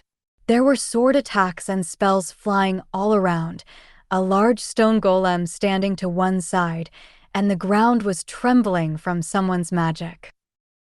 It was insanity, but the teachers were content to wait until the students had all begun to calm down before they said anything else. All right, calm down, everyone. You know what's coming next. But this time there is a twist. This week, we will be putting you in pairs. There are 2 of each number in the bag. Pick one paper and find your partner for today's exercise. You will all be working individually in a large region, so don't expect backup if there are issues. Sergeant Rita explained, while the 2 mages looked excessively pleased with their ingenuity. The device that the university had made for the mages varied from person to person, but mostly, they were in the form of a small rectangular frame full of crystals and tubes that could be hung from the user's belt. Aesthetically, they were a strange choice, but better than the hooded coat with the wires running all down the inside that one of the mages was wearing. Dana had one of the boxes, a flatter one that was a little larger than a paperback novel. That gave Karl a great idea. If they were allowed to keep these prototypes, he could suggest putting a regular book cover over some of them so that they blended in with the Academy's usual apparel a bit better. That should also protect them from damage and dirt, which clearly wasn't a concern for the design team working on magician-enhancing tools. Sergeant Rita, what are these gauntlets made of? Do you know?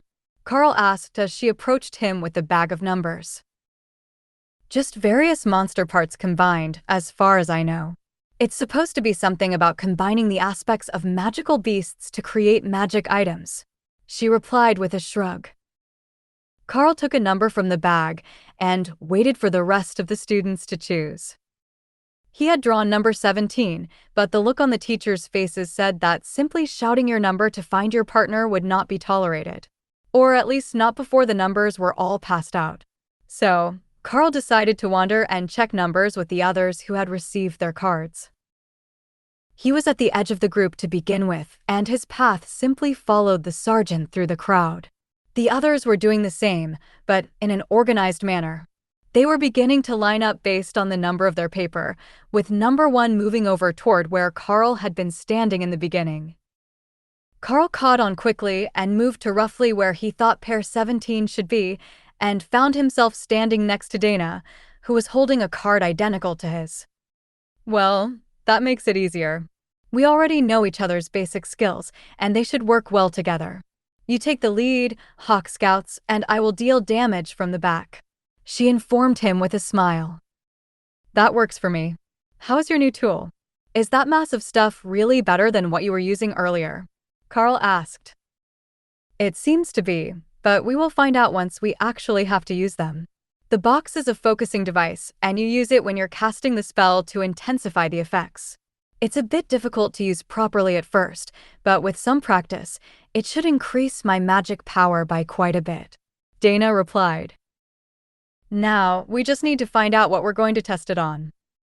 Once everyone was sorted, the mages began their spell casting again in preparation to transport the group somewhere. This version seemed far more complex than the first time that Karl had seen it, and the effort was visibly draining on the two mages. That must mean they were going quite a bit further than the outskirts of the academy, which had been a simple and effortless spell for just the elder teacher. But they appeared in the target location just as smoothly as they had the first time, and Karl found himself standing next to Dana in a ruined warehouse, still stocked with bags of dry goods and one slowly leaking barrel of honey that had attracted a huge number of bees. We should move before we anger them. I don't fancy being stung by bees today, Karl whispered as Dana took in their surroundings. Hawk was eager to get out and see what was going on, but until they knew what sort of danger level they were facing, Karl didn't want to send him up blindly. Dana gestured toward a large hole in the wall that seemed to lead out to a main road, and the duo began to move, making their way out into a ruined village. This just happened. I can still smell fresh blood and gunpowder, Karl whispered. Both smells were unpleasantly familiar after a childhood of helping at the mines, and with his enhanced senses, courtesy of Hawk, he could pick them out much more clearly than ever. What do you mean? Dana replied softly. This village was attacked in the last day or two. That's probably why we are here, to help clean out the monsters that have tried to move in. I will send up Hawk now, so we know what we're up against, and then we can come up with a plan.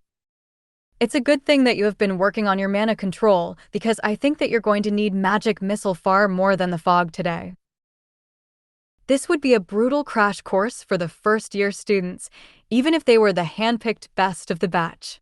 They had only been at the academy for a few weeks, and they were mostly working with one or two abilities that were still at the common grade. That should mean that the threat level here wasn't too high, but if it were just common grade monsters, the townsfolk should have been able to chase them off. Perhaps the response hadn't come quickly enough, and the elites had dealt with the stronger monsters too late, leaving just the dangerous local wildlife for the students to clean out. There are angry pigs. We're killing them, right? Then eat them, Hawk reported. Tell me exactly where they are in relation to me, and how many. I also need to know how strong each is, or how many of them are awakened or higher. Karl replied, training the Hawk how he wanted the scouting reports to be structured. 9 pigs, all injured. 1 with awakened power. 200 meters in my direction from the building. Oh, there are more monsters south. If you go that way, there are 6 goblins, none awakened. They're lazy, making a campfire. You know the routine, work first and then eat. Lead us to the goblins and keep an eye out for more monsters. The book said that goblins travel in large bands, so there are likely more of them around. Karl replied. There are some wild pigs that Hawk wants to eat, but there are goblins on the south side of town. That would explain why things went so badly here. Even if they're weak, they're smarter than most wild magical beasts, and they come in large numbers. We are going to have to clear out the 6 that are left here first, and then we can look for more stragglers and anything else. Anything else, meaning survivors, but it would be uncouth to say that out loud so early into their mission. Dana nodded grimly, not really ready to see a true monster in person and in the wild with just one other student beside her, but she knew that this was the training mission, and they had been sent here specifically to take care of this threat. Hawk circled the town, looking for movement and anything else that the other two might find. Work first and then eat, so the faster he helped them get all the work done, the better. That meant that he couldn't miss any of the targets. I found more goblins. In a house, 4 doors up from you and across the street. I can see 2 of them from my perch. Karl relayed the message to Dana in a whisper and then kept walking. What are you doing? She hissed. If they know that we have seen them, they will call for assistance instead of trying to ambush. Hawk has his eyes on them. He won't let them actually ambush us. Just stay close to me, and when they rush, you cast magic missile. Karl whispered back as he walked. Karl crossed the street, watching the building that Hawk had marked with his enhanced peripheral vision without turning his head. The goblins didn't have great eyesight, so they would assume that if he wasn't looking at them, he hadn't seen them, and sure enough, as soon as he passed, they charged out with a battle cry. It was just 3 wounded common-grade goblins, and 2 of them fell to Hawk's rend before either Karl or Dana could respond. Karl took the last with a flex of his fingers, and the town fell silent again. "Hawk, keep searching. That cry might have alerted the others," Karl directed. The hawk flew away, and Dana gave it a look of admiration. "He's got great reflexes," she muttered. "He's definitely a good friend to have on a day like this. He's gone to scout for more goblins, in case something heard and responded to that battle cry." Karl kept them moving south toward the edge of town, even when he felt the occasional pull of exertion, as Hawk took out lone goblins that had been hiding in town. He was not happy about the situation, as they smelled terrible and were inedible to him, but there was the promise of iron tusk boars in the distance as soon as he found and eliminated them all. "They really prepared a brutal test for us today. Hawk has found 5 more wandering goblins so far, and we're still not to the larger pack of 6. Take out whichever ones you want when we arrive. Your spell is slower to cast than Rend, so I will let you lead off the attack, and then I will keep them from getting to us." "How are you doing on the multiple missiles effort?" Karl asked. "I can still only control 2 at a time, but once I get the spell started, it should be much faster to send the next volley. Are there any awakened rank goblins in the pack?" she replied. "According to Hawk, they're all common grade followers. There is no sign of a stronger leader. The elite who came here first likely dealt with the stronger foes and then left the rest, or they ran and came back," Karl replied. Karl caught a glimpse of flames in the distance, on the outskirts of town, and put a finger to his lips to signal silence from here forward. The goblin camp was loud, preparing for something, and they didn't even have a guard out when Karl led the way to the edge of the clearing where they had set up. Once they were close, he crouched, getting low to the ground so that his uniform didn't stand out quite as badly, and did his best to move silently. It was clear that there had once been many more goblins here, but presently only 6 remained, easy prey for the 2 elites. Dana focused and put a pair of magic missiles into the back of 2 of the goblins near the fire pit, while Karl took out the one closer to them. Then he aimed for the one who reacted the fastest, and another who was trying to run. Dana got the last of them in the back, and Karl rose to his feet to go make sure they were really dead.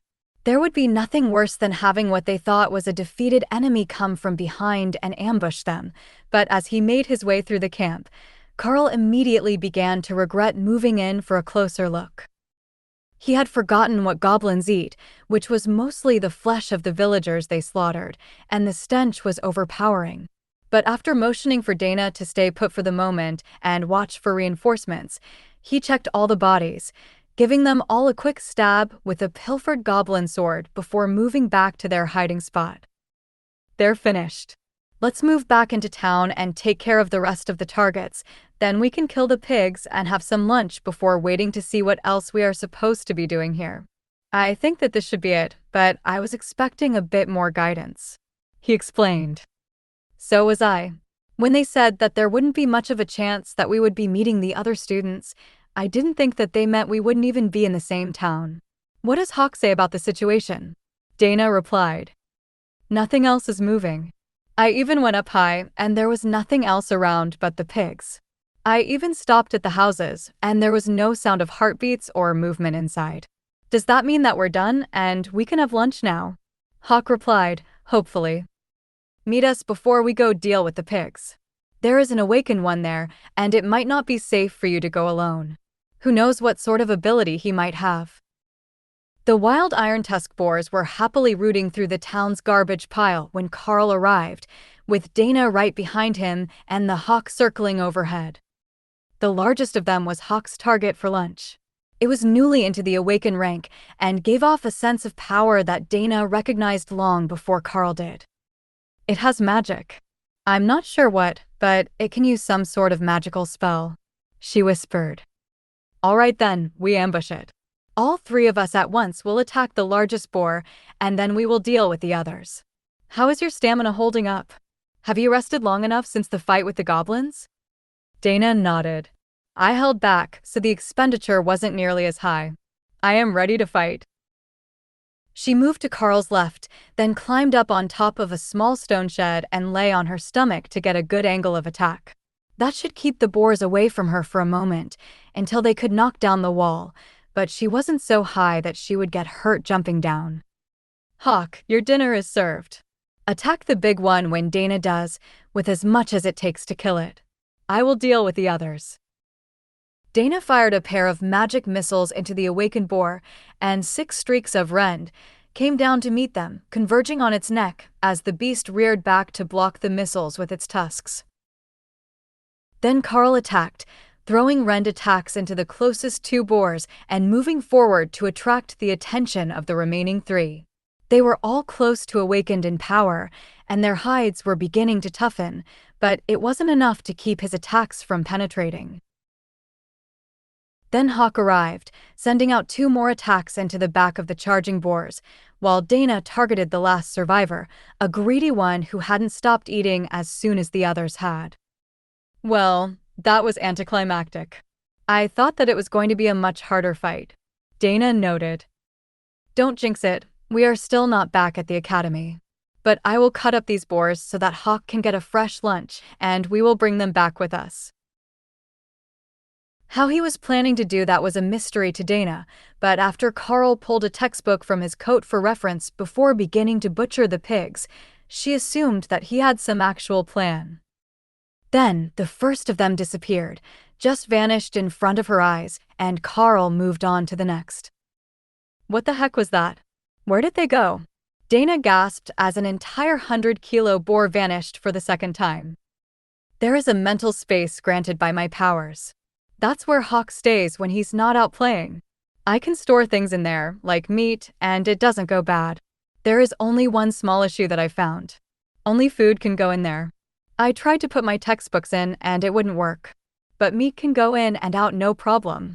Karl explained. What a strange restriction. But it is for your pet, right? So perhaps it's only things that are good for the pet that can go in and out.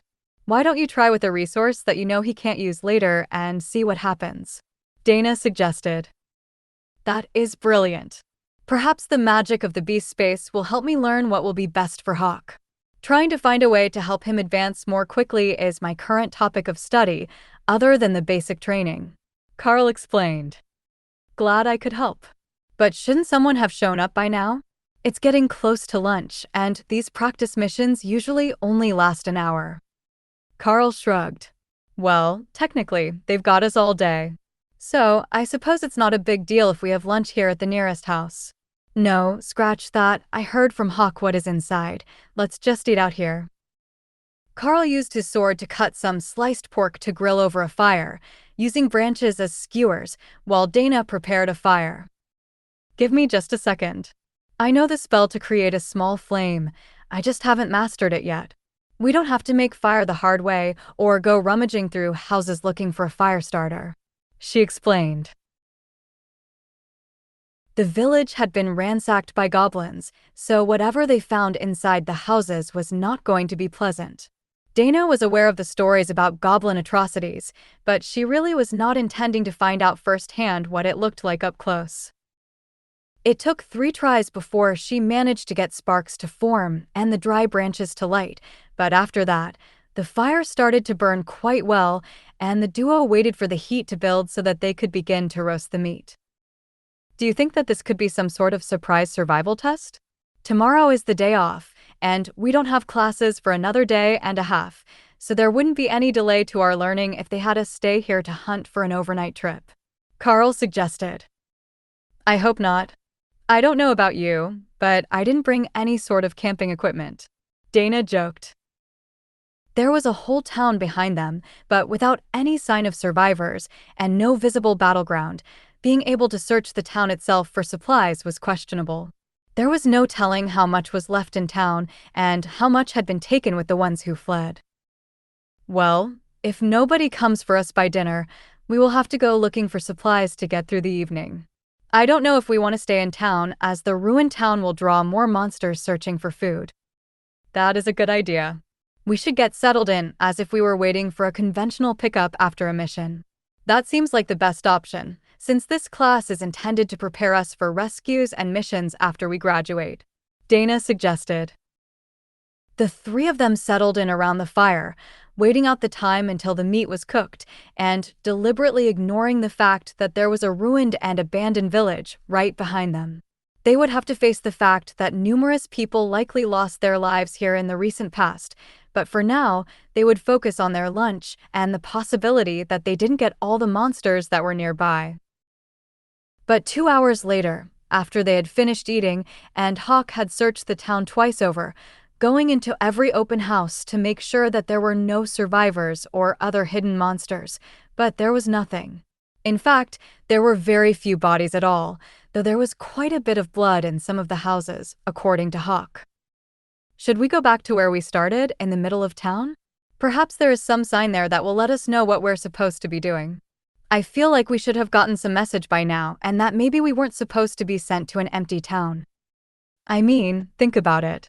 We're both technically still common grade, though I am already at awakened in peak power. They shouldn't have sent us out into the unknown unsupervised for too long.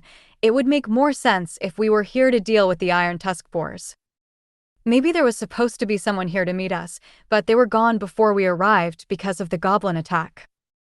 So, you think that someone was supposed to let them know that we were finished? That makes some sense, since it is sanctioned by the Academy. Perhaps we could find something that would let us contact them? I mean, even a cell phone would do the job, and there should be a working landline in some of the buildings. Dana suggested. Karl got to his feet and sent Hawk back up to scout the town, in case there was anything coming for them, while they walked back to the town square. It was an eerie feeling, now that there was nothing around and moving. No birds, rodents, nothing at all.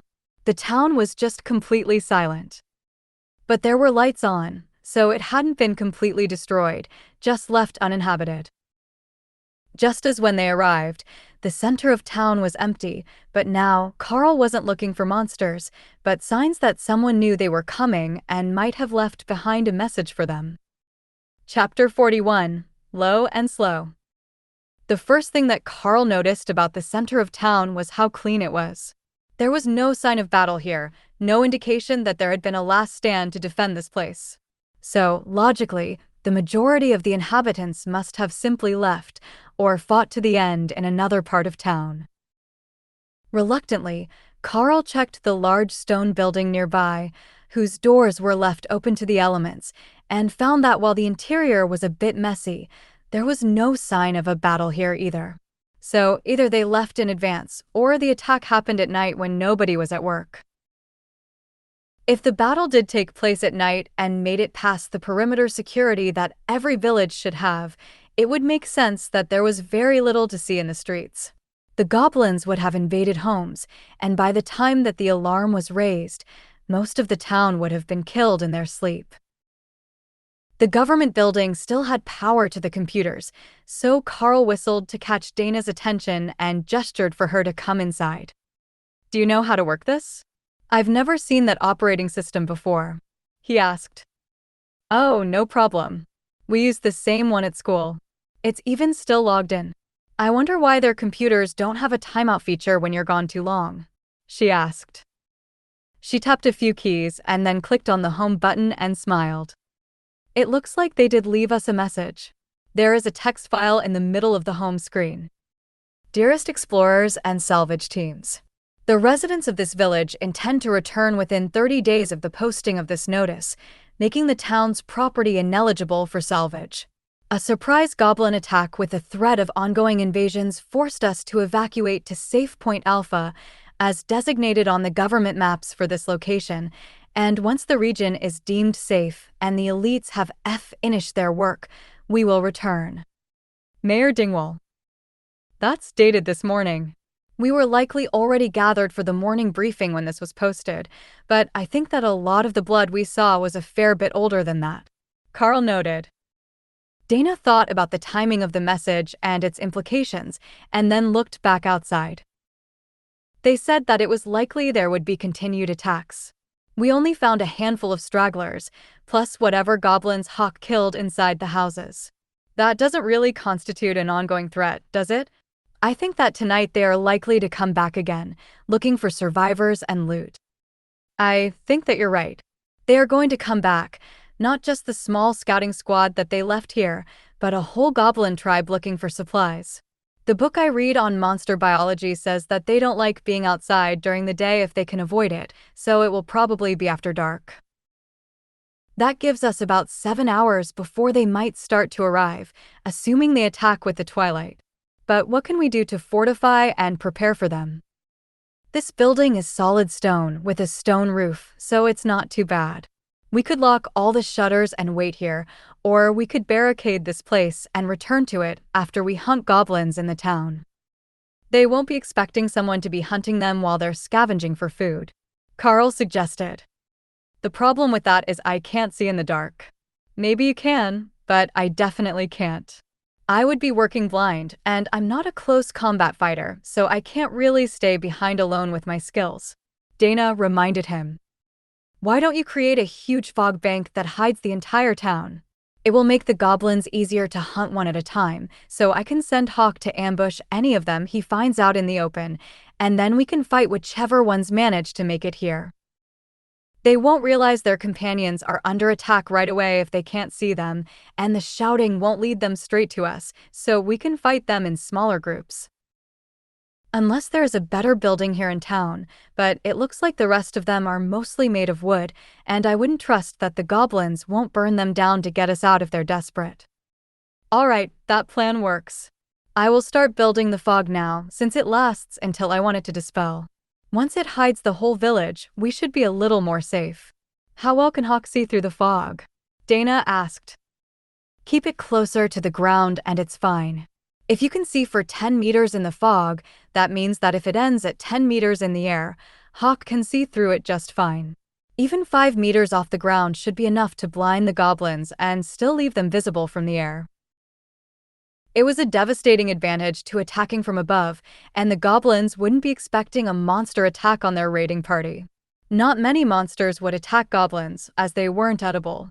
They would only attack if their territory was invaded, or the goblins made the mistake of getting greedy and targeting them.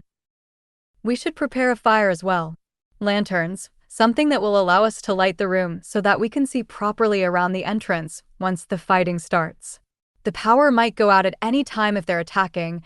Goblins are pretty smart, so some torches would be a good idea, Dana added. There is an auto repair shop just down the street. I will get a bunch of oil and rags, then tie them around branches.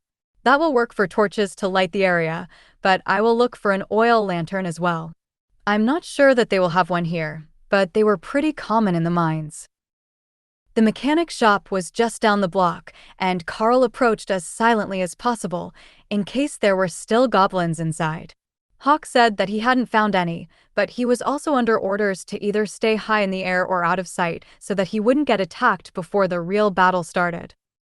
The building was an old cinder block building, darkened with years of soot all around the 3 bay doors, with a small office to one side. What he needed would likely be in the shop itself, but he also wanted to find a proper lighter and some food that wasn't just roast meat. There should be a vending machine inside, and if anyone came back to see it broken, they would just assume it was the goblins, since they trashed everywhere else in town. But strangely, the glass doors were intact, the windows unbroken, and the shop itself seemed undamaged. That could be an issue if it was all locked up, but when Karl tried the side door to the actual shop, it opened smoothly, revealing a dimly lit set of 3 bays, each with a car parked in them.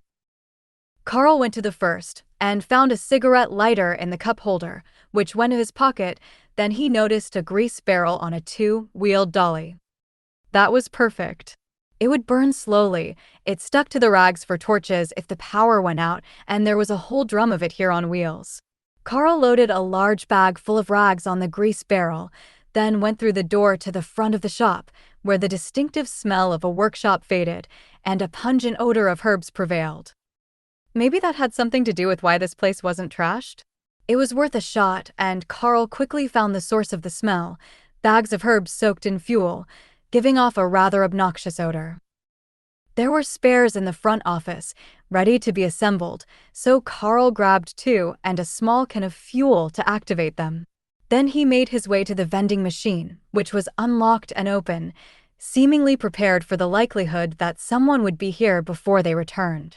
So, he grabbed a few bags of snacks and stuffed them in his coat, just in case they were here all night. "Hey, is anyone here? We're elites from the academy, here to deal with the monster issue," Karl called, just in case someone was hiding in this well-protected shop. There was no answer, and the room was deathly silent, so Karl returned to his work. He needed at least a few long sticks for the torches, and those should be found in the parts department. Any long metal or wooden rod would do, and as luck had it, they stocked cargo bars for securing freight inside trucks. 2 meters long, made of light metal and easy to disassemble to shorten them up a little. They would make great torch bases, so Karl grabbed 4 and brought them to the grease bin along with the scent buckets. There was a large length of chain nearby as well, so Karl added that to his pile of goodies and headed back out the way that he came in, carefully closing the side door so it didn't make a loud noise. Dana's fog was already spreading out from the government building, covering most of a city block and pouring down the streets. Given a few more hours of work, and she would certainly have the whole town covered, making Hawk's work easier this evening. "I've got what we need. Snacks, torch materials, and even a couple of bags of herbs that should get soaked in fuel to keep monsters away." The shop was completely untouched, so I'm pretty sure that they work. We can set them up in the entryway to the building and see if they keep the goblins away for the night, Karl explained. "Perfect. Once I finish with the fog, I will need some sleep, so if you want to rest now, I will wait for Hawk's signal that something is coming. It's going to be a long night," Dana reminded him. "Good point. Hawk's warning should wake me up, but if it doesn't just poke me or something, I'll rest on the couch at the back of the lobby, out of sight of the doors, in case something passes by." He had left the door open a crack, the same as they had found it, and there were only a few lights on in the lobby, but there was still a chance that a monster passing by the door would notice them. "Wait, first put the herb bags where you think they need to be. It will be too late to mask our scent if we do it later in the evening," she reminded him with a grim look. Karl was still hoping for the best, that there wouldn't be anything coming back tonight, but Dana was prepared for the worst, and that was a full goblin tribe arriving to clean out the town tonight, and finding them holed up in this one stone building. The bags were quick to prepare, and the scent rapidly filled the lobby, making Dana's nose twitch in irritation at the pungent odor. But if it kept monsters away from their resting spot, it was a good thing, and they might actually be able to rest until Hawk gave them the signal that something was coming. He was resting in the beast space right now, preparing for his night of activities, but he would come out once Dana was finished with the fog, or the evening approached. Some foods could only be hunted at night, and the windspeed hawks, as a species, had a great sense of when the transitions would be, as that was the point when the nocturnal animals would be active, but groggy and not quite as alert as usual. But he didn't get to sleep that long. Dana woke them both up around 6 in the evening, an hour before sunset, to let them know that the fog was finished, and it extended out past the edge of town. Now, she was going to rest until the attack started, while Karl and Hawk could take over. "You know what to do. Head up into the sky and make sure that nothing is going to sneak up on us. Let me know if you see anything moving out there." The Hawk took off into the afternoon sky, making a larger loop around the town to see if there was anything approaching, while watching for anything that might take the opportunity of the fog to move about. He was pretty sure that he hadn't missed anything during the day, but there were always ways to hide from him, so maybe like a mouse in a hole there were hiding monsters in the town just waiting to come out. He had gone 10 kilometers out, moving in a spiral pattern as he circled the town, when he found what they were waiting for. "I found it. A whole bunch of goblins are headed to the town now. They're just putting out their fires and starting to move. Do you want me to follow them? He asked. Karl frowned. That was close to the worst-case scenario that they had imagined when they prepared for the evening. Keep tabs on them, but make sure that is the only thing coming our way. We can likely deal with a pack of goblins, but if there is something stronger than a common monster, we could be in trouble, he replied. Karl had an impression of where Hawk was in relation to himself, so he knew that goblins weren't too close to the town yet, and he had some time before they arrived, but not enough that he could count on making any real fortifications. What he should do was call the academy and make sure that this was part of the plan. Since they didn't know if the teachers were aware the town was empty when they were sent, it would be best to make sure. All he had to do was find the academy's phone number somewhere, assuming that it was even listed. Contacting the elites wasn't something that a regular person could just do casually, so the number might not be easily available even with the computer here in the lobby. They should have most of an hour before the goblins reached the town, so he would wake Dana up in half an hour to get freshened up and have something to eat before the fighting started. The goblins are splitting up. They will be going all over town, but not in a big pack. Hawk did his best to explain the situation as the goblins got closer to the town's low wall. All right, you can start working once they are in the fog and separated. Just don't get hurt. I will wake Dana now, Karl replied. He gently shook the mage awake and gestured toward the break room in the back of the lobby. There are washrooms back there, if you want to get clean and grab a drink before the fight starts, he whispered. How long do we have? Karl listened to Hawk's running updates and did his best to calculate. I would say about 5 minutes until they're actually in town and 15 or 20 before they reach this side of town. They're about to reach the outer fog now, and they have slowed to a slow walk as they search. Dana disappeared into the back room and came back a few minutes later with a lunchbox in each hand. They're still good. Or at least they smell like it. They were in the break room fridge, but I'm sure that whoever's lunch this was will forgive us. Do you know the academy phone number or how to find it? We should probably call them to make sure this is part of the plan, Karl suggested as he finished the container of leftover spaghetti and the 2 sandwiches. Whoever brought this had a serious appetite. I can try finding it, but I'm not sure that it's a public number. Let me know if anything is getting close. Dana agreed. She sat at the computer to search for the academy's contact information, and Karl moved to watch the outside of the building on the monitor at the other desk. There were only a few security cameras, but they circled the building, and there was an extra one at the entrance. Wait, we forgot to check the other doors. Give me 1 minute, and I will make sure that none of the side doors are unlocked. Karl hissed as he realized that they had missed an important step in securing their base. There was only one other exterior door, a fire exit at the back of the lobby, but when Karl reached it, he realized that it wasn't and couldn't be locked. But he had some supplies, so there was a chance to barricade the door. He went back to the front and got one of the cargo securement bars and the length of chain he had taken from the auto repair shop. The bar could be set across the hallway, and the chain looped around it and through the handle on the door. The hooks on either end of the chain would hold it in place, and the handle looked solid enough, bolted through the thick metal fire door. Karl didn't know for sure how strong a goblin was, but there was no chance that he would be able to pull that door open, even if he had someone along to help him. It took a few tries to get the bar in the right spot across the hallway walls, but once he had the chain pulled tight, the door was very secure, and they no longer had to worry too much about anything sneaking in behind them. They're in the fog. I will start to eliminate the goblins now, Hawk reported. They're in town. Hawk is starting to work now, but we've got a bit before they reach this side of the city. They're probably going to try to loot the houses as they go, so it might take quite a while before they reach us, Karl whispered. They're not all stopping. A bunch of them are running further into town through the fog. They could be near you soon. Do I scout or do I hunt? Hawk asked. They're not doing a methodical search. They're spreading all over town and coming our way.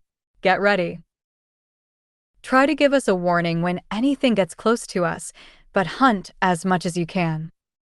Karl checked the placement of the scent bags in the lobby, making sure they were going to fill the room to deter goblins, then put another one out in the back near the lunchroom, in case they had to retreat.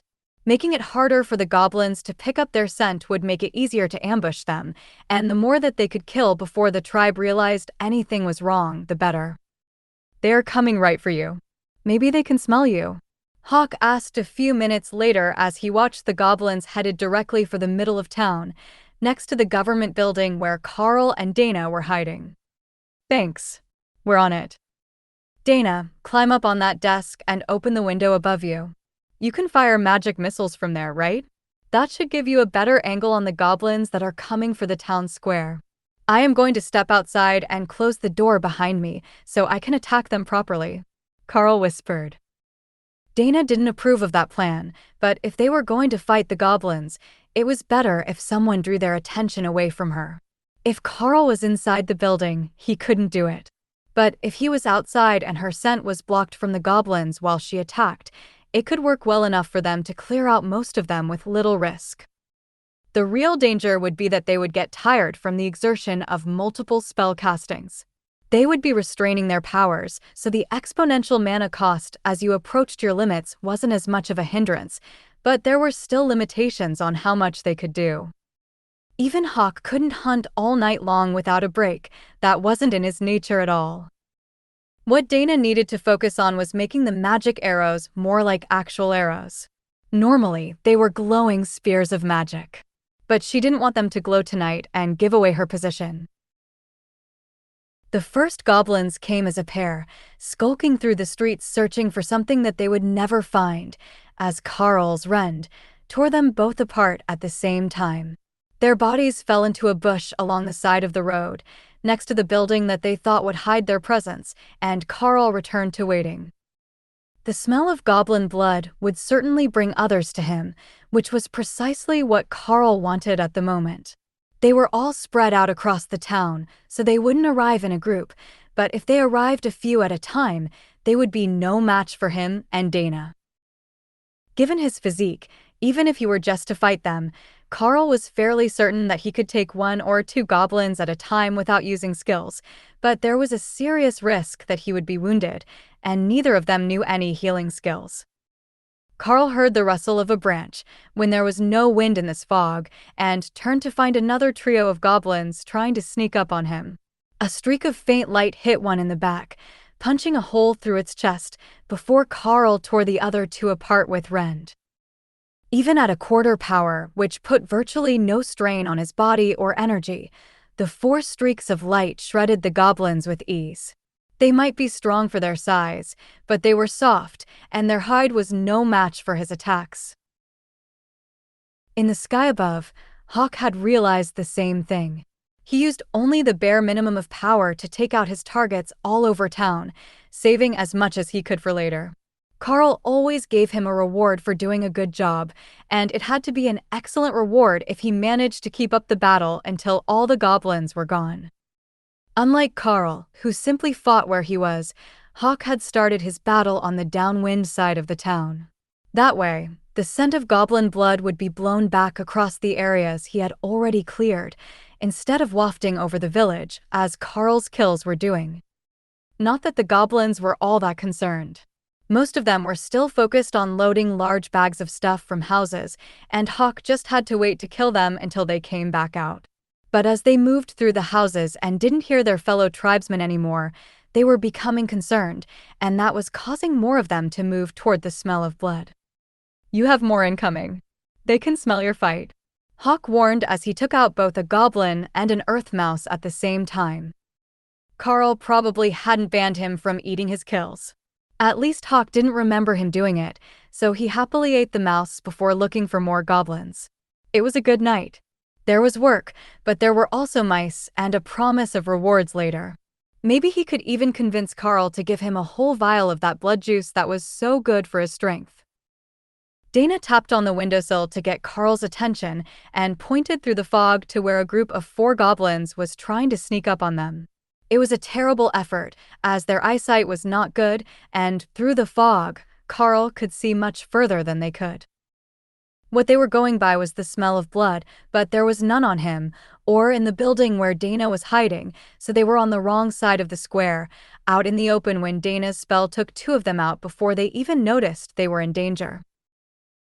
Karl was about to attack when instinct told him to move, and he sidestepped while turning, barely avoiding being hit by a flying dart fired from a goblin blowgun.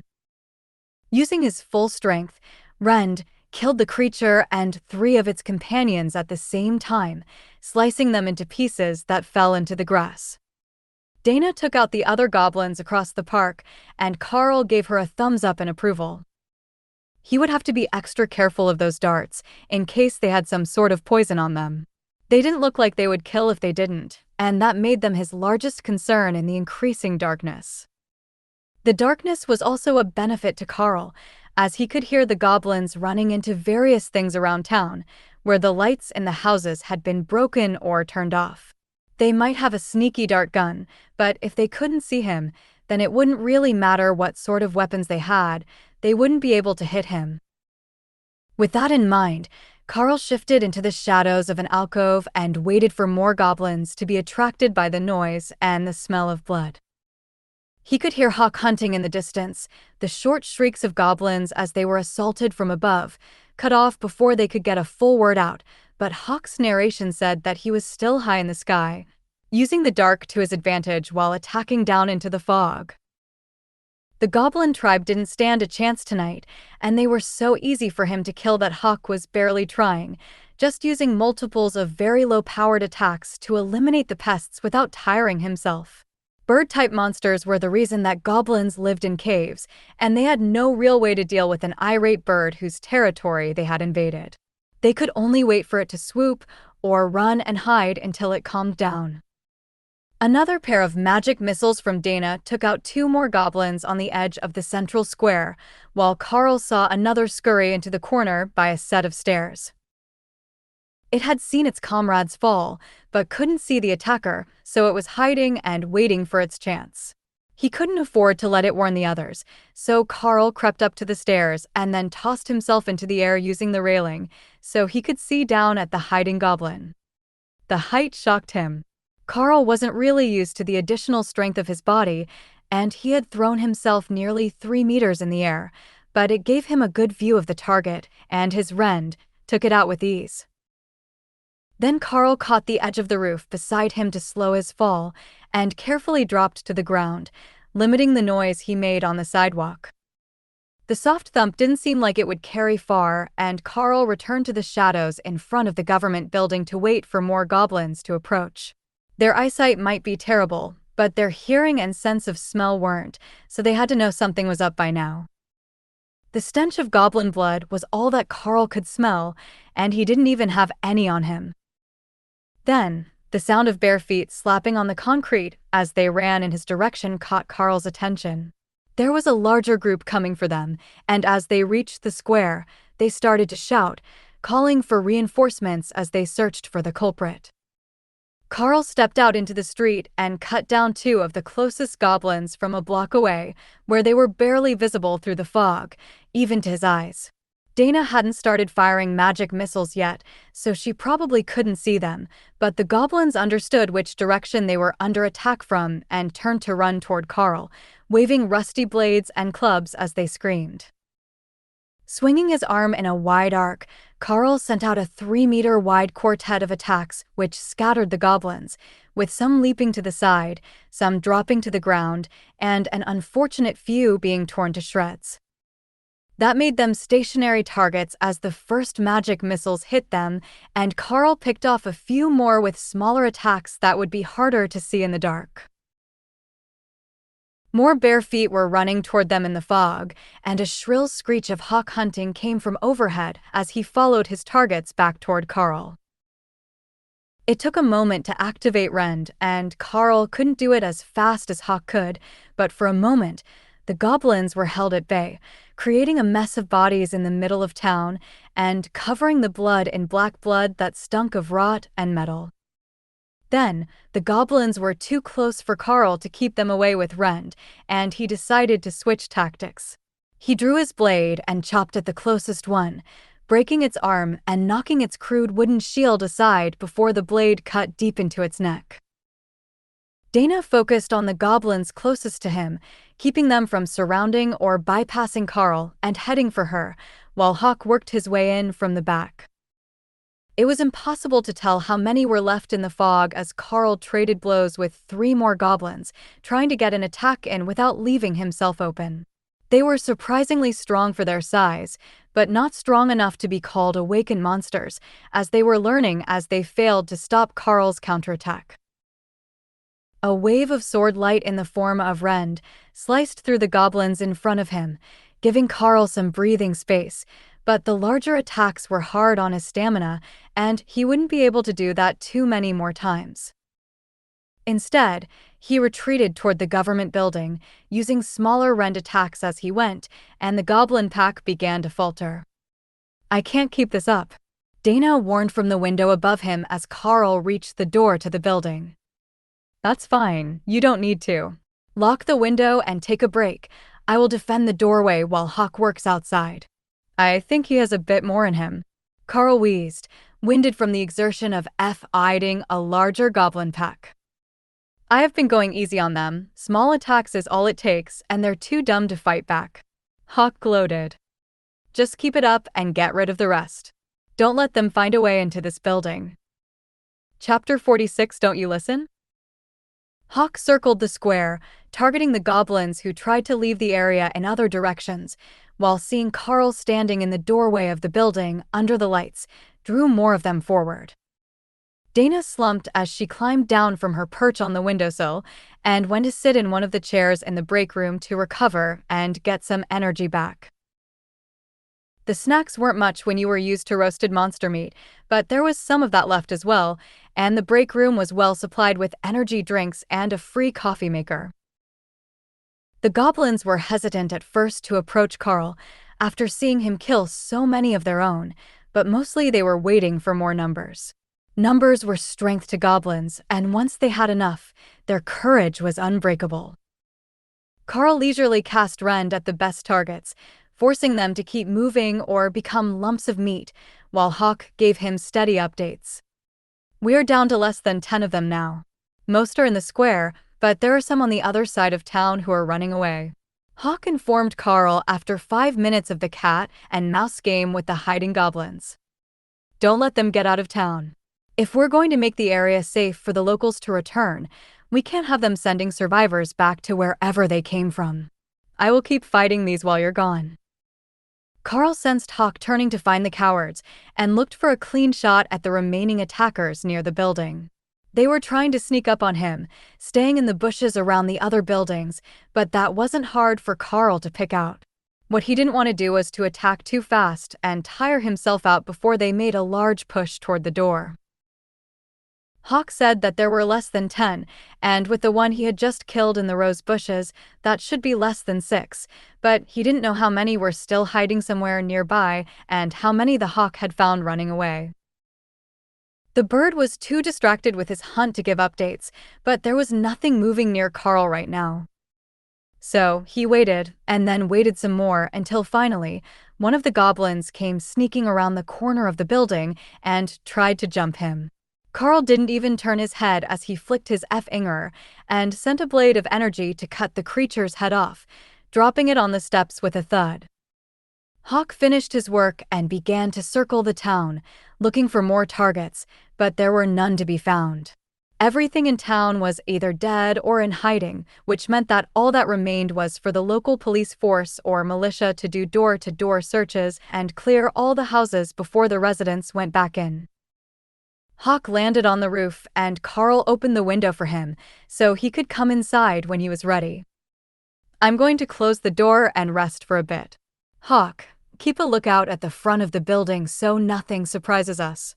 Dana will switch with you in an hour or two."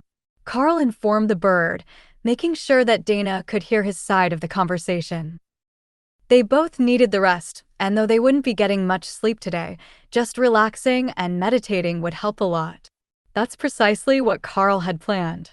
Some roasted monster meat to get the energy flowing through his body, and then meditation to refill his and Hawk's energy storage. With a bit of luck, they would feel refreshed again in a few hours, and they would be ready to face the next day after calling someone to come find them. For the next hour, Karl rested and meditated, regaining most of the energy that he had burned through, while Dana did the same. Then they both got up to check in with Hawk and make sure that nothing had been happening around town. Make one more flyover of the place, and if there isn't anything changed from last time, you can return to the beast space and sleep for the rest of the night. I think that we've gotten through most of the threat now, and I will take care of getting us back to the academy in the morning," Karl informed his feathered partner. Hawk flew off, making his rounds over the town, while Dana went to search the computers in the office to find a useful phone number, and Karl guarded the door. "I've got something. There is a government emergency line here, direct dial red phone. Do you want to make the call, or should I?" she asked. "You can make the call. Let them know that we're students sent out on a mission. The town appears to be clear, and that we could use a ride back to the academy." Karl listened to the one-sided conversation and tried not to laugh as Dana struggled to get anyone to believe her. "No, we are students from the academy sent here to clear the monster infestation. Of course, I know the town has been overrun, and it was evacuated. That's why we're here. We are elites from the academy." "Yes. No. Let me try this again. Sergeant Rita and Professor Mills sent us here on a mission, using a transport spell. We have finished clearing out the goblin tribe, and we need a ride back. Just contact the academy.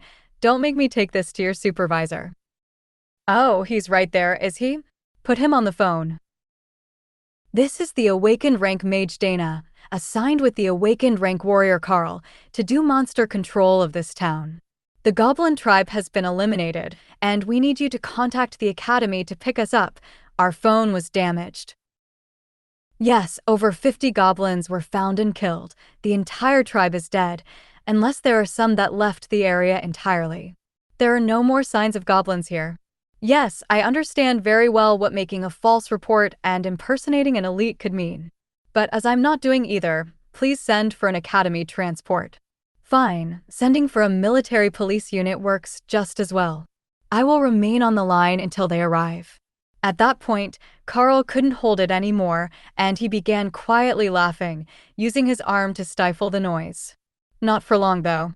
The sound of helicopters in the air alerted Hawk to incoming visitors only a few minutes later. "Return to the beast space. I don't want any misunderstandings." "They're all idiots, and they're not listening to Dana," Karl instructed. "At least it will be light soon, so they won't be dumb and blind," Hawk replied. Dana sighed over the phone and dissipated the fog so that the helicopter could see to land. "Yes, I know there is an unnatural fog here. I created it and I am dissipating it now. They will be able to land in under a minute," she was explaining over the phone. "I will send Karl out to flag them down with a torch. That should be pretty recognizable, right?" "Yes, we prepared for a power outage, should the monsters be smart enough to cut the main power. You're not all that bright either, but you're right here on the phone with me, aren't you? Don't underestimate the monsters." Karl laughed as he grabbed a pole and tied a rag around it, then dunked it in the grease and lit it up. The torch created a bright flame with thick black smoke as the excess grease burned, but it was impossible to miss in the rapidly thinning fog. The helicopter didn't land. It just dropped a group of ropes, and a team of men in black uniforms with rifles in hand dropped into the town square and formed a defensive ring. They seemed a bit too paranoid by Karl's estimation. They should have been informed that the threat was already gone, but they seemed to take their jobs very seriously. "Academy warrior Karl?" the team leader shouted over the noise of the helicopter. "That's me. The helicopter can land over there. We already cleared the town, so there shouldn't be any more goblins here," Karl shouted back. Instead of landing, the helicopter moved to a higher altitude and away from the landing zone, flying in a circle around the town, presumably looking for more threats. "Let's get you to safety." "Where's the mage?" the team leader asked. "Inside. But as I've told you, it's already safe. Look around you. There are no more living goblins," Karl repeated. The team leader hustled him back inside, but most of the team remained outside the building, searching the square, which was covered in dead goblins from an evening of battle. I need you to put your index finger on the scanner for me. The team leader insisted, and Karl complied, scanning his identity the same way he had 1,000 times before, clocking in and out of the mines for his after-school shifts. Identity verified. Golden Divine Academy elite student, Karl. Awakened ranking assessment under review pending formal exam. The man looked between his identity scanner and Karl, then at Dana and back again with a surprised expression. See, we told the guy on the phone what was happening, but it looks like nobody actually believed it. You are welcome to explore the town, though. It will still need to be swept to make sure that there isn't anything hiding in the houses that we didn't detect, and someone will have to clean up all the goblin bodies in the streets. I'm reasonably sure that's not part of our job description. Karl explained. There are more coming. We were scrambled in advance from the base when we got the report that there were some kids pretending to be elites in the town, but they were already scheduled to be dispatched here to clear the village and find the goblins. It should be 200 men, so they can scour a town this size on their own. Now that we have determined that you two are who you say you are, is there any coffee? The team leader replied. Right here. There is a free coffee maker in the lunchroom. We weren't sent with overnight supplies, so we owe a couple of people for a lunch, but other than that, everything in the building is still mostly intact. Karl informed him with a smile. Oh, that's an easy fix. You don't have them yet as you're still students, but once you graduate you'll get a code generator app for your phones. Just write out the redemption code for anything that you need to use in the line of service, and they can apply for reimbursement from the government. I will put in for it today. It will make their overall damage claim easier to process with one pre-approval code in place. The team leader grabbed a couple of napkins from the counter and wrote down a string of numbers and letters on each of them before stuffing them into the empty lunchboxes. Then Dana put them back in the fridge where they found them, and the rest of the team started to enter the building. Sir, the area is clear. No sign of life anywhere in the area. We will secure the building now. One of the soldiers informed them in an extra serious tone. You can relax, they're real elites from the academy, not kids playing pretend where they shouldn't be. I'm not sure why we didn't get the message, but when they say that they killed off the goblins, I believe them. The team leader informed his men, who began removing their face masks and lining up at the coffee machine. Best news I've heard all day. I can't believe we got chased out of bed at 5 in the morning because some pencil pusher didn't know what to do with academy elites who don't have an authorization code yet. One of the men grumbled. The team leader set his mug down and nodded in agreement. You have to understand, they're minimum wage assistants. The ones who answer the phone, that is. They live off the minimum subsidy for elites and answer the phones at the call center for elites and government officials, but they're not elites themselves. They don't have much else, so they like to go on a power trip at work. Just give them your student ID number the next time they ask, and it will automatically transfer you to one of us. Their job is to deal with local bureaucrats requesting assistance, but when we call, they're just the receptionist. I'm assuming that the two of you are starting your final year, preparing to go into the military. The team leader asked. Actually, we're in our first year, and they were preparing her to become an idol. We are both in the practical skills special class, since we're a bit ahead of most, and they sent us here for training without any explanation. I would assume that they thought that there was still someone here to greet us, since the town was evacuated only a few hours before our arrival, but it is what it is. The situation is dealt with now. The Special Forces team all turned to look at Dana with smirks on their faces. Oh, they're preparing for the next Archmage, are they? An idol's career is notoriously short, and her attitude is shit, so they're going to have to replace her sooner than expected. Don't get me wrong, her power is top-notch, and she will be one of the top elites for a long time, but as an idol, you can't be that horrible to your fans forever. One of the Special Forces team members laughed. Does everyone just know everyone then? Dana asked as the soldiers laughed. Well, there is only one academy for the elite students, you see. Other than the team leader, who is a bit older, We're all about the same age, so we were in school together. Once you're through the first year of crammed classes, you'll find that there is a lot of time to socialize and get to know each other. The most popular people in school become famous outside school as well, and there are only 100 or so of US per year who graduate at Ascended or higher. You're both reaching Awakened in your first year, so you're almost guaranteed to be part of that group, and you will know a lot of soon-to-be famous people. That's just how it is as an elite. That made sense. Only one rank above Ascended was Commander, and they were the sort of powerful people that everyone in their hometown would know by name. Either because they became politicians, or because they were so fantastically wealthy that they owned half the town. The lithium mines had a commander rank warrior who took the experimental treatments during development of the serum as the mayor, but most towns only had a few elites stationed there for security. Between the government stipend for powerful elites and their connections, it wasn't hard for them to get wealthy in only a few years and live in luxury wherever they had been stationed.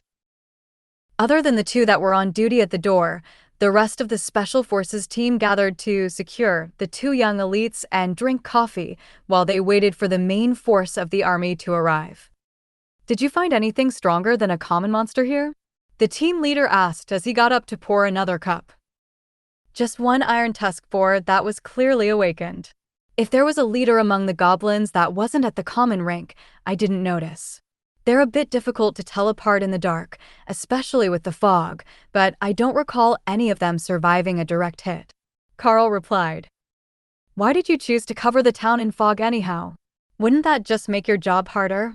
one of the Special Forces team members asked. "Not really.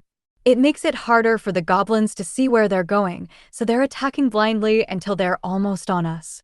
But I've got a hawk as part of my class skills, and he's great at hunting in the fog. You see, if it stays close to the ground, he can see down into it while they are looking forward and unable to see much," Karl explained. "Oh, so it is like the druids that have an animal companion instead of a beast form?" one of the others asked. "Sort of. It's a wind speed hawk, and he's just made awakened rank." "An actual magical beast, not just a hawk? Now we're talking. That would explain your confidence in hunting in the dark. Those things are a menace." The man grumbled, remembering a time when his team was attacked by one. They all sat and waited until the team's radios announced that the trucks were reaching the town limits and the army was spreading out to do a full search of the town. Well, that's the end to happy fun time. They will want us all on standby in case they find something. They've got rifles, but they're not elites, so they will call for us if they find anything more than a lone injured goblin, the team leader explained. Then he led them all out into the open area in front of the building, what Karl had deemed to be the town square, which he now realized was actually used as an open-air market, but all the stalls had been packed away until its next open day. Today was Sunday, the usual off day for most laborers, so it would have likely been opened if there were anyone left in town. But the empty space had made it much easier to fight last night and eliminated most of the good hiding spots for the goblins to sneak up on them. More goblin corpses here. Requesting sanitary cleanup. Goblin cleanup at 6th and Main as well. And at 7th and Main. Karl smirked as the reports of bodies strewn all over town came in, and the Special Forces team tried not to laugh. "You really did just set a wind speed hawk loose in the fog, didn't you? There are dozens of them here, which makes sense for two elites fighting together, but there are random bodies all over town, one at a time. You would have to be pretty sneaky to get them like that without alerting the others." The team leader commended them. It was an excellent tactic. With Dana's fog, not only didn't they see Hawk, they didn't see the bodies of their tribesmen either, so they just kept doing what they were doing until he had time to get to them. A few minutes later, the command vehicle, an armored sedan car, reached the center of town and promptly ran over a goblin corpse, spreading the stinking blood all over the undercarriage. "I hope they don't want us to get in that. The smell is going to linger for days," Dana muttered. "Don't worry about that. You will be returning with us to the academy. I already sent for approval from your teachers," the team leader whispered. A sharply dressed officer in his formal uniform stepped from the sedan car with a grimace on his face for the smell of dead goblin that his driver had just run over. Greetings, it is a pleasure to meet you both on your debut mission. I am Base Commander Colonel Ryan, in charge of the purge of the town today. He greeted them, sounding much more enthusiastic and less professional than either Karl or Dana had expected. Greetings, Colonel Ryan, but this isn't our debut mission. This was a training mission from the Academy. We're not up for graduation this year. Dana replied with a sweet smile that seemed to relax the officer even more. Not a debut mission? Well then, I guess there is no need to plead for tickets to your inaugural event. But to have sent just the two of you for an incident of this magnitude is incredible. To think that a pair of elites in training could be this powerful. He gushed. Karl didn't miss how the Special Forces team all rolled their eyes at his flattery, but with the enhanced peripheral vision, he didn't have to turn his head to see them clearly, so the man didn't notice that Karl's attention wasn't on him. I have 200 men scanning the town now in pairs. They shouldn't take long to do a door-to-door sweep and search every home. Then we can return to the base to wait for one of the older elites to come pick you up. The base commander informed them. Sorry, Colonel. There are already arrangements in place to bring them back with our team. We will be extracting them to the Academy as soon as we have verified that the mission is complete and the town is safe for residents to return to. Unfortunately, there will be no time for photo shoots or any publicity events this time, but I'm sure you understand. Security is paramount for the Academy, after all. That was when Karl realized what the colonel was after. He was trying to make friends among the younger elites, networking to expand his connections in the future. It was probably part of his job as a base commander to be in the know about everything that was happening at higher levels, but it was a bit strange for both Karl and Dana for someone with that sort of influence to have an interest in them. With so many soldiers moving through the town, it almost felt like things were getting back to normal. There were people in the streets, hurrying about their business, workers with wheelbarrows cleaning up. Even a fire truck had been pressed into service to clean the streets of goblin blood, as the stench was becoming unbearable in the sun. But in the minds of the common soldiers, it only reinforced how terrifying the elites were. These two were still students, and already they were tearing through entire goblin tribes that would have taken their whole unit to safely deal with. Everywhere they went, there were more goblin bodies, and even Karl hadn't bothered counting how many of them Hawk had dealt with since they arrived here. All that really mattered was the number that were still alive, and when they could be finished with this assignment and go home to a proper meal. In the distance, at the town's garbage dump, a filthy fire was sending thick black smoke into the air as the soldiers used diesel fuel to ignite the bodies of the goblins, purging them so they wouldn't spread disease through the area, and eliminating the worst of the evidence that monsters had actually overrun the town. From what Karl could hear on the radio in the base commander's car, they were instructed to clean up as much as possible so that the residents would feel safer when they returned, as if the disaster had been mostly prevented, not dealt with after the fact. It was one of the small political niceties that helped the people feel confident that they were being looked after, and in this case, it could have been much worse. If they had waited for the army, the goblins would have looted the majority of the houses and caused massive amounts of property damage during the overnight hours. The Special Forces team leader observed the progress with satisfaction. They will send a cleaning crew through in the afternoon, as it appears that the town really has been cleansed, but the soldiers will remain for most of the week, just in case. We can start getting ready to head back. Was there anything else that you wanted to make a note of before we leave? Yes, these herb packs, I want to either know what is in them, or bring one with me to analyze at the Academy. They seem to be an effective monster repellent, and it kept the goblins from trying to go straight for us in the government building. Karl noted. The team leader opened the bag in question, sniffed, and then nodded. I have the recipe for this. It's a pretty common pest deterrent, but the herbs for it only grow in a few areas of the country, this being one of them. I didn't know that it would work for goblins, but it works very well on insect-type monsters, as well as regular bugs. The local mosquito repellent deterred goblins?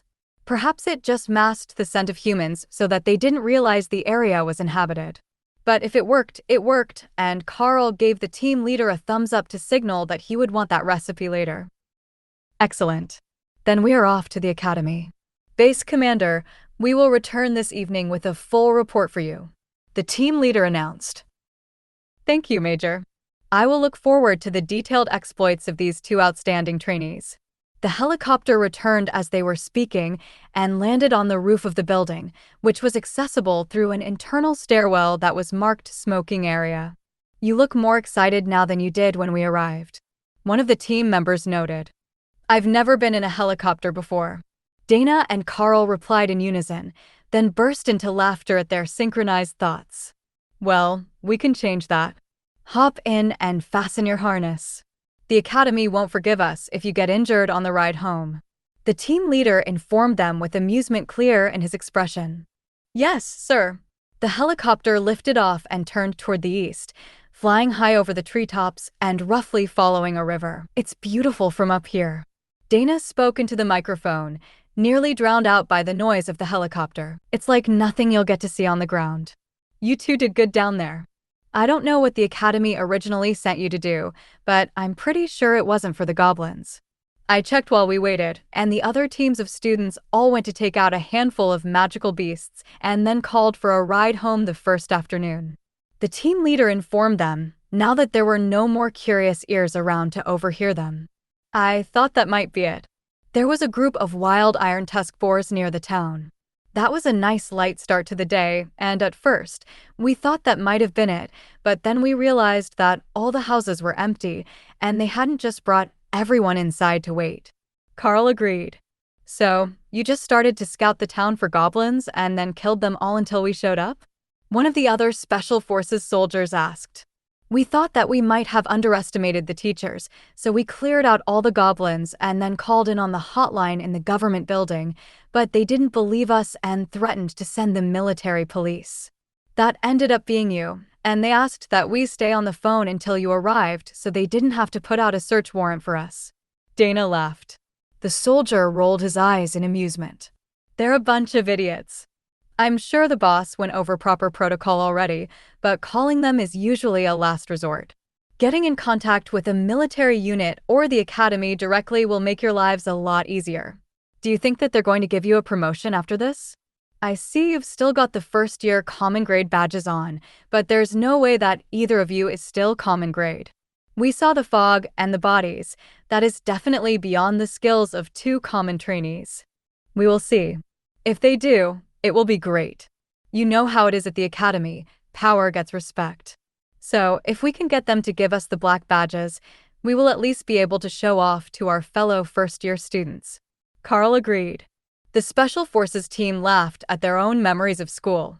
They were also among the first to advance, so they knew very well that there were plenty of social benefits that couldn't really be quantified about being the first with the black badges. Then later, when you moved up to the Bronze Ascended badge, usually in your second year, you were among the real powerhouses. With the body enhancements of the warrior classes, Ascended rank brought about huge changes to their physique, and it was at that point when they could be called truly superhuman. Karl could already jump up onto the roof of a single-story house, but that was still plausible by elite standards. When you could throw someone over the house, then you were getting into the feats associated with the Ascended. We're not far from the academy now. It will be about another half an hour before we arrive, but you should prepare yourself for a lot of questions from the students. It is the off day today, and you're returning in a Special Forces helicopter. I wouldn't call that subtle, so your friends will want to know what you were up to. The pilot laughed as he gestured to a spot in the distance that should be the academy. The helicopter wasn't flying particularly fast, and the side doors were open, allowing the team members to let their legs dangle out the side while they were held in by a safety lanyard. Normally, that would be concerning, but Karl had seen them rappel down ropes from that same position, so it couldn't be too dangerous, no matter what it looked like. As they got closer to the academy, they could see all the students out in the yard relaxing and studying, and Karl could see all the heads turn as they noticed the sound of an incoming helicopter. It wasn't the sort of noise that you would hear every day, so it attracted a lot of attention, especially when it started to set down on the helipad next to the main building. The doors were open, so everyone could make out the two white and gold student uniforms among the dark green Special Forces outfits, and the innate need to know all the school's gossip kicked in. The teachers should be out here soon. They want a statement from you on what happened during the mission, so I wouldn't count on keeping your day off. The pilot informed them as the rotors began to slow to an idle. Yeah, I was afraid that would happen. But hey, if you guys put in the good word for us, maybe we can get those black badges right away. Karl joked. The men at the door unhooked themselves and stepped down to offer a hand to Karl and Dana as they exited the aircraft, while Sergeant Rita and two teachers that Karl didn't recognize were jogging across the field toward the helipad. It looks like we're in for it right away. Sergeant Rita is my personal tutor, Karl informed the team member beside him. She's not all bad. But if I recall, she really loved her physical fitness, so as her student, it might be difficult to see. The man joked. She is pretty good, honestly. But I've got a class that nobody has seen before, so she's always pushing for every bit of new information. This report will be a long one, Karl explained. Dana seemed to recognize the other two teachers, so they must be from the mage classes, and they were gesturing for everyone to come meet them, not just Karl and Dana.